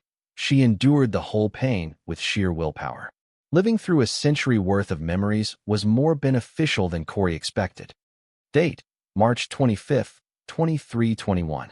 Time: 2112. Location: Sky Blossom City, Guild Association Mall Staff Housing, Building Number 29, 4th floor, Room Number 401. Card Name: Relife. Card Type: Origin Card. Card Rank: Unique Grade. Card Rating: Nil. Card Durability: Nil. Card Effect: Host gains the memories and inheritance of past lives, if any. 8th Reincarnation Inheritance: V. None. 7th Reincarnation Inheritance: V. Titled Demon Core, Eternal Flames of Agony. Effect: after 2 hours of arduous pain, Corey had finally fused with titled Demon Core and checked her grimoire for the update in her origin card info. Enduring hellish pain for 2 hours while waiting for fusion with the Demon Core to reach completion, Corey was famished, so she got up and walked out of her room in nothing but a tight tank top and extra short shorts to fill her tummy. Hey Gramps, what's for dinner? I am starving. Date: March 27th, 2321. Time: 9:37. Location: Sky Blossom City, the Sky Blossom Card Stadium, Set 5 Arena 7. Tammy Lou, please let me have the honor of dueling you, Corey charismatically implored. Tisk, rich people you all are the same. Do you think I did not want to move to another city and start over in a new high school? I did not have money to file for residency in another city. Not to mention, why should I choose to start over somewhere else like a criminal when I am the victim? Why the hell should I run when the culprit, you, are free to roam and enjoy your life? Do not quibble, Corey. You know what you did, yet you cowardly chose to hide behind your flowery words. Do not think that you can deceive me with your sweet words and righteous act. You did not mind acting like a spoiled princess back in school. Why don't you continue now? Why? Too many audiences, bad for your family PR. You want a duel, right? Not only will I duel you, but I will also defeat you and regain what I lost that day. Tammy did not believe a single word that came out of Corey's mouth. She was not here to forgive Corey, but to regain her pride and sense of self-esteem. Good. Then we both have a reason to win. I will win and prove to you that I am innocent. Corey summoned her gold grimoire directly and did not choose to camouflage its grade like a certain someone she knows. Whatever. Tammy did not take Corey's words seriously, as she was too focused on the golden grimoire that Corey just summoned. In response, she summoned her bronze grimoire and mouthed, E-rank item card, Feather Petal Sword. 9 Blossom Sword Arts. Card name, Feather Petal Sword. Card type, item card. Card rank, E-rank, common grade. Card rating, 16 stars. Card durability, 80/100. Card effect: upon activating the card, the host can summon a light sword made of refined black steel alloy. Addition effect: sharp. Sharp. The host can add soul energy to the sword to increase its sharpness. Caution: the sharpness of the sword can only be raised to a limit, and adding too much soul energy can decrease the sword's durability. Card name: 9 Blossom Sword Arts. Card type: origin card.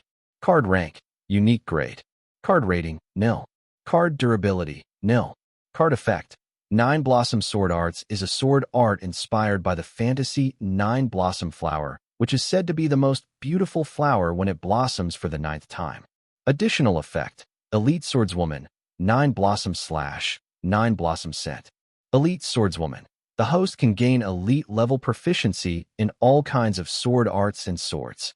9 Blossom / the host can release 9 swords / each with 5% critical chance.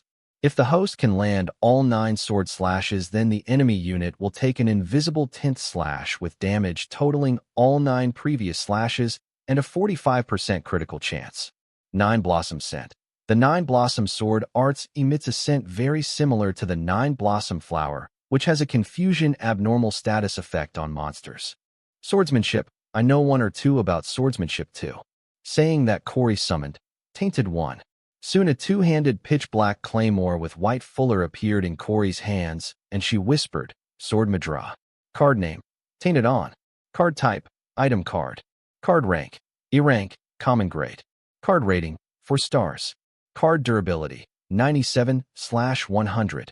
Card effect: Tainted One is a two-handed claymore forged in eternal flames of agony, using the black steel alloy re-refined in eternal flames of agony.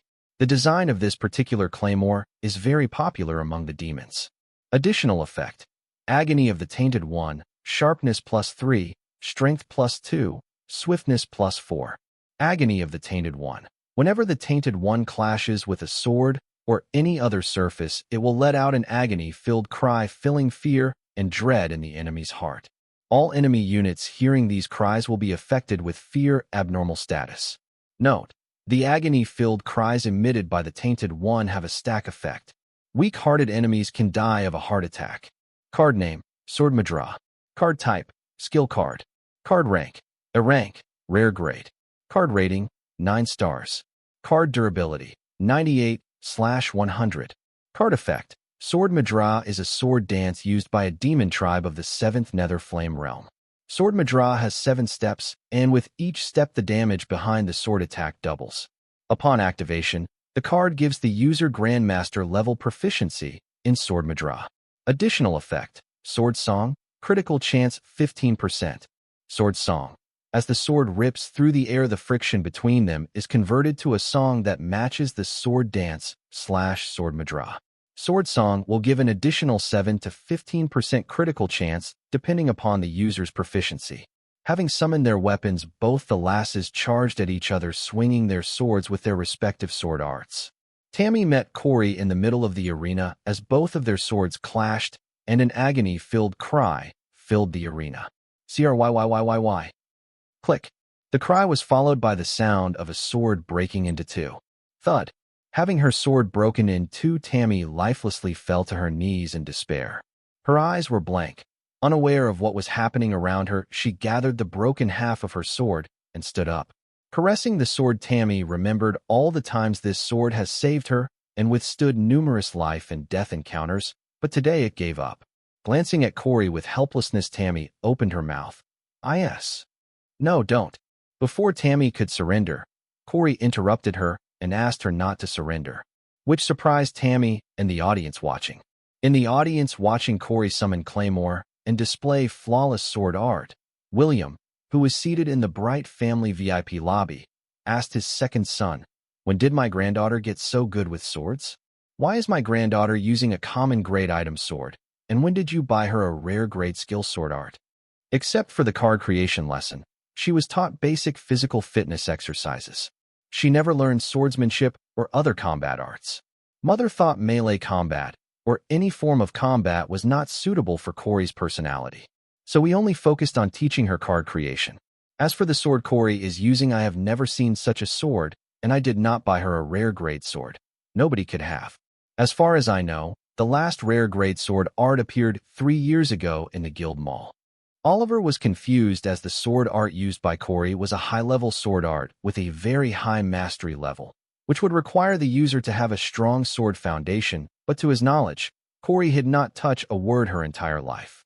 Hearing Oliver, William went into deep thought because the flawless execution of the sword art show by Corey cannot just be achieved by equipping cards.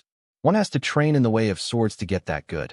Not to mention his granddaughter has zero foundation in sword arts. William's suspicions were right. Corey Bright had zero foundation in sword arts. And Oliver was also right. He had never seen a Tainted One sword or the Sword Madras sword arts in the market, as they never existed in this world until yesterday, when Corey created these cards. Though Corey Bright had zero foundation in sword arts, Corey Park had a century worth of history and experience with sword making and sword arts. Using the memories of Corey Park and her card creation expertise, Corey Bright created the 2 cards, E-rank item card, Tainted One, and A-rank skill card, Sword Madra. Unlike the commoners who need to be a part of an organization or join a college or a university to learn high-level and various card creation techniques, Corey did not have to do so, as her grandmother hired a prestigious college graduate top silver-graded card creationist to tutor her. Using her card creation knowledge and Park's blacksmith, swordswoman memories, Corey Bright created these 2 and other cards with near-perfection card ratings. Corey Park's memories and her experience as a blacksmith and martial artist were the reason behind Corey's bold decision to establish a card studio next to Susan's workplace. "Don't give up. Here, take this card." Corey handed Tammy an E-rank card and added, "Let's continue." Tammy did not take the card and hesitated. She felt a little humiliated. "You wanted to show me and the world how far you have come, right? Do not let your anger stop you from doing that. Show me what you got." Corey tried to persuade Tammy the best way she could interrupt Tammy's hesitation. Corey knew Tammy was strong despite her low-grade grimoire. The only reason Tammy's sword broke was because of its lacking durability rating. If Tammy had a good sword, she would have given a better performance. "Are you pitying me?" Tammy glared at Corey. "No. I am just promoting my work. This sword is made by me in my card studio. Just think that you are helping me promote my goods by taking my card." And later, if possible, please leave a good review. After all, the whole city is watching this tournament. Corey knew one wrong word and her relationship with Tammy would lose all hope of salvation. You are a card creationist and also opened a card studio. Whoa, are you for real? Tammy was utterly shocked knowing Corey was a card creationist and had created a sword card better than the one she bought at Association Guild Mall. No matter how rich Corey is, one only achieves such success in card creation with hard work and dedication. This new information put Corey in a new light on her bias. Yes, but I founded the card studio just yesterday, so you will be my first customer. Tell you what, help me promote my business, and I will let you keep the card. Before you say no, just check out the card info once. Corey once again tried to hand the extra E-rank Tainted 1 card to Tammy. Hearing Corey, the referee was in a difficult position as fraternization between contestants in the arena was against the rule, but the contestant in question's family was one of the rulers of the city. Therefore, he chose to take a bathroom break, but to his astonishment, the replacement referee was quicker than him and had already taken a bathroom break. Finding no way out, the referee just looked the other way. Corey's proposal of keeping the item card attracted Tammy's interest. With some hesitance, she took the card to check the card info. She thought this wouldn't hurt anybody. Reading the card info, Tammy finally knew the source of the agonizing cry and the fear she felt earlier clashing swords with Corey. Knowing the strength of the card given to her by Corey, Tammy's mind and heart started a duel of their own. Her heart said, "What about our self-esteem? Have we fallen to the point of accepting pity from the one who destroyed our life? FAQ that. Itch, let's get out of here before it gets more embarrassing." Her mind said, "Yes, what about our self-esteem? FAQ that it is overrated. With our savings, we cannot even afford another subpar feather petal sword card. Let's take that rich girl's offer. With a card like Tainted 1, we can contribute more during the dungeon raid and get more money." If Tammy followed her heart, she would have to cut back on her food and daily essentials to pay for a new sword and the house rent. But if she follows her mind, not only will she get a new sword, but she will get stronger, which basically in her line of work meant more money. Having lived and experienced the jungle society, Tammy knew following her heart would get her killed faster, so she did not hesitate any longer and equipped the card in her grimoire and summoned Tainted 1. "This does not mean that I have forgiven you. As you said, this is just good business." Tammy made intentions clear to Corey. "Yes, come at me when you are ready," said Corey as she took a defensive stance. First Blossom Slash. Tammy no longer hesitated. She leapt towards Corey and brandished her sword. Sword Song. First Madra. Corey did not underestimate her enemy and activated her card's additional effect. CRYYYY. CRYYYY.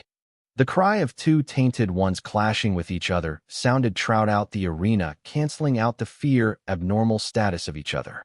During this clash, Tammy, thanks to her 5% critical chance, held the upper hand by pushing Corey a few steps despite her blocking Tammy's sword. The duel had just begun, and it was hard to tell who was stronger and who would win. Second Blossom Slash. Sword Song, second Madra. Third Blossom Slash. Sword Song, third Madra. Fourth Blossom Slash. Sword Song, fourth Madra. Seventh Blossom Slash. Sword Song, seventh Madra. By the seventh clash, Corey's slash had accumulated 7 times the damage and triggered the 15% critical chance of Sword Song, allowing her to dominate Tammy with absolute strength. Unable to bear the strength behind Corey's slash, Tammy's sword bounced out of her hand as she fell on her butt. "I surrender." Feeling the coldness of the sword placed on her neck by Corey, Tammy did not struggle and chose to surrender. If she was not so focused on triggering her origin card effect, Tammy could have dodged Corey's last sword and dragged the duel to a draw. Maybe, or maybe not.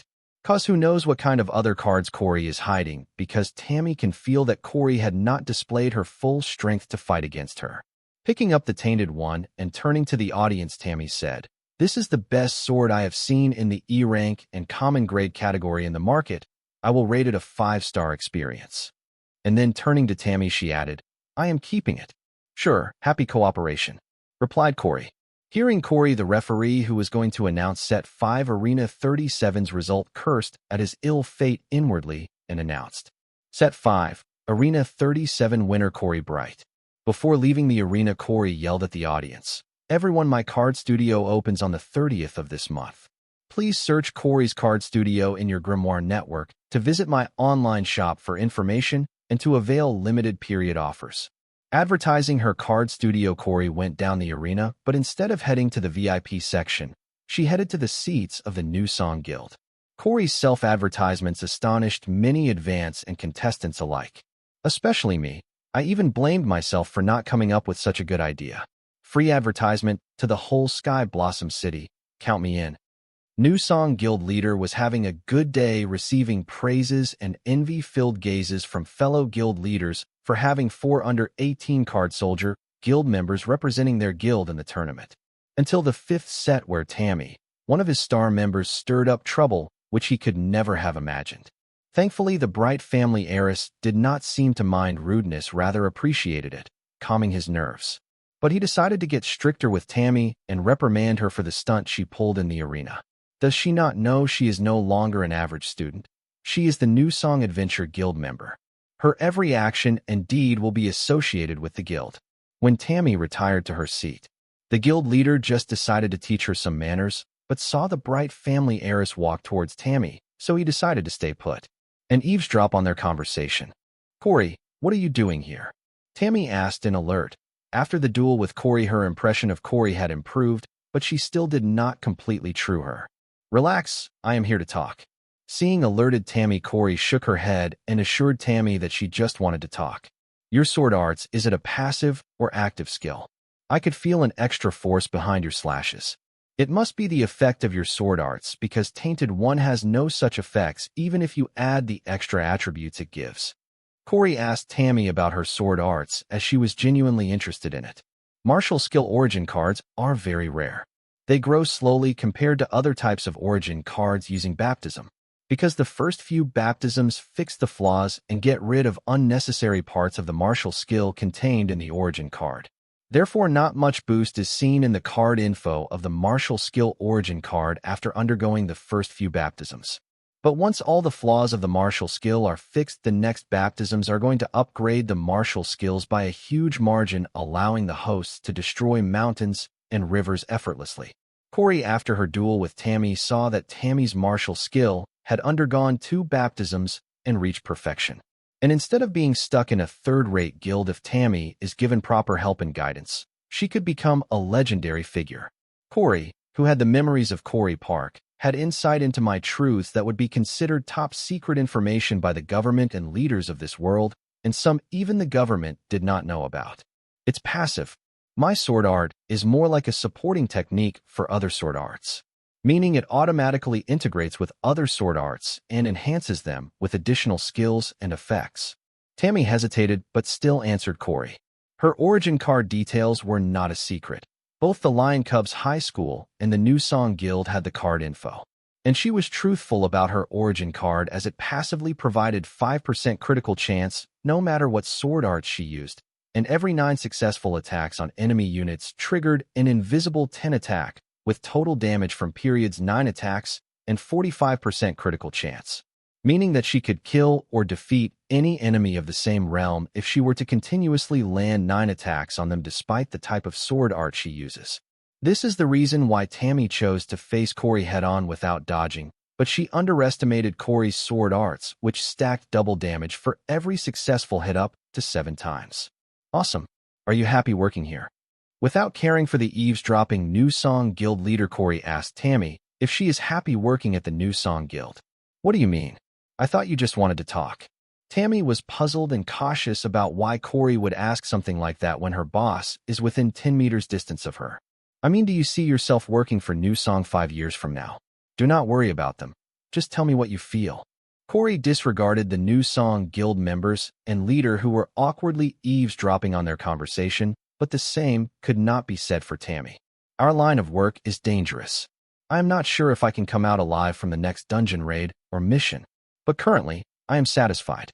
It helps me pay my bills, which is better than sleeping on the streets." Tammy chose her words carefully as she cannot offend both her boss and the heiress of the right family. "I see. I have just opened my card studio and am yet to hire staff. How about you come work at my card studio? It's a lot safer and will pay triple the amount of what your current job pays." Hearing Corey, The new Song Guild leader almost flipped seeing a brat pouch one of his previous members, but calmed down quickly knowing he could do nothing but sit and watch as everything unfolds. Sorry, I would like to, but I have a 10 years contract with the new Song Guild. My hands are tied. Tammy's hands were literally tied by the new Song Guild contract for 10 years. Do not worry about that. I will take care of that as your signing bonus. Just say yes, and I will handle the rest. Money did not matter to current Corey, but talent did. After living through Corey Park's memory, she understood that her family was just a small fish in the pound. And this pound was one of the many pounds formed by the long river of space and time. If she wanted to leave the pound and enter the river, then her power alone was not enough and would require allies, strong allies with a raw potential enough for them to leap out of the point and into the river. Tammy was one of them. Agreed that she required a lot of guidance and work to be done on her, but she had it in her. To Corey's astonishment, in the 3 days since she had gained the memories of Corey Park excluding Tammy, she was able to find 6 people with greater potential, and most of them she had met today: Wyatt, Jaya, Pax, Sarah, and Elliot. Other than these 5, there was Anna. She was the strongest and oldest. With her current realm, Corey could not figure out her exact strength and age, therefore, she did not add her to the list, but she was sure that Anna was about peak card overlord in strength. And also Elliot had missed the golden and ideal age of practice and would require all of the guidance and resources to make up for it. Jaya, Pax, and Sarah, all of them seemed to be descendants of some higher being, because within their body ran strong bloodlines. Lastly, Dalton Wyatt. The person she has mixed feelings about is Corey before the second baptism was close to him, but the current one who hates him believing that her ex-mama was interested in him. As for potential, he is the one who has suppressed her even with her titled demon core. Her core would always send distress signals to her whenever she is next to him. It's as if the demon core has found its natural enemy or someone stronger. Either way, she planned to recruit all of them, but all of them were kings in their own right, and nobody would choose to follow her as she is now. So she started with the weakest one, Tammy. Despite her careful assessment and planning, what Corey failed to notice is that all the 5 people she planned on requiring had one thing in common: Dalton Wyatt. Corey entered VIP box no one and brought a guest with her, Tammy Lou, and introduced her to Susan as her new staff for her card studio. Tammy, this big sis, Susan, my best friend, and also the guest advisor of our card studio. If you have any questions regarding your role in my card studio, do not hesitate to contact her. Corey was loud as she mentioned Susan as guest advisor of her card studio. If I were any dumber, I would fail to notice she said those words loudly so that I could hear them and pick a fight with her. I do not know why Corey was lately trying to pick a fight with me one way or the other. I decided not to entertain her by responding to her actions. Not the best solution, but requires the least amount of work. Corey, I already told you I am Wyatt's exclusive manager. Please do not make things difficult for me. Susan did not want to pick between her benefactor and friend. There was no reason for me to take action every time Corey used Susan to provoke me, as Susan was very faithful and would not betray my trust in her. Big sis, you are misunderstanding me. Guest advisor is just a fancy title for a namesake. Did you not promise to help me understand how to run a card studio? That's what a guest advisor does. Corey knew Susan's predicament, so did not want to push Susan too much, afraid that in the end, Susan will choose the conniving bastard instead of her. Date: March 27th, 2321. Time: 9:49. Location: Sky Blossom City, the Sky Blossom Card Stadium, Set 6 Arena 2. Amy Whitebun versus Courtney Ress. External participant: Amy Whitebun. Age: 17 years old. Realm: Card Soldier. Grimoire: Silver Grade. Faction: White Family. Caution: Green. Origin card: / Combat type: Mage. External participant: Courtney Ress. Age: 17 years old. Realm: Card Soldier. Grimoire: Golden Grade. Faction: / Caution: Black. Origin card: / Combat type: /. Both Amy and Courtney had arrived at the arena stage 2 and were waiting for the duel to commence. Despite the blank info on Courtney, Amy knew her opponent was a net recruit of a secret organization controlling half of the city. People selected by this organization were not like the average contestants. They were trained killers to work as hunting dogs for the organization. Amy knew that very well. Therefore, she was on maximum alert as Courtney was going to be the strongest enemy she faced to date. You are Wyatt's friend, right? Since you're my friend's friend, I will let you live if you choose to surrender. Courtney had seen this girl enter VIP box, no one with Wyatt along with his other friends. Amy's status as the heiress of the Whitebin family seemed negligible in Courtney's as she made death threats to Amy. Wyatt would never be friends with the Circle's hunting dog in training after all your predecessor killed Wyatt's parents. Amy was not afraid of Courtney's threats. A Whitebin wildness was as easy as breathing air and drinking water to her. She just chose to be more ladylike, similar to her berserker of father imitating to be a scholar. Oh, about that, Wyatt doesn't mind as he will kill my mother, so it's all fine. You won't understand our friendship. Courtney nonchalantly defended her friendship with me. What? Amy was wild as every other Whitebin, but even wolf cubs would flinch if someone told them that they would kill their mother. She could not understand the reasoning behind Courtney's statement. 3, 2, 1, fight. C-rank summon card White Sun Lord Incarnation. C-rank field card White Dwarf Sun Terra. Amy activated her cards. It seems she has decided to go on offense from the start. Card name, White Dwarf Sun Knight Incarnation. Card type, summon card active. Card rank, C rank, uncommon. Card rating, 6 stars. Card durability, 89/100. Card effect, when activated, an 11 feet tall White Sun Lord Incarnation will be summoned for 1 hour. Additional effect, high immunity to flames and heat, rising sun, setting sun, solar annihilation. Note, suitable terrain can double the White Dwarf Sun Knight Incarnation stats and summon time. Rising sun, White Dwarf Sun Knight can raise a miniature White Dwarf Sun from underneath the enemy unit, which will engulf the enemy unit and explode. Setting sun, White Dwarf Sun Knight can summon a miniature White Dwarf Sun above the enemy unit, which will set and engulf the enemy unit into an explosion. Solar annihilation, White Dwarf Sun Knight's sword can concentrate solar energy and emit highly concentrated solar lasers at the enemy unit. Card name, White Dwarf Sun Terra. Card type, field card active. Card rank, C rank, uncommon. Card rating, 5 stars. Card durability, 97/100. Card effect, when activated, 300 meters of land surrounding the host will exhibit 2/3 surface temperature of a white dwarf sun. That is approximate 5,400 K. Additional effect, the host is immune to the card effect. With the activation of the field card, White Dwarf Sun Terra Arena Number 2 turned from the stone stage into an inside of a flaming furnace. The temperature inside the arena was enough to melt most of the black steel and minerals. Despite such high temperatures, Courtney, who was in the center of the stage, remained unmoved and barely seemed to be sweating. Are you done with your preparations? Courtney yawned as looked at the flaming arena and a fire elemental that looked like an 11 feet tall flaming knight. White Dwarf Sun Knight, Rising Sunday. Amy ordered White Dwarf Sun Knight to use one of its moves, Rising Sun. Soon a white flame orb with a 3-meter diameter rose beneath Courtney's feet and engulfed her.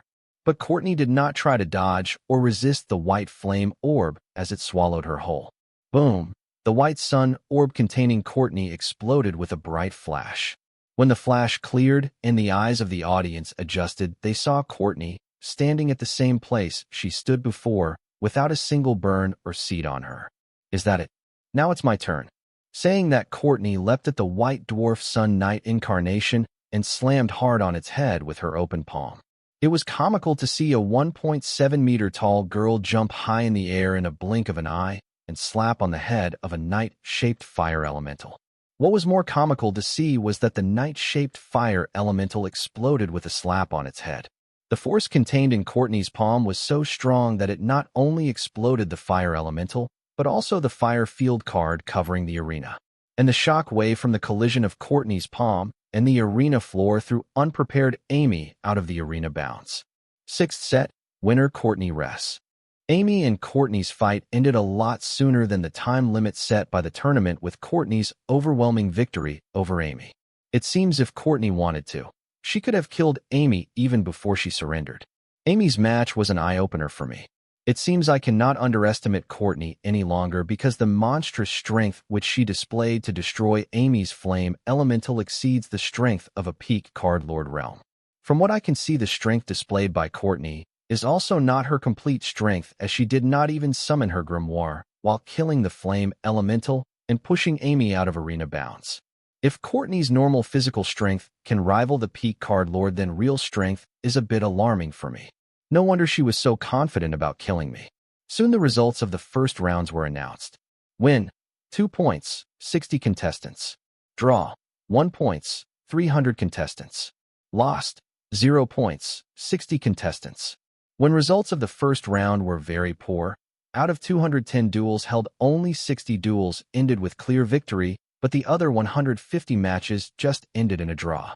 Most of the participants had high realms and good cards compared to their peers, but they lacked combat experience to make spot and precise judgment for victory in their duel. No wonder the audiences were enraged. They paid $300 for total BS. The second round will be conducted among the contestants with 2 points. As for the rest, they will fight for their ranking on the Young Heroes list another day. The second round had the same rules as the first round, but since this time the contestant was less in number, the duels will no longer be held in sets. The stadium also shortened 40 arena stages to 30 stages. The second round of the tournament will commence at 10:15. Van and Fred had already contacted me informing their successful venture in capturing the A-rank boss monster Stone Troll, and will be soon arriving at the back entrance of the card stadium with the subdued boss monster. According to them, it took 9 minutes to complete the A-rank gate dungeon raid with their second calamity transformation. Excusing myself, I headed to the back gate of the card stadium, as my next opponent for the second round was already determined and was also received a message containing the info for my next duel in my grimoire. Round 2, Arena 15, Dalton Wyatt versus Kimball Wong. Kimball Wong, the contestant who vanished his opponent with a finger gun. His duel was more like a scary magic show with the disappearing act gone wrong than a card fight. Josh Bent, Kimball's last opponent. His whereabouts are still unknown, even though Kimball claims that Josh is dead. Master, I did not have to wait long at the stadium back gate, as Van and Fred soon arrived with the Stone Troll turned Stone Viltronian. Collecting the Stone Viltronian in my monster orb, I head to the VIP section with them. Date, March 27th, 2321. Time, 10:05. Location, Southern Region, Southern Academic City, Teleportation Port. Welcome, Your Highness. I came as soon as I heard you were arriving. A stout old man bowed to 2 luxuriously dressed figures that just appeared on the teleportation array. Why are you here? I already informed the port keeper that we would like to attack, less attention, and work incognito. The older man of the 2 men that appeared on the teleportation array yelled, Your Highness, with your popularity, how can you possibly attract less attention? Hearing the man, the stout old man trembled in fear. He knew his colleague had trapped him, giving him half the information. He was only told that 2 important figures were coming from the central region, but the message did not have any information that the dignitaries did not want to be disturbed.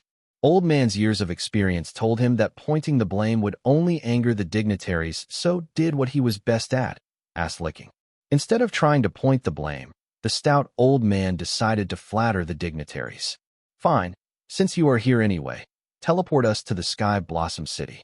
The old man's flattery worked like a charm and helped him lessen the annoyance of the dignitaries towards him. As for his colleague, he will pay him back 100 times soon. Sire, that is not possible.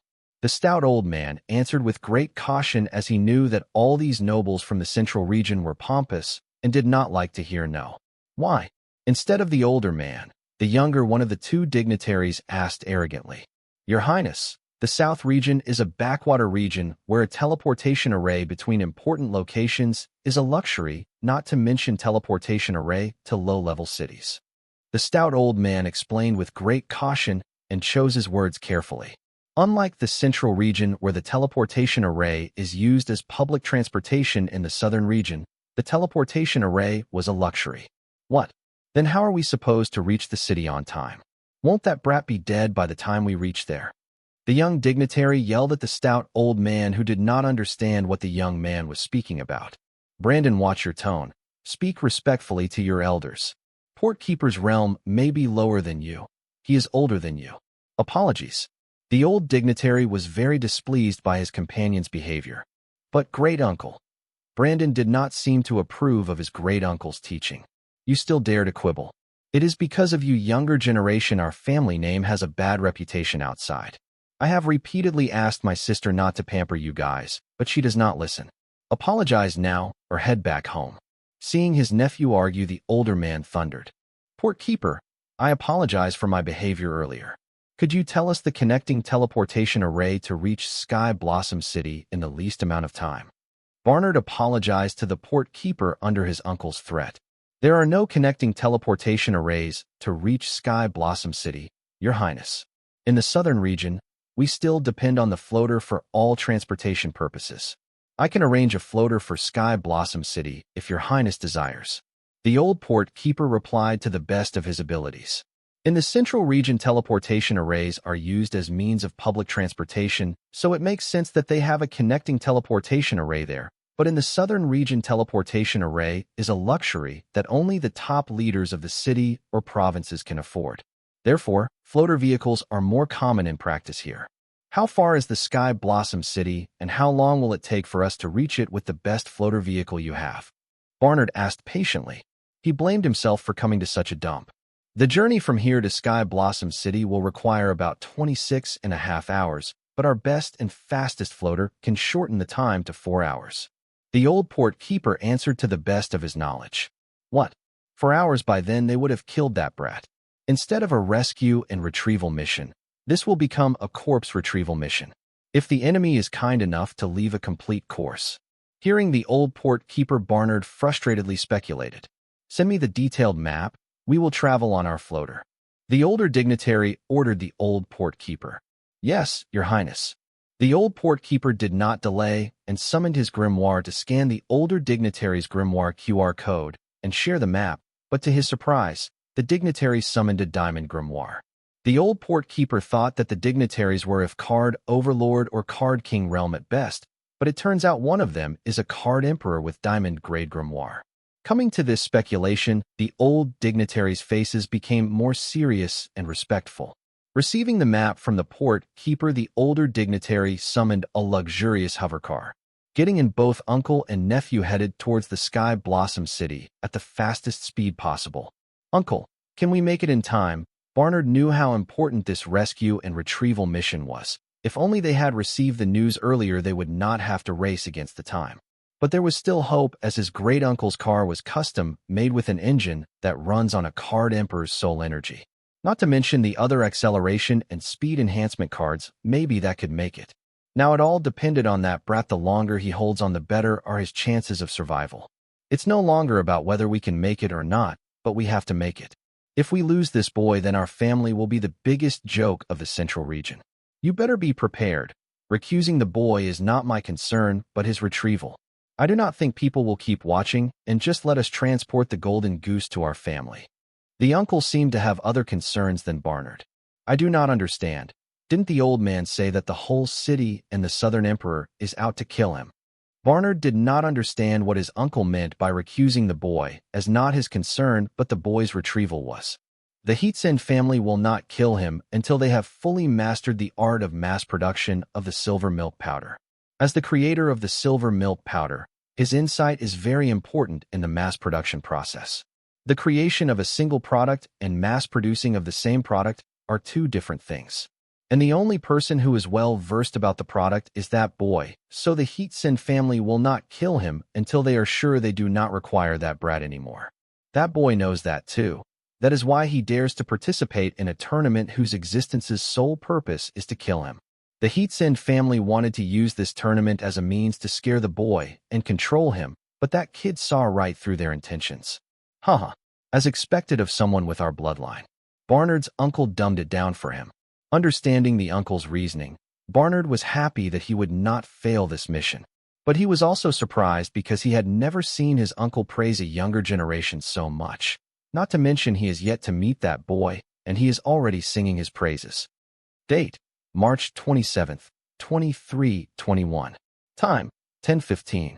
Location: Sky Blossom City, Sky Blossom Card Stadium, Second Round Arena 2. Dalton Wyatt vs. Kimball Wong. I saw your last match in yesterday's video. You're nothing special. I do not know what this fuss is all about. That your life is worth 2 false relics. I just think the circle has gotten too fat, stealing from the city for decades now. Anyway, more for me. I will kill you and take the false relic bounty on your head afterwards, win the first place, and get the other false relic as a reward. Kimball Wong, who appeared mysterious at his duel during the first round now, was very talkative, and it appears his ego was hurt knowing that I was worth 2 false relics, and he was worth none. All the best. I hope you do know that if you want to kill someone, you better be prepared to die. I just reminded Kimball that he was not the only one who could kill. The same goes for me too. Ha. This is the funniest joke I have ever heard. You think you can kill me? You dumbass, the moment you stepped 500 meters within my range you were dead. I can make your whereabouts unknown with a mere thought, you dumb fuck. Kimball laughed his lungs out. He was confident about his origin card and its mysterious ability. To him, he was not being overconfident, rather he is overpowered thanks to his origin card. Second round, Arena 2, Dalton Wyatt versus Kimball Wong. 3, 2, 1 fight. I chose you, Stone Voltronian. You summon minions. As soon as the match started, I did not hesitate and directly summoned the boss monster Stone Voltronian, and ordered it to summon 50 of the A-rank Stone Voltronian as a shield against Kimball's weird attack. The arena was too small for me to summon the other 300 minions. Meanwhile, I activated my soul pupils and observed Kimball Wong's every action, especially his finger gun. Thankfully, my reaction was faster and was able to summon 50 Stone Voltronians just in time to use their body to shield me from his strange and mysterious attacks.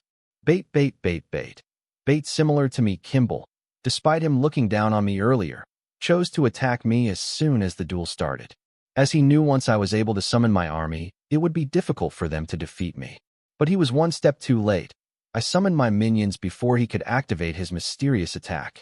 As I summoned my Stone Voltronians, with my soul pupils, I saw Kimball form a finger gun and chant bait 20 times in a row under a second. As Kimball chanted bait continuously, I saw a small green glue-like substance shout from his finger gun and fall on 20 of my Stone Voltronians. Kimball did not even aim, but the small green glue-like substance shot forward and automatically seemed to target and attack them. It seems Kimball was using a high-grade passive homing card, saving him the trouble of aiming. No wonder he said that I was as good as dead 500 meters within his field of range. What's interesting was that this green lifelike substance does not appear to be visible to the naked eye. If not for my soul pupils, I would have not been able to see them. No wonder the recording equipment of the stadium did not record the green glue-like bullet-shaped substance when they investigated Josh's disappearance. But that was not the most notable part about Kimball's attack. What I saw next was more shocking and unbelievable. It was the reason how this green glue-like bullet-shaped substance made a person disappear without a single disturbance or struggle. After the green glue stuck about 20 of my Stone Voltronians to a naked eye, it appeared as if they disappeared into thin air, but I who saw the truth using my soul pupils knew the shocking and appalling reason behind their disappearance. The 20 Stone Voltronians did not just disappear, they were swallowed. All this happened so fast and silently that it appeared as if the Stone Voltronians disappeared into the thin air. 20 Stone Voltronian vanished, allowing me to solve the mystery behind Kimball Wong's ability. The truth was that the Stone Voltronian did not just vanish, but they were swallowed. They were followed by a bizarre creature. As soon as the green glue-like bullet stuck to the stone elementals, a huge mouth appeared from the floor of the arena and swallowed only the stone elementals marked by the green glue. The creature was shaped like a whale, but its physical state was like a hologram or a ghost. No, it did not have a physical state, that is why it was not visible to the naked eye. The creature had a spiritual body instead of the physical body, which allowed it to pass through the arena and swallow the stone elementals. The creature's mouth was so huge that it could swallow most of the arena, but it was only able to swallow the stone elementals marked by the green glue, leaving Kimball, me, and the rest of the 30 stone elementals untouched. Another noticeable aspect was that after swallowing the Stone Voltronians, the whale-like spiritual creature vanished into the arena floor. Even with my soul pupils, I could not find its traces. It was as if it never existed in the first place. Then I realized maybe it is hiding in another dimension or space or realm, and would only appear when it senses the green glue-like substance. From what I have seen till now, I can tell that it is near impossible for me to damage it or even touch it. This also meant that the whale-like creature could not touch me or hurt me until I am marked by the green glue-like substance. This card ability was OP, but it also had oblivious shortcomings, which Kimball took care of by equipping a high-grade homing card. But still, there were some holes in Kimball's tactics that are after shooting 20 bullet-shaped green glue, he was open and sitting ducks. Sacrificing another 20 stone elementals, I could knock him out with a simple landslide attack from the remaining stone Viltronians. I did not necessarily have to sacrifice 20 of my stone elementals to get to Kimball. As long as I skillfully escaped the bullet-shaped green glue, I could easily take care of Kimball. If it were anyone else, they could not pull what I am thinking of going to do because the green glue bullet is invisible to make eyes and is guided by a high-grade homing card, making it impossible for any card apprentice to dodge the green glue bullet. But for someone like me who could see the green glue bullets with enough skill, I could escape the grip of the homing card and dodge the glue bullet. Solving the mystery behind Kimball's attack, I no longer considered him or his ability a threat and decided to follow Corey's footsteps and advertise my business. Kimball Wong's mysterious ability had attracted a lot of audience attraction. They all wanted to see if Kimball Wong could continue his mystery in the second round of the tournament. Stone Viltronian, unsummoned minions. Seeing that the arena was too crowded for any kind of advertisement, I ordered Stone Viltronian to cancel its summon minion skills. Seeing me cancel my summon monsters, Kimball was puzzled and soon got cocky, thinking that I was trying to save me summon monsters from his mysterious ability, and yelled, "What happened? Are you worried that you will lose all your summon monsters to me? I thought you wanted to kill me. 2 false relics, my ass, you're not even worth a soul jade." Summon armament. Stone Viltronian, gauntlet form. After canceling the summon minion ability of the boss monster Stone Viltronian, I made use of the one-time use summon armament card that the referee had given to me before the start of the match, as it was not a secret that I had a giant summons, and if the situation called for it, I would not hesitate to use it. Bait Kimball once again chanted and shot a green glue bullet at me, seeing that I made use of the summon armament card, which helps gain access to the stats and skill of my summons for my use. For others, Kimball's ability may be a mystery, but for him, it was just a trick with many invisible holes. Knowing the holes in his tactics, he knew if I was fast enough, I could defeat him even before his green glue bullets reached me, so he did not waste any more time on trash talk and directly chose to finish the match while it holds the upper hand. Though the green glue bullet was fast, it was slower than an actual bullet. Therefore, I could easily predict its trajectory with help of the updated Hive AI, which made use of the Bestowal Insight Forecast. Since I could predict the trajectory of the green glue bullet, I could have easily dodged it if it were not under the homing card effect. But I had another trick to overcome this homing effect of the green glue bullet, that is to catch it with my summon armament gauntlets. After catching the green glue bullet, I would throw the stone part marked by the glue bullet away, using Stone Viltronian's stone manipulation ability before the whale-like creature makes its appearance. All this was possible thanks to the stats provided to me by my Viltronian physique, for times refined mutated soul energy, summon armament turned Stone Viltronian, and finally the Southern Watch Combat Arts card. With all these stats combined, I was fast enough to catch the green glue bullet and throw it before the whale-shaped creature made its appearance. I was confident that my strategy to counter Kimball's ability would work because I had already deduced that the creature was able to swallow the whole arena with its wide mouth, but could only swallow the Stone Viltronians marked by the green glue bullet. Which meant as long as I was not marked by the green glue bullet, I was safe, and the creature could not even touch me.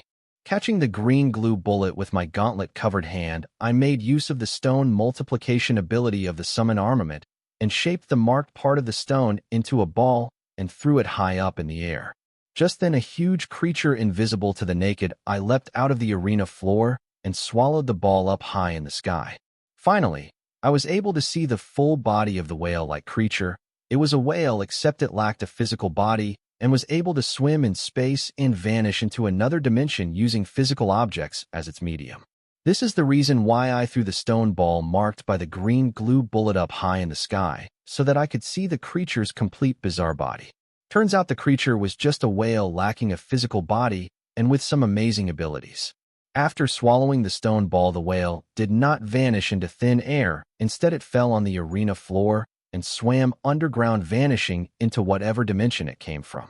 This led to me concluding that the creature used physical objects as a medium to come and go as from its dimension to this world as it pleases.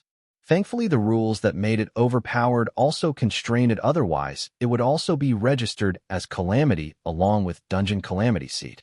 Seeing that my strategy was a success, I became more confident in dealing with Kimball.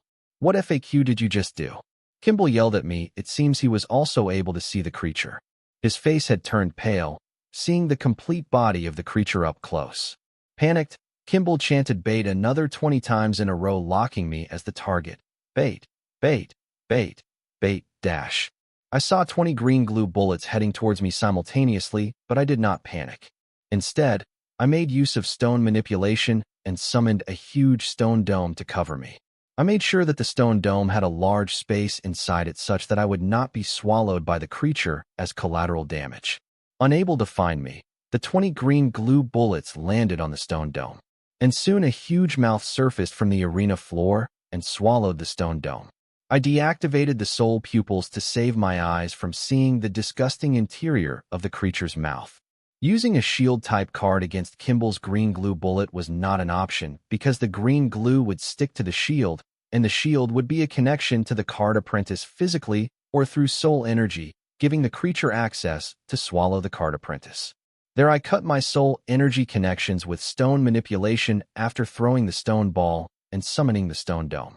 This is the reason why Kimball was confident of his ability, and also because the homing ability will avoid the shield and some for the card apprentice as much as possible, making partial and small shields useless. How is it possible? It must be a coincidence. Again, bait, bait, bait. Bait dash. Seeing the stone dome be swallowed while I remained untouched, Kimball was dumbfounded. He never stopped to think that I could have cracked the mystery behind his ability. Instead, he repeated the same pattern of attack again and again only to get the same results. Even a dumbass would know that if you are getting the same results for the same process again and again, it is no longer a coincidence or luck, but fact. But Kimball did not seem to understand that simple logic. Therefore, I decided to help him understand the reality. Stone warp. Finding an opening, I used stone manipulation to bind Kimball in a thick sheet of stone from his mouth to toe. Below his nose, Kimball was completely bound and wrapped in a stone sheet like the flatbread wrapping the shawarma. Being bound with stone, Kimball could no longer use his finger gun or chant the word bait. Kimball tried hard to free himself from the stone warp, but his struggle was vain as except for moving his facial skin, eyelids, and some cartilage tissue of his nose and ears, Kimball could not move a single muscle, being tightly bound by a stone warp created using an A-rank summon armament. Settle down. You can free yourself from that. Just wait patiently after I am done. Maybe I will let you live. Hearing my words, Kimball struggled harder, but to me, his struggle seemed like he was trying too hard to make funny faces at me, as he could only move his fanatical tissues and muscles. Ignoring Kimball, I got down to business, that is to advertise my card boutique. Seeing Kimball be immobilized being bound by stone warp, the referee was in a bind. If the rules were the same as in the old tournament, immobilizing an opponent meant that he had to declare the other contestant as the winner, but the new rules suggested that unless or until one of the contestants surrenders or is out of arena bounds, he could not declare a winner. This rule favored the cruel contestants and hurt the weak contestants. This is one of the rules which made my students who were planning to participate in the tournament back down. Now that Pest was taken care of and the whole arena belonged to me, I began executing my plan.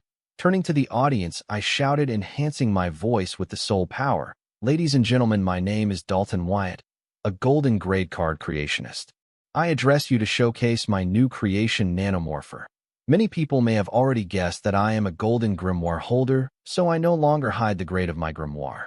And also a golden grimoire holder sounded more attractive and dependable than a silver grade grimoire holder. Then I summoned my golden hoverbike. The hoverbike was black before feeding it liquid spirit gold. Pointing at the golden hoverbike, I shouted again, ladies and gentlemen, this is my latest invention, Nanomorpher.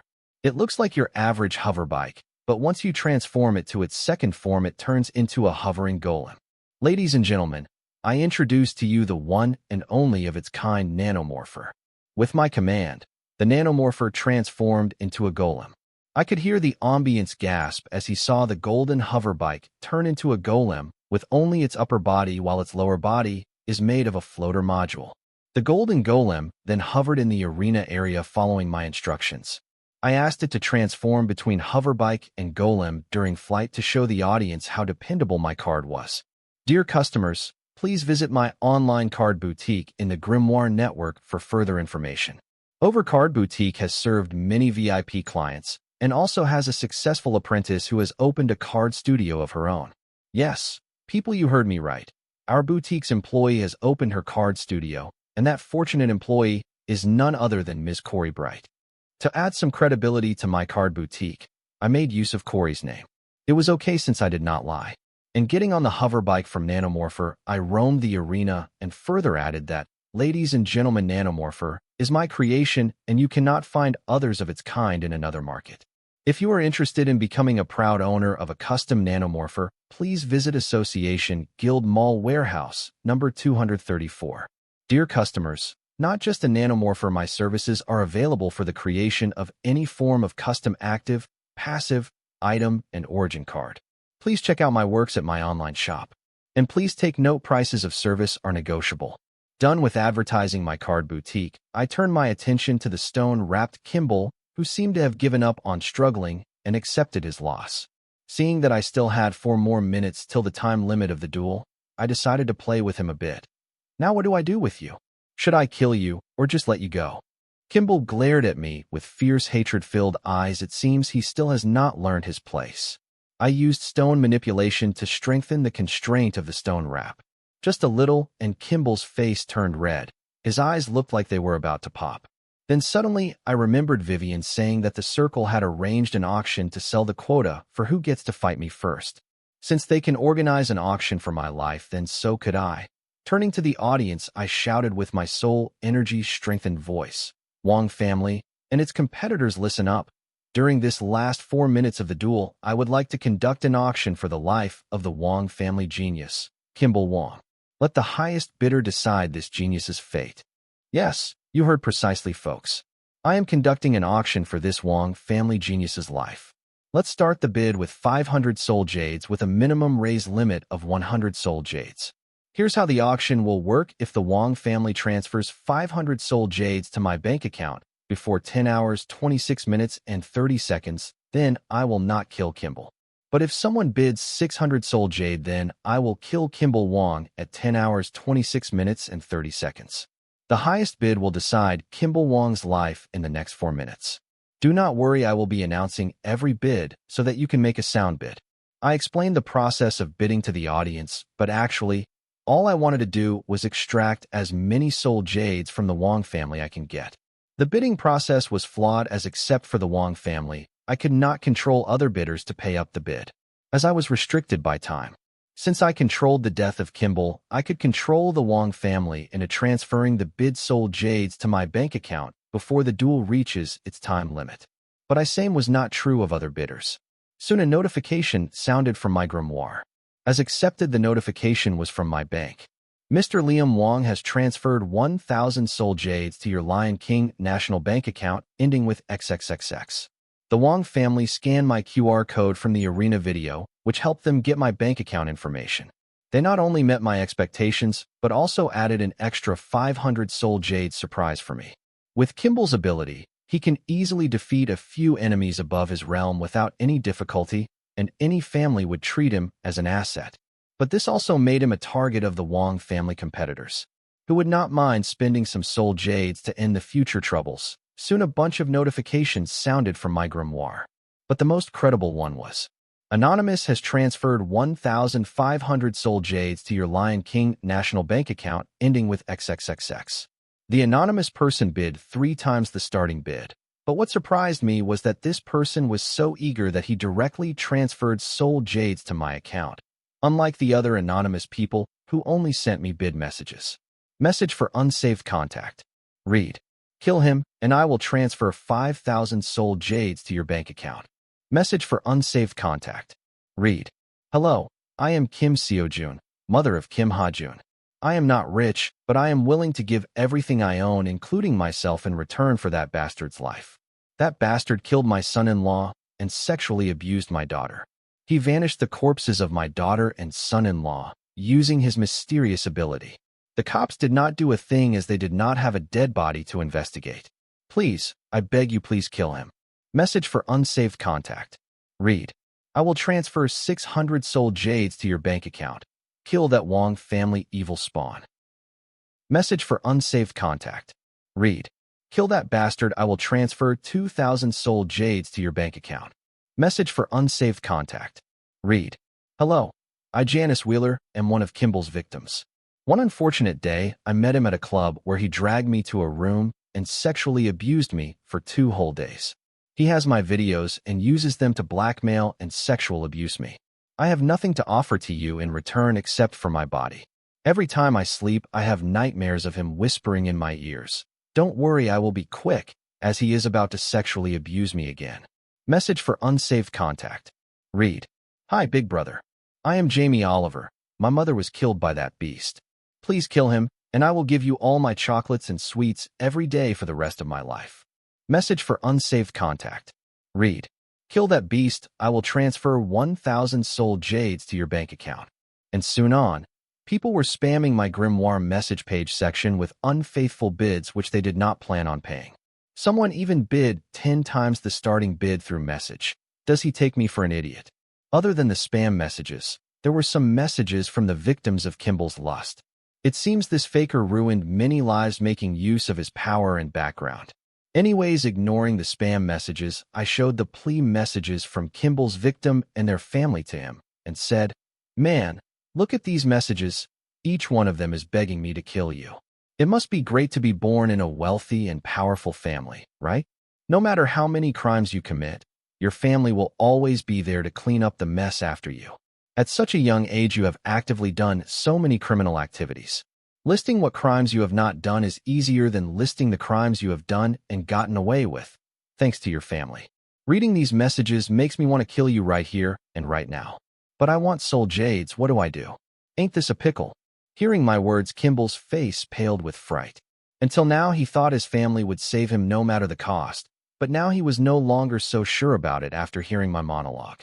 Even though Kimball was bound by stone wrap, he was still in touch with his family, using his grimoire call services mentally. This gave Kimball enough hope to maintain the last amount of sanity he had left. Throwing unnecessary worries out of his head, Kimball replayed one thought in his mind again and again, as if he was trying to hypnotize himself. I will survive, and this will soon pass.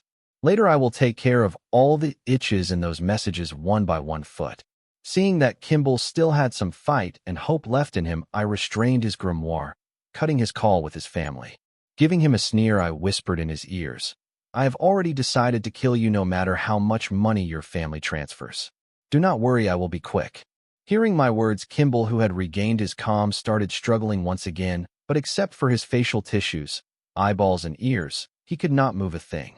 Since I have restrained his grimoire, he could not even contact his family and ask them to come up with other ways to save him while informing that I was not going to hold up my end of the bargain. I'd love to hear from you. Thanks so much for watching. Did you enjoy this video? If you did, make sure to hit that notification bell so you never miss an update. And don't forget to subscribe and give this video a big thumbs up. Your support means the world to me, and I can't wait to see you in the next one. Thank you.